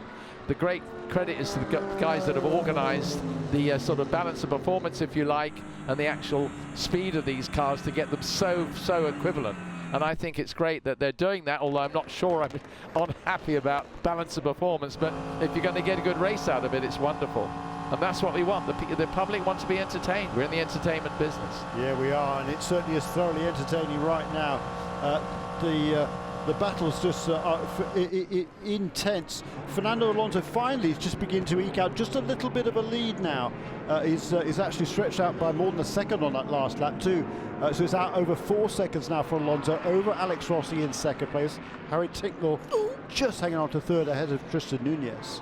And then the Nissan finding some pace as well in the hands of Loic Duval. Well, no surprise there with Loic pedaling that car. He's a very good driver indeed, and he's right on the tail of a man that drove that Nissan last year. That's Pipo Derani, just ahead of him. Back again, haven't they? Yeah. 5th position for the Acura of Simon Pagenaud. Great to have him back in the championship again as well.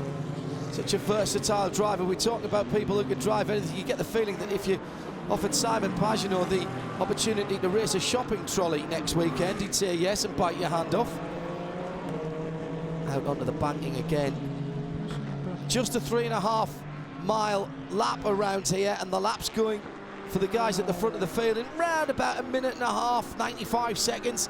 So you get a lot of bang for your buck round here at Daytona. The laps come around quickly, and so does the traffic. And now, after the restart... Where's the 84 car? 84? Did it come into the pits? It's shown us in the pits. Yes, Simon Trummer. It's not on the pit lane. Did so come did into it the go pits? straight to the garage? It has gone behind the wall, I'm hearing from Shea Adam. So we'll get a... He's just chasing that down at the moment. Meantime, bit of drafting between the two DPIs, and down on the inside, Pipo Derani tries to get it. He's going to be blocked by one of the GT Porsches. That's the number 9 car as they come through the tri-oval. The Canadian plaid car, not the friend of Pipo Derani there as he was trying to make the position. That was a great bit of drafting. He was right there. He would have been able to smell the exhaust of the car in front of him, Derek. Well, yeah, the flames have been licking up his air pipe. I'm sure I can assure you of that. But he was really hard done by this slower car in front of him, and he couldn't quite make it, could he? Get a bit of a side draft as well once you get alongside, just as you do with the single-seaters and with the stock cars on the big ovals.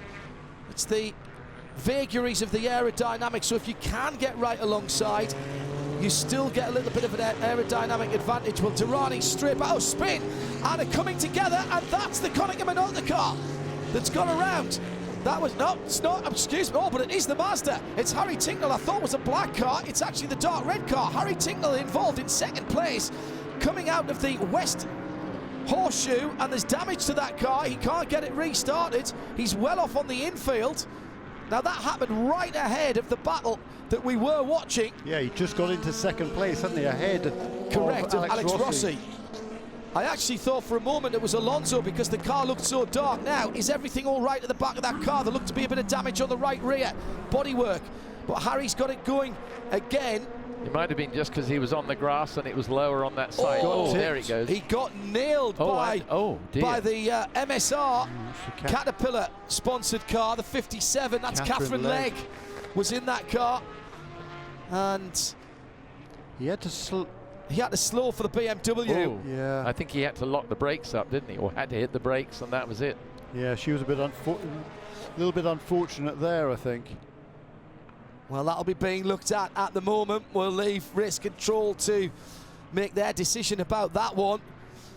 It's one of those things where he was well past, and Cat's coming through the corner. You do get a lot of mechanical grip from the GTD cars, so they can be quicker through the centre of the corner than some of the prototypes. Well, he certainly got hit. That's for sure. I mean, he was turned into the corner and he just got nerfed. And that's, I wish we could see more, but. Let's go back down to the pit lane where Shea Adam has an answer to Jeremy's question about the 84, one of the JDC Miller Motorsport banana boat cars. Simon Trummer pulled the 84 back behind the wall because he lost all power. The crew got it back to a safe place and realized it was because a windshield tear had gone into the air tank. So that is the good news for them. They managed to get him back out on the pit lane, refueled and sent. What a bizarre thing to have happened. So Catherine Legg just coming up the inside as Harry had to pinch across to the right-hand side because of the BMW ahead of him. That is almost the very definition of a racing accident there, Derek. It really was. I mean, he was in the middle of the road because there was a car on his left. Catherine comes in and I think mistimed it a little bit. And obviously touched him. Well, she would have expected. He had nowhere to go. You should have expected the DPI car to accelerate out of but the he corner. couldn't because the other car was there. Yeah, In his way, and he didn't get on it. I don't think that you could really point the finger of blame there for either driver. I would have had certainly it was nothing you. intentional. Of course. It was you, I'd have blamed you. Of course you would have, Derek. You'd have blamed me if I'd been 2 cars back and it was nothing to do with me. Yeah. Clearly there's no intent, no responsibility. The key for the race director is the incident responsibility. Responsibility, is how they term it. Let's take a look at the positions then. We'll start at the top with Fernando Alonso, who's back out to 12 seconds ahead of Alex Rossi in second in the Acura number 7. The 77 Mazda, Tristan Nunez, is just 0.3 of a second further back in third, and the top 6 is made up by Simon Pagenaud in the second of the Acura as the number 6, Pipo Derani in the Cadillac 31, that's the red and white car, and Loic Duval in the red, white and blue 54, the core car with the Nissan Power. In LMP2, it's now the 52 with Matt McMurray that leads ahead of Sebastian Saavedra and his teammate Nico Lapierre, the two Dragon Speed cars, 18 and 81, with the 38 in 4th position. Chris White behind the wheel of that car. Porsche leads GT Le Mans. Fred Macavecchi taking over the 911 at the last service. He's ahead of Marcel Fesler, but only just. They were having a great battle through the GTD leaders a few moments ago. 1.5 seconds between first and second, half a second between second and third, with Philippe Eng right on the tail now of Fesler in the yellow Corvette. Yeah, you just talked about those LMP2 cars, the top 3 cars nose to tail. Matt McMurray holds the lead there in LMP2 in the number 52 car for PR1 Matheson Motorsports, right ahead, directly ahead of the 2 Dragon Speed cars. Durrani's just got past Simon Pagenaud as well, so again. the 31 wheel and car back up into 4th position. In GT Daytona, Felipe Fraga with a good move on Chris Meese a couple of laps ago puts the 33 Riley Technology AMG GT3 into the lead. Chris Meese for Monteplas by Land in second, the 29 green and white Audi, and then third, the very bright yellow and black number 14 Lexus of Austin Cindric, with Justin Marks just a wee bit further back down in the second, on the Acura, excuse me, the 86 car, and then it's the 71 Mercedes and the 73 Porsche. They're having a decent battle as well for 5th and 6th position. Pat Lindsay in the 73 Park Place racing car. That's the hourly update with Cadillac V Series, where racetrack meets the road. Derek Bell is our guest in the studio at the moment, enjoying this nighttime running as we all are. Race Control will take a look at the incident involving the 55 of Harry Tinknell and the Catherine Lake car, listed as the 57 there, but yeah, that's right. Yes, it is the 57. Yes, it is. Catherine dropped a couple of places actually. She was running in the inside the top 10, now 12th position after being on the infield there. Did you enjoy driving at night, Derek? Was that one of the things that you liked, or was it one of the things you didn't like? I think we all loved it at night because you get just the much cleaner air, the most beautiful. There's nothing else. Having said that, there's a lot of lights around this place, but yes. I hope at night it seems clearer, and it's also cooler, particularly here. But this time of the year it's cool enough as it is. But I think, oh, here we go down the inside. Nice little neat run around there. But no, you can see cars much better. And I don't know why at night. I think you've settled into a good rhythm. Everybody's had a run in their car. So all 4 drivers, 3 drivers have had a stint. So they're relaxed when they get in. And I think the driving generally becomes better and a little bit quicker. Lost a few cars, but the attrition rate, Jeremy, not bad at all in these opening hours. It's been a couple of cars that have had recurring problems, although in GT Le Mans, every one of the major manufacturers has had one car that has had a bit of an issue. Yeah, well, yes, good point. Good point. That's why we've got 5 different manufacturers in the top 5 positions, isn't it? And then the Matthew Jaminet Porsche number 912, that had the problems very early on. Splitter. It's only 1 lap down. I think it was 2 laps down, so it's got 1 lap back, and then 1 lap behind that with the problems in the pits is a number 3 Corvette. So we've still got those 7 cars ahead of all the GTDs, and the 7 cars are currently covered by 2 laps in GTLM. There's a steering arm on the right-hand side of the Jan Magnussen it was at the wheel of the number 3, Mike Rockefeller driving it now. Looks like the 25's got a bit of a run on Marcel Fesler coming through the tri-oval, gets the draft, goes underneath us, he's closing right in, he goes to the right-hand side, down towards turn 1, he's just got ahead, but can he cut back to the inside? He's got to be careful on the transition, does get it back, super bit of trail braking to make that corner a little wider. There's a couple of ways you can get around turn 1, but that time around the BMW of Philippe Eng just went that little bit deeper, Derek, and then was able to get it back to the apex. That was the impressive thing, to the second apex of turn 1. Yeah, I tell you what, turn 1 is the most amazing corner because you're actually on the banking coming in at an angle. And as you go down into your braking area, you've got to get it as straight as you can, and you literally then brake, but the car is loaded because it's pushed down off the banking. It's the most weird feeling. You're going much deeper than you would if it's dead level. Oh, really? And it looks pretty, oh yeah. And you go, the car seems to load up the front, and you can really turn around the inside much better. And you saw time and time again, even then, he was right on the inside, but he couldn't quite make it, but he was right there. And both cars have such grip. There's not many corners that you take around here that 2 lines can be as equal to drive on as the other. I never thought about the fact of how the weight transfer was affecting you when you came down through that transition and allowing you to go much deeper in the corner.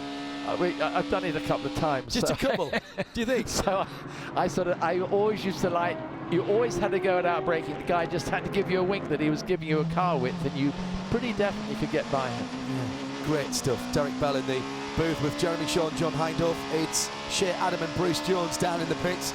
Haven't heard from them for a while, for the simple reason is that as I look down from our magnificent view that we have here overlooking the tri-oval in the IMSA broadcast booth, there's not a single car in the pit lane. Bruce Jones, your first time here at the World Centre of Racing, first time in full dark that we've seen racing. You've seen racing here. How's the experience for the newbie on the team? Absolutely dreadful, as you can understand. I'm just trying to fight my way through.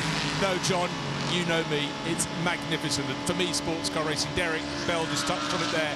When it gets dark, it gets super, super special.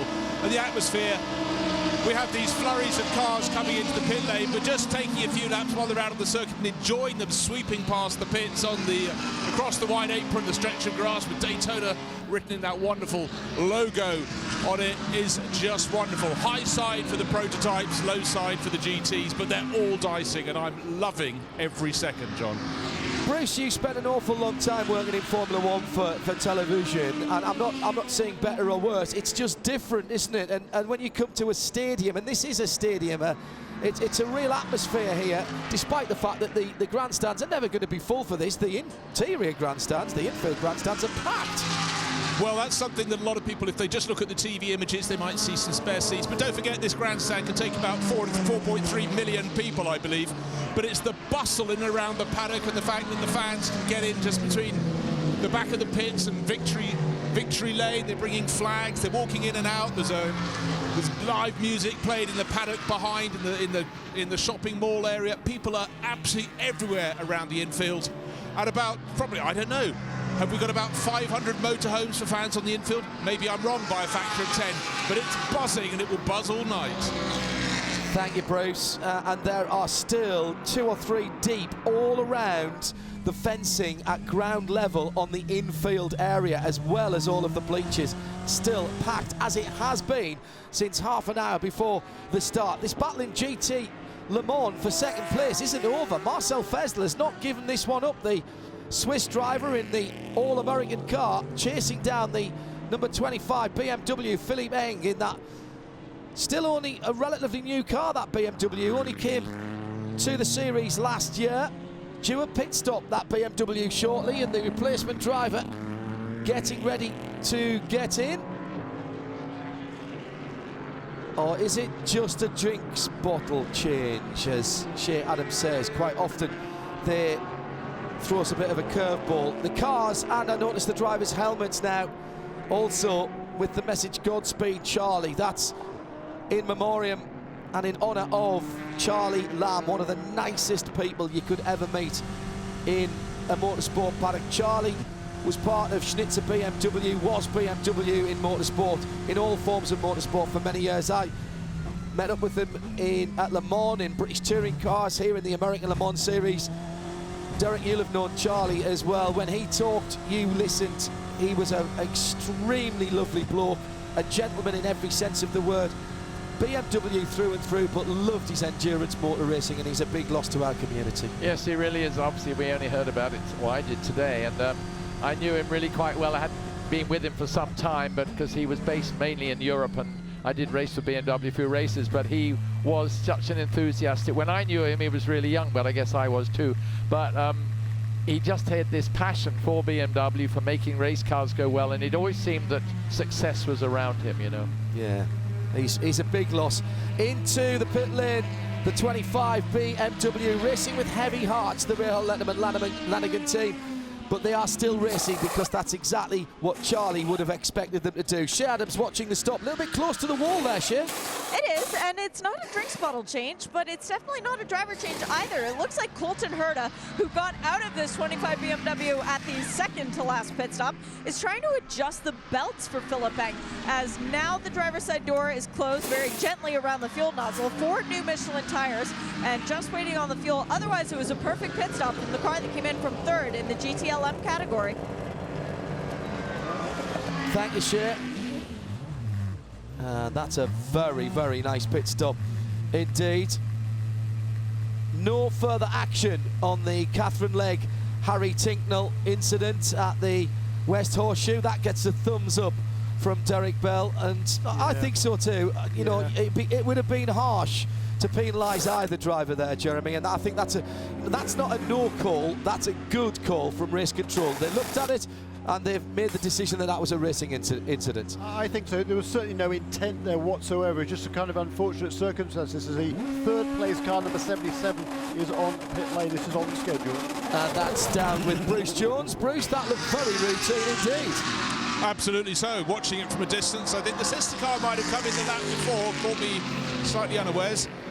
But no, very, very cool and smooth. The Team Penske lot are getting ready for their car next time around. We're going to this flurry of prototypes coming in. I'll try and stand judiciously out of the way. In fact, I'll stand right still because they're coming right in alongside me. So just keep my toes in by the pit wall.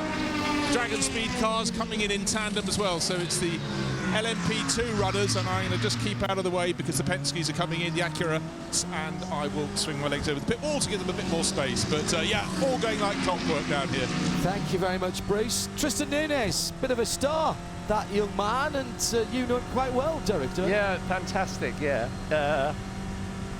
He comes from Boca Raton. Well, his family come from Chile, and his father's a tennis coach and taught my young son, Sebastian, who's now 19, but his father played at Wimbledon and all sorts, and he in fact helped Sebastian in his early days of tennis, who's now quit, of course, because he doesn't want to play anymore. But Tristan got to know me. He's got a twin brother, both of them brilliant at tennis, but Tristan decided, whether it's because he had met me, I'm not a total sure, but he followed a little bit of my advice over the years. Not that I want any pats on the back, but he's gone really the way I wanted him to go, and I think he's doing incredible well. And to get in the Joest team is something that I really wanted for him quite a while ago, but he's in there now, and of course Reinhold Joest does turn out some pretty wonderful results. So let's hope finally this team managed to get out there and get a great result this weekend. They deserve it. They work very, very hard. Penske pit stop, Shea Adam. Fuel and tires for Simon Pagenaud. A bit of a windshield clean, and he is sent back out, but unfortunately he's well behind Ricky Taylor, who also came in. And Bruce Jones, of course, has the other Penske because they're not pitted together.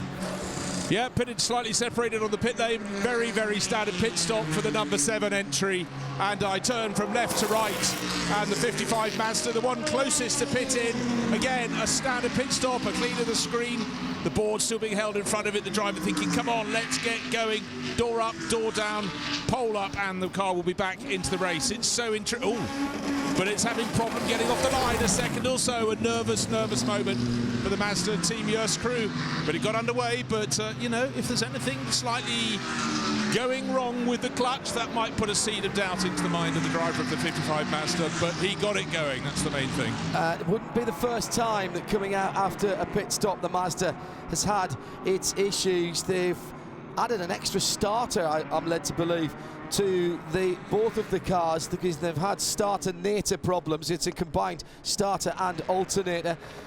And very close moment coming on the infield out of the international hairpin. That looked to me like one of the prototypes just missing the back of a BMW, and there's somebody got a problem out there as well, going very slowly, going out onto the banking, and that looked like that might have been one of the Acuras just getting back with the speed on cold tyres. Don't panic too much, because that first lap or so is going to be really dicey on cold tyres. Jeremy. So once again, the Cadillacs showing really good fuel economy here, at least the number 10, number 31 car not coming in. They are the only cars yet amongst that leading 8 cars that we have on the lead lap, not yet to make a pit stop. I'm sure it'll be in next time around.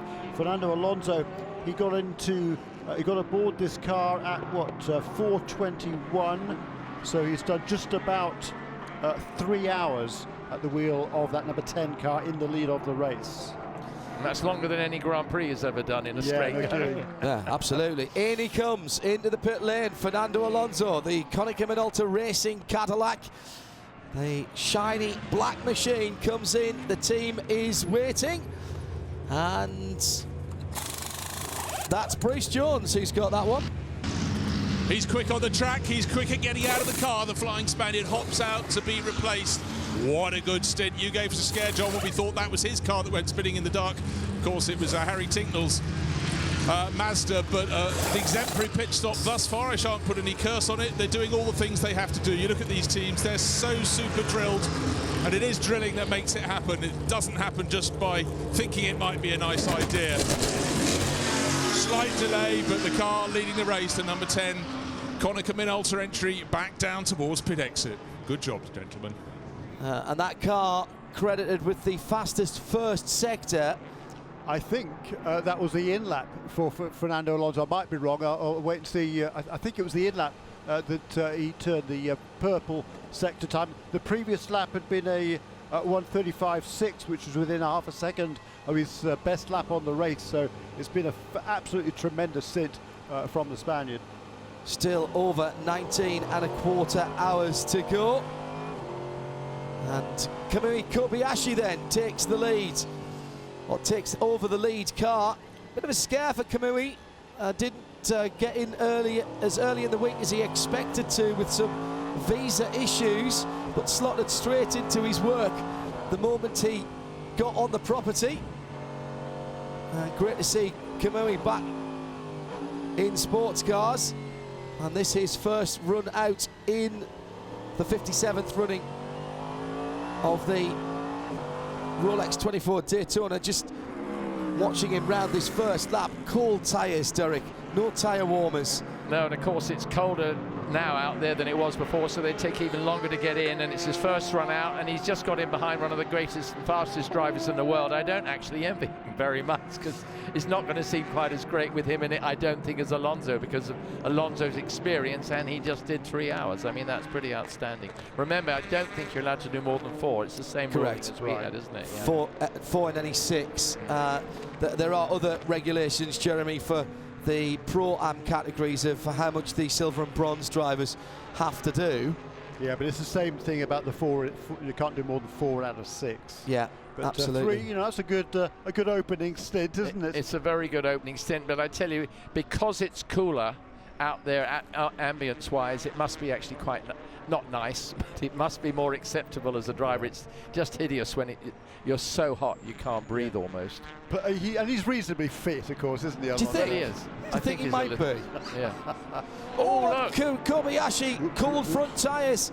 The Michelin's not up to temp and pressure, and I think all of them are off. cold, actually. Yeah, I think you're right. The way he went, everything was sliding there. Not used to not having tyre warmers. Well, exactly, and that's the point we keep making. You know, even in the World Endurance Championship, you're not allowed electric tyre warmers, but they have heat ovens, so they get a little bit of heat into the tyres. It's that pesky turn 1 again, Derek, just maybe coming down a tiny little bit early, and then got out onto the marbles on the outside. To me, he didn't get in tight enough to the apex, and so he was obviously going out wide already. Do you know what I mean?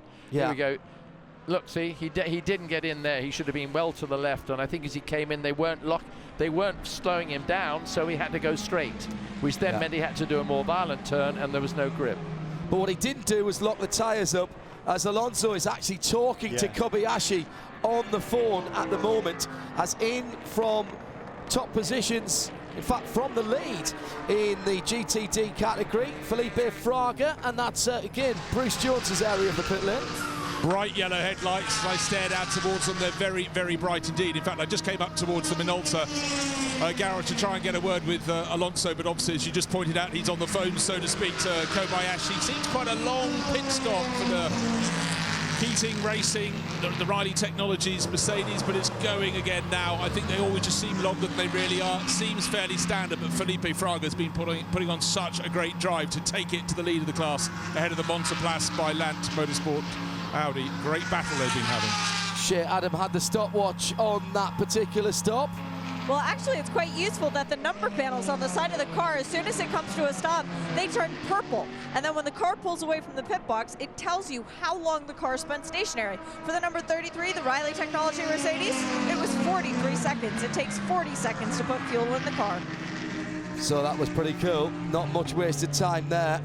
The part of the balance of performance is this fuel flow, which helps to make sure everybody has a fair crack. Ford in the pit lane. This is the 67, the much delayed 67 car. Improper pass around early on and got a long penalty when Richard Westbrook had to come in, read a couple of chapters of his book, have a soft-boiled egg, cup of tea, and then sent back out again. But that car ready to go again in those iconic red, green and white colours of Castrol. Still a sponsor of Ford. And looks an absolute picture.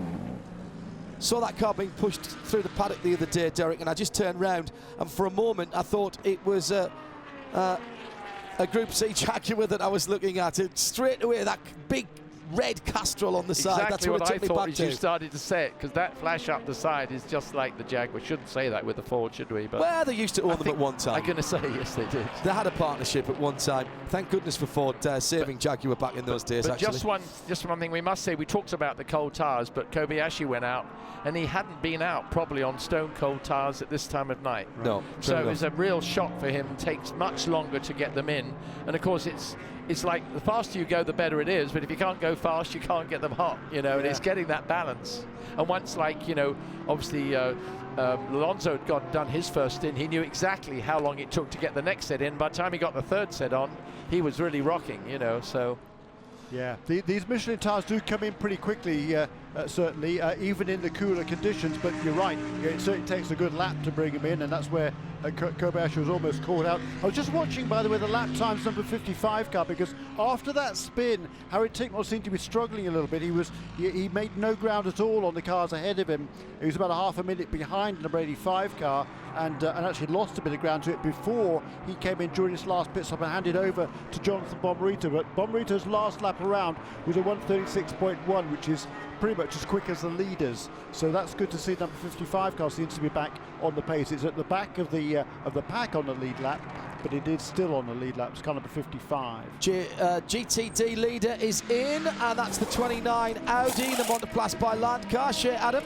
Chris Mees very reluctantly gets out of that Audi, which has been so affectionately dubbed Peggy Sue by the crew for the past couple of years. It's been good to them, that's for sure, but it's Ricardo Feller, a guy who has never driven at Daytona before in the race at night, who is taking over for Chris. Very clean driver change, excellent tire change by the Land by Monoplast crew. They're doing a windshield cleaning, not yet taking another tear off. They did that on the last pit stop, and they don't have that many of them. Just waiting on the fuel as the countdown clock on the side continues to catch up. And when it gets just above 40, he'll be sent. 42, 43, fuel prep comes out.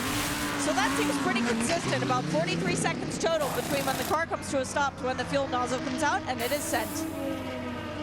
Shea Adam down there in the pit lane. A little bit of an update from BMW. The Alex Inardi car had to have the steering column replaced.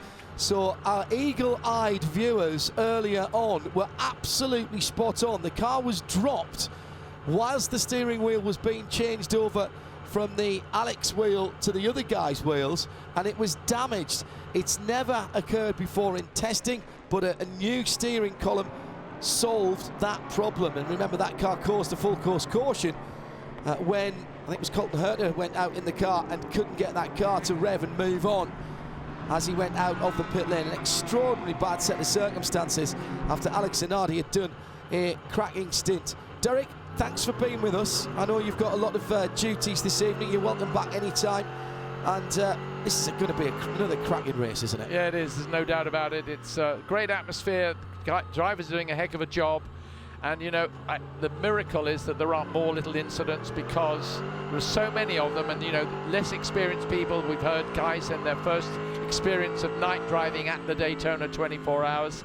And there's a lot of cars out there. And there's a lot of fast drivers who know what they're doing. And there's some that aren't quite as fast that think they know what they're doing. So all round, it's a a pretty big bagatelle for them as to who gets to the finish, but it's good. Looks like it's set to be a great race the whole way through. And I wish you well and chat to you next time.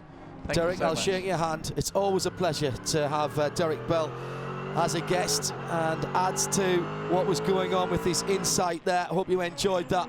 We'll see him another time. Derek Bell joining us here on IMSA Radio. 19 hours and 7 minutes still to go. Let's give you a little rundown before we come to the end of another racing hour.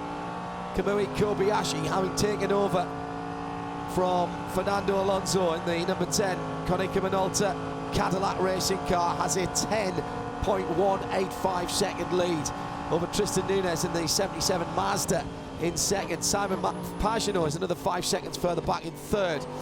Fourth is the Alex Rossi driven Acura DPI in the 7 car, that is, in fourth position. Then in fifth position, Pipo Derani in the 31, that's the Whelen Cadillac. Nissan DPI, Loic Duval, the car that Pipo was driving last year, is another half a second further back. Top 6 separated by 26 seconds or thereabouts. Porsche 911 RSR, Fred Makovecki leads GT Le Mans ahead of Davide Rigon. Now 20 seconds and off has gone the 47. That's the Lamborghini. Now that car's had a really strange race already with some incidents. That was coming out of the International Horseshoe, and that was an outlap for that car. So that's cold tyres as well. Can almost guarantee that that was lighting up the rear Michelins and spinning into the infield as the car was coming out on its first lap. Let's continue with our rundown for you. Orica's 1, 2, 3 and 4 in the LMP2 category, because that's all we have. Sebastian Saavedra by 8.1 seconds is the best of them for Dragon Speed. The 52 Matt McMurray car now in second place. Then Henrik Edmond, the second of the Dragon Speed cars, in third, but he's another 45 seconds adrift. And the 38, the other full season entry, in fourth position. GT Le Mans has that beautiful variety of manufacturers, with the top 5 filled by 5 different manufacturers. Fred Makovecki, in fact, just coming into the pit lane for what looks to me to be a standard stop. Oh, there was fluid coming out of the left rear of the 47 Lambo, and might have been getting onto the left rear tyre, which was the tyre that was loaded up and may have caused the spin. I'll get back to the running order in a moment as Kamui Kobayashi just drops a couple of Michelins onto the dirt going past the car into turn 1. So Fred Makovecki in and out of the pit lane in the time that it's taken me to see what was going on the track. Davide Rigon will have gone through in the Risi Competizione Ferrari number 62 to take the lead, with Dirk Muller going up into second in the 66 Ford in third. Marcel Fessler, having lost that position, holding on in fourth ahead of Philip Eng, who's another 1.4 seconds behind. But I've got a feeling Fessler's done this round of pit stops. Yes, he has. So he's got a pit stop in hand on everyone else. Leading in the GT Daytona category, the Bumblebee colours, the yellow and black of the number 14 Lexus Austin Cindric behind the wheel. Roman De Angelis is half a minute back in second. In fact, he's just come into the pit lane in the 88 Audi, giving up that second position for Paul Dalla to go through and retake second in GTD in the 51 Via Italia Ferrari. Felipe Fraga in the 33 Riley Mercedes MG GT3 is next up, ahead of Jens Klingmann on an outlap. And Carfella in the 20-line land, he's just taken that car over. As we've got pit stops for Corvette, and that's the number 3 Mike Rockenfeller car. As into the pits comes Dirk Muller as well. Let's check back in with the pits. That looks very standard indeed for the number 3 Corvette, as I check down there. Yeah, cleaning the headlights, fuel going in, everything done long before the fuel was done. Check the rear brake temperatures down and away, or it was already down actually, so it was just away, as in actually came the leader in GTD right in front of him. That's the Austin Cindric car. Austin out of that Aim Sullivan number 14. Now this is the car that doesn't have the damage on the right front. Remember, there was a splitter issue for the 12, the sister car. New set of Michelins there, and they are brand new. Still have the stickers on them, and still have that distinctive Michelin silver sheen right on there. So who will have gone through into the lead there then? I reckon, well, Roman De Angelis is already out of the pit lane, but I think Felipe Fraga should cycle back to the lead in GTD in that Riley Mercedes, and its very distinctive colours, running their GT4 in the Michelin Pilot Challenge in the same colour scheme in that 4-hour race yesterday. If you didn't see that, I heartily recommend that you seek it out. It'll be on the IMSA YouTube channel within a week or so after the highlights have played out on NBCSN. It was an absolute cracker. I won't spoil it for you if you didn't see it, but all of the Michelin Pilot races are available live via IMSA TV right throughout the season. No blocks on those, so whether you're here in the US or further afield, you can follow the second tier series, that developmental series of the Michelin Pilot Challenge. No blocks, no breaks, full action. Joe Bradley is in the pit lane. Joe Bradley has rejoined us in the pit lane. Good evening, Joseph. Where do we find you? Good evening. I'm just at the in Vassar Sullivan pit, where the number 14 Lexus has just been brought in by Austin Cindric. Austin, the ambient temperature has dropped considerably. Has that made any difference whatsoever with regards to how the track's feeling? It's put a bigger smile on my face. It helps the brakes last longer, helps the tires last longer. These Lexus RCF GT3s are working really well. Really proud of the job Vassar Sullivan's done handling these cars in such a short amount of time. To be honest, I didn't even know I was in the lead. I was just driving, saving brakes, saving car, and we're in a pretty good spot. So I'm happy to be here. We have a long way to go through the night, but pretty good spot to be sitting right now. So percentage-wise, just how hard are you guys pushing out there? I mean, I think my main job was to check boxes and save brakes. I think that's probably one of our biggest goals, is to make it past halfway and only be able to do one brake change at a very timely point in the race. So that's the strategy right now, and everything else for me is irrelevant, because if we're not able to get that done, it doesn't put us in a good spot at the end of the race for Jack to go rip and take it home.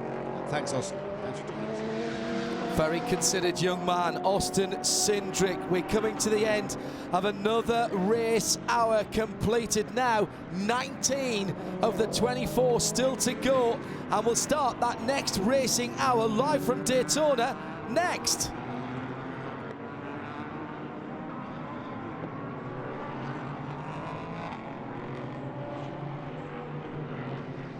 24 BMWs come in. Jesse Krohn, there have been a few problems for the car. How was it in that stint? Well, we got the car fixed. Unfortunately, we lost quite a few laps. We got one back. Explain what the problem was. The Zonardi steering wheel, the pins inside that, broke the pins inside the steering column, and that broke our steering wheel, so we had to change the whole steering column. Now everything seems to be working fine. We're just on a back foot. On the back foot, and like everyone else on the track, that's getting really quite cold. So going out on new tyres on a cold, getting ever more cold track must be so difficult. Yeah, it's tricky. It's I'm Finnish, so I'm used to driving on the ice. It's like driving on the ice, so I'm pretty comfortable. Yeah, but you just have to look out to not look in front tires or anything, not to generate flat spots. Okay, thank you very much, Jesse Krohn. Yes, it was Jesse Krohn, of course, that took that car out after the problem. My apologies. Bit of battling going on out in the circuit in GT Daytona. 96 BMW, Jens Klingman and Nick Cassidy in the Lexus RCF GT3, the number 14 car. They were side by side going into the braking area for the bus stop chicane, and Justin Marks is right there as well in the number 86. That's the Acura NSX GT3. So inside 19 hours to go. We've got the back of this one broken, Jeremy, really, haven't we? We have, and Kamui Kobayashi in the lead car just turned the new fastest lap of the race at a 1:35.072. That's amazing. At this time of the race, you wouldn't normally expect anybody to be setting fastest lap in a race. The gap from first to second, it kind of stabilized around about 12 seconds. You remember before the round of pit stops, it got out to about 13 or 14 when Kobayashi he got that car quickly up to speed after a couple of early scares there, but now he's really turning up the wick, and again he's edging away now from Tristan Nunez in second place. And going back a few years, Graham Duxbury from South Africa, who won this race in 1984, Graham, things are a bit different nowadays, aren't they? Sure, totally. The track is very similar. I don't know when they last changed things here, but the racetrack is very much the same. Yeah. But the facilities and the whole pit area and the press area, I mean, it's just absolutely astonishing. And of course, the cars are so different. You know, if you go back to the car I drove in 1984, it was a steering wheel with an on-off button on it, and that was it. And now you look at the electronics in all the cars, and the amount of information the drivers are getting from the pit wall. You know, whether it be brake temperatures or anything else, tires going softer and so on. All this information is being given, whereas in our day it was you got in the car and you drove, and eventually somebody called you in to put in more fuel. Very, very different. Very, very different. That was the march back then, was it? The creepy crawly march that you won races. It was the 83G. Was that the Porsche engine? Yeah, Porsche 956 engine and gearbox. Yeah, exactly right. Yeah. I mean, but how hard could you push that car? I mean, these guys are driving flat out. I think this is much more competitive. If you consider that year was the first year of the 962 Porsches and the Andretti's, Michael and Mario put the car on pole, and we were second. And there were some other cars that were quick, but not the sort of competition you're looking at here. And certainly after 4 hours to have the first 6 cars in 30 seconds, you know, that's the difference. It's incredibly close. And you're watching earlier, you know, a couple of hours ago, there was 5 of them within maybe 2 seconds. So it's a very, very close race. It's anybody's race at the moment. But how hard could you push the car? I mean, you weren't on the limit, were you? Because you knew pretty much that something was likely to break on the car. Well, I don't know about braking, because remember that was Al Holbert's car, so it was a well-sorted car. True. But you don't want to make mistakes. You don't want to go off. You don't want to damage the car. You know, by using curbs or using anything else, it put you into a position where you would then lose time. So you might make up a couple of tenths in a lap, but now if you went off or anything went wrong with it, you're going to lose a lot more than that. But that was a new fastest lap last time around for Kobayashi. 1:34.5, a full half a second quicker. But Graham, that was a proper gearbox car. That was 3 pedals and a stick shift. So you know, and you had a rev counter, not a set of lights. Correct. So you know, and you had to match on the downshift. So you'd have been heeling and towing as well, because it was the downshift that was likely to do damage to the engine rather than holding it on the upshift. You still had a rev limiter for your upshift, not as hard a rev limiter you have nowadays, but it was the downshift that would do the damage. Absolutely, 100% correct. In fact, talking about gearbox, the part of my body that was the most sore was my hand from changing gears. I mean, I'd never done a 24-hour race. I'd never done a long-distance race. I came from single-seaters, and that was the most painful part of the entire thing. You know, we get blisters on the palm of your hand from changing gears. And I mean, even on a track like this, you change gears quite a lot round the lap. Yeah, you do. Well, obviously the infield, once you're on the banking, no. Right. But around the infield, yeah. And if you're in 4 speed box or a 5? 5 speed box. Yeah. So yeah, very good. You know, you mentioned earlier about how quick Alonso is, but Kobayashi, you know, ultimately remember he's the guy who put the Toyota on pole at Le Mans. Correct. He's an incredibly fast driver, and if you were here on Thursday evening, you know, he didn't practice, as you were talking about earlier. Yeah. He got here late and went out in the dark, and within 3 laps he was absolutely on it. Yeah. I mean, he's a incredibly fast driver. That lap at Le Mans last year was otherworldly. He was outstanding. We didn't have full TV coverage in the qualifying sessions this year, so we were watching his progress on the split times and also on the tracker, and it was not a clear lap in terms of traffic. He was outstanding. He was absolutely outstanding. And if you remember, at the end of the qualifying session at Le Mans, Alonso was in the car, and he hadn't done the time, but he was in the car as the checkered flag fell at midnight.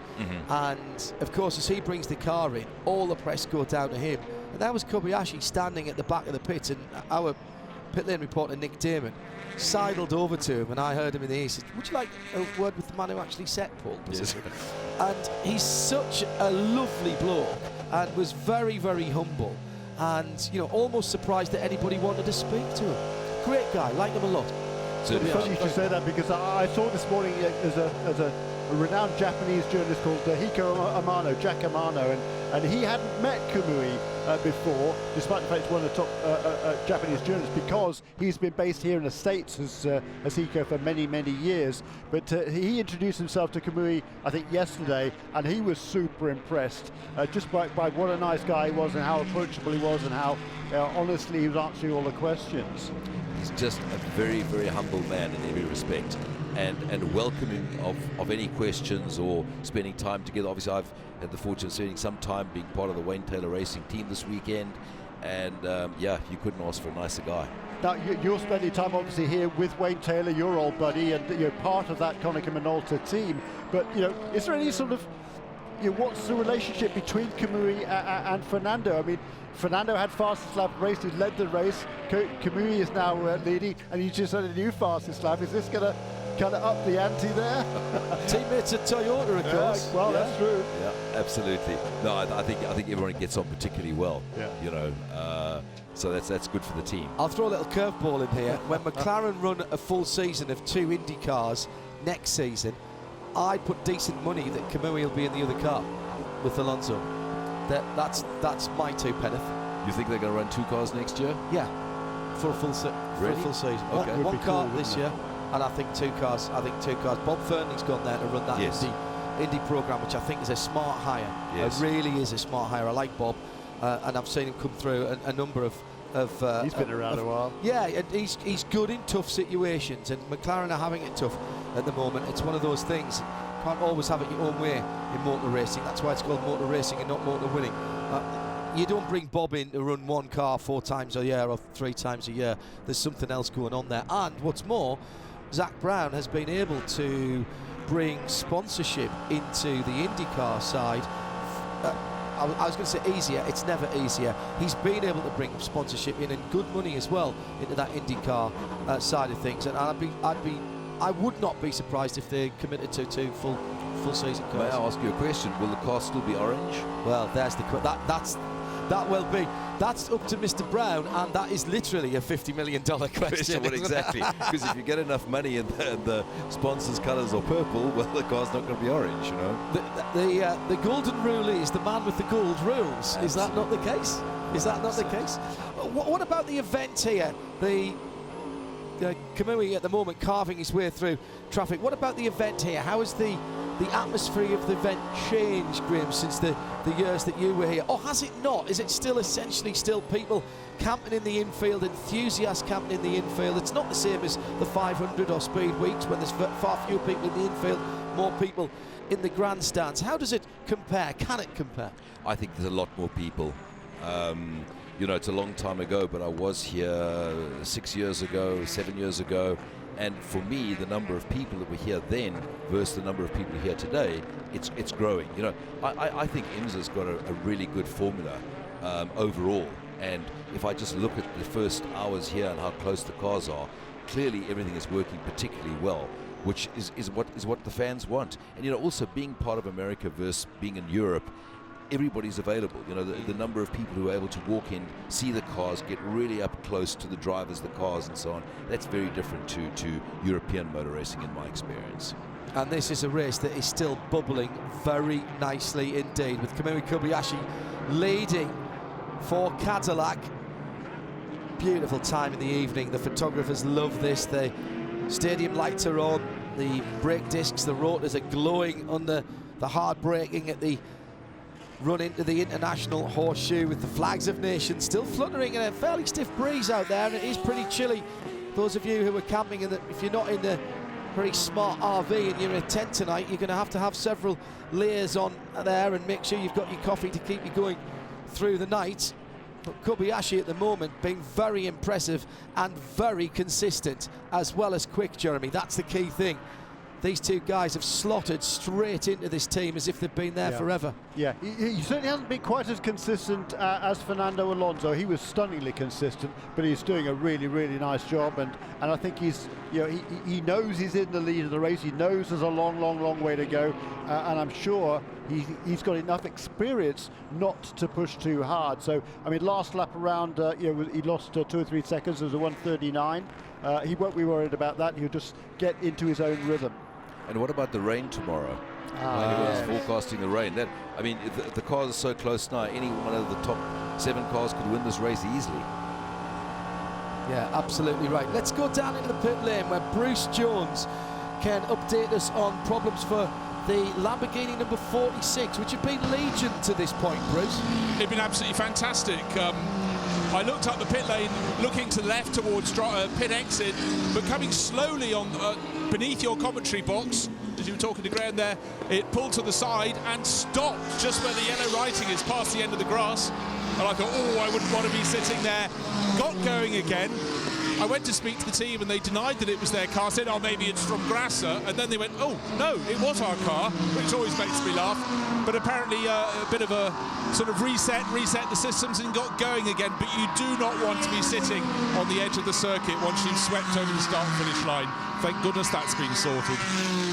Thank you, Bruce. Starting to get a bit of a battle in GT Le Mans. Second place car in the pits. Oh, right, okay. Second place car in the pits, says Bruce. We'll get the binos down on the early. Oh, that was a super quick pit stop. That was the 77 of Tristan Nunez, who has that car has the fastest centre section, second sector of the race. Third sector, excuse me. Read that correctly. Nice to see that those purple times, which denote the very fastest times in each sector, have been spread out between the different manufacturers. So that leaves then a 14-second gap between Kobayashi and Simon Pagenaud. Those guys pitted, what, some 20, getting on for 20 laps ago. 18 laps ago, those guys in the pit lane or thereabouts. So they've got a few to do before they peel off for their next run down pit lane. I would expect the Acura's in certainly next lap or the lap after. On the last sequence of pit stops, number 77 car was the first one in. Right. Then there's number 7, 6, 85 and 55. What are they getting, Jeremy? About 20 laps? Yeah, thereabouts, yes. Yeah. I think just one of the other things, the cars are so close, but being cooler, reliability is less of an issue. And of course, if it rains, depending how long it rains for, that means that the cars are going to be looked after even more. So the number of cars that are going to finish potentially is going to be higher than would normally be the case unless somebody goes off into the fence in the rain. Both of the Acuras into the pit lane. They're pitted in vastly different positions. Let's head down to Joe Bradley for the one that's closest to him. Yeah, we've got a driver change going on as well. Fuel going in and Michelin tyres. It's the number 6 Acura that is pitting. Fuel still going in. Didn't see who got in. We'll check that out and we'll certainly get a word from the inside, get a bit of insight into the happening to the cockpit. Oh, I love how we're able to wheel spin away from our pit boxes here at Daytona. What a sight, what a sound. Both Acuras in then, but in wildly different parts of the pit lane. Roger Penske not having his cars pitted together. There's about 10 or a dozen pit boxes between them. And, oh, the 6 car, no, it's all right, don't panic, because you have to go all the way around the corner before you can unlatch the pit lane speed limiter. 23 seconds that car shows on the side of it for its pit stop, as Juan Montoya takes out the 6. Alexander Rossi brought in the 7 Acura Team Penske prototype, and it was Ricky Taylor who got in there, which is spot on the rotation. These prototypes, Graham, are something else nowadays. I know people look at the WEC and the technology that Toyota and Porsche and Audi have had with the hybrids, and I have to say those cars were extraordinary to see up close, and I spent some happy seasons watching those cars racing each other. But these DPIs, they are actually doing a very, very good job in motorsport terms at a reasonable return on investment. I couldn't agree with you more. in every respect, but they're also very beautiful cars. I think so too. You know, the whole lot of them are great, but I mean, in fairness, that Acura really is a very pretty motor car. And I love the idea of them looking, you know, taking some styling cues from the cars, from the manufacturers on whose badge is sitting on. Because the front of that, you can see the NSX in the front of that car. And you know, surely with the success of this, you'd end up with more manufacturers getting involved as well. It's a good way to go racing. A packed infield as the darkness descended some time ago. The Ferris wheel is going. There's a reverse bungee that looks rather like some kind of Stargate out there. A battle starting to build at the front of the GTLM with Fred McAvecchi being caught by Philippe Eng. Well, actually, he just pulled out half a second last time around, but the big battle at the moment is between Timo Bernhard, who's taken over the 77 Mazda. Yes, that Timo Bernhard, Le Mans winner, Porsche, Audi driver, now part of the Mazda group, and looking at the back of Juan Montoya's 4th place Acura DPI. And that Rubens Barrichello also has just taken over the number 85 car as well. Fantastic. Kobayashi, Durrani, John Bennett just gone back out in the 54 Core. That's the Nissan car, so that'll drop down from where it was in 3rd. Montoya, Bernhard, Ricky Taylor, Rubens Barrichello, Bomarito and Trummer, your top 9. Yeah, and that number 54 car, having had the problems early on with the puncture, lost a couple of laps, it got those back. It was up into 6th position, and John Bennett did a really good opening stint, and we'll see now what he can do with the car in a much better position than it was earlier on. We've had a nice... 10 car still hasn't been in, has it? No. Kobayashi still out there. Last pitted 19 laps ago, so maybe one more. He's not exactly been driving with these soft, fluffy slippers on, has he? He's thrown that car around. Absolutely fine. I mean, he set new fastest lap of the race, including one the last time around was a full half a second quicker than his previous best, which tells you how much I think is in reserve there. But on the last round of pit stops, he came in 3 laps later than the number 77 car. He's already now completed 3 laps more on this stint than the number 77. Right, copy that. 77 being driven at the moment by Timo Bernhard, just under a second further back down the road than Juan Montoya. So that's 3rd and 4th. Pipo Derani. And in the pits, Kamui Kobayashi. And that is right opposite where we are. No sign of Kobayashi getting out the car. And that is... Was that fuel only there? I didn't see tyres are still on the wall. New tyres are still on the wall. That's fuel only for the number 10 car. So that's very interesting indeed. They've sent Kamui. That car did not, I see, come up off on the jacks. It may have happened earlier before I got on, but I don't think so. I think that's fuel only. Let's go down to Joe Bradley, who's with Simon Pagenaud. Joe? Simon, I couldn't actually hear what you were debriefing the engineer, but if you can tell us, give us a bit of insight. What sort of information were you passing there about the number 6 Acura? Yeah, I mean, you try to give information to teammates about traffic and you know, little tricks here and there, where to pass and what car is doing what specific tricks. But the other thing is obviously the car balance. If we can adjust it with tire pressure and then the brake wear, really, those are the things we're really looking at, obviously, and strategy. You know, it seems like the Cadillac are going long on fuel, so we have to keep an eye on that. And I would imagine, Simon, that in the night time, it's a little bit different. You can recognize the GT cars, you know who the dodgy ones are when you come to pass, but in the night time, it's just lights, isn't it? Yeah, it's very true, especially black cars. You know, you can't tell the numbers, and the numbers is really what you try to remember to know if it's a good car or a slower car with a strange behavior. So yeah, it's, you know, that's part of Daytona. That's part of 24 hours of racing. That's part of the game, and you got to be better than the others at that job. And do you use a spotter up on the roof? How useful?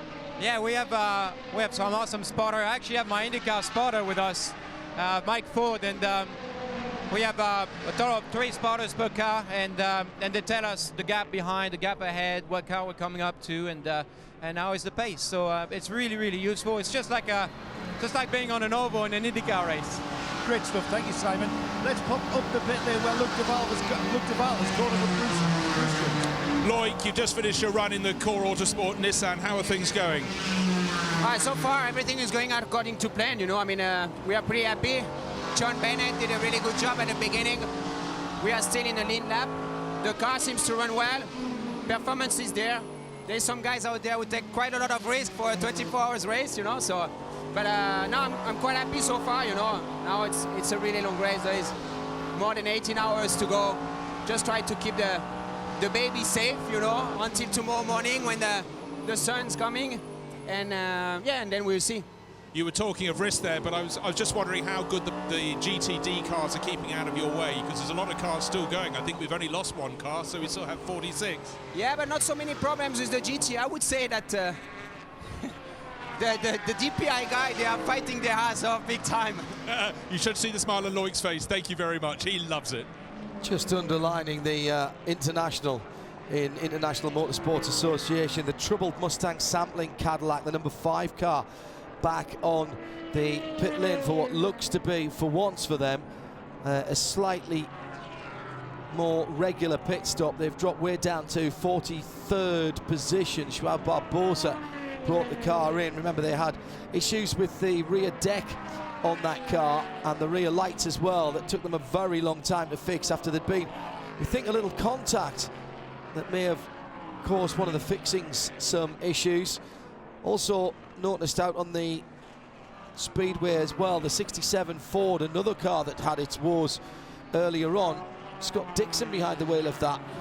Inside the top 30, actually just overtaken Ezequiel Perez Companc in the Starworks Audi for 29th position overall and 8th in GT Le Mans. Well, that car's got a huge chunk of bodywork on the right rear missing, including the right rear light cluster. Not such a problem around here. It does have one. That is what the regulations demand, that you have a rear light.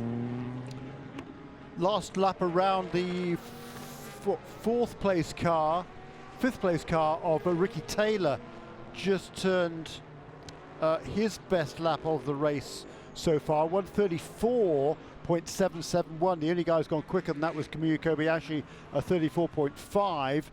Most of the other DPIs, best laps in the low 35s. The lap record from last year, by the way, was a 36.2 for Philippe Albuquerque. And actually, let me just correct myself. It was the 66 that had the chunk out of it. That's Dirk Muller in 5th position, so that's not the delayed Ford. The Scott Dixon 67 car is actually looking pristine again now after its bodywork problems earlier on when it had to go behind the wall. So that is the better of the 2 placed Fords.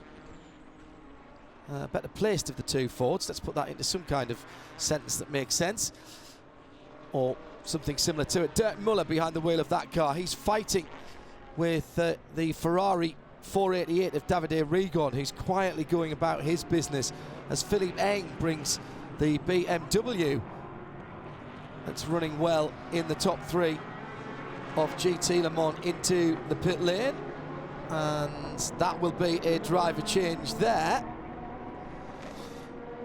And Bruce Jones is on site to have a look at that one. Who's getting into that as Philippe Eng gets out, Bruce? Well, he's the driver who wasn't expected to be taking part in this weekend's race for BMW Team RLL. It's Augusto Farfus, of course, a driver with BMW. If you cut him in half, he's got a BMW Rondell in his midst. Doesn't matter if it's DTM, sports cars, whatever he can, he gets on board. So he came on this weekend and will be doing a very good job, no doubt. I watched him being briefed before he got in. Even drivers with 20 years of experience, at least behind the wheel, like to have a little bit of information fed their way. Didn't get to talk to the driver getting out.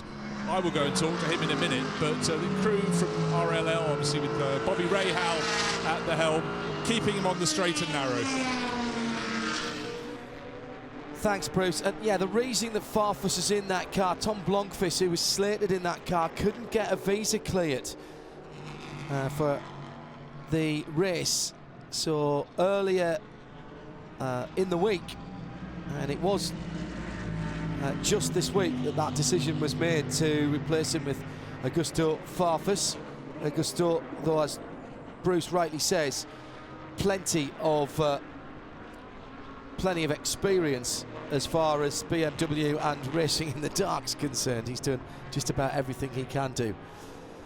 Let's have a word with Philippe Eng, who's just got out of the car. Bruce said he would collar him before he disappeared, and he has done. Bruce. Philippe, that looks like a well-earned drink, but it's very busy out there. We've still got 46 cars out of the 47 running, so traffic all around.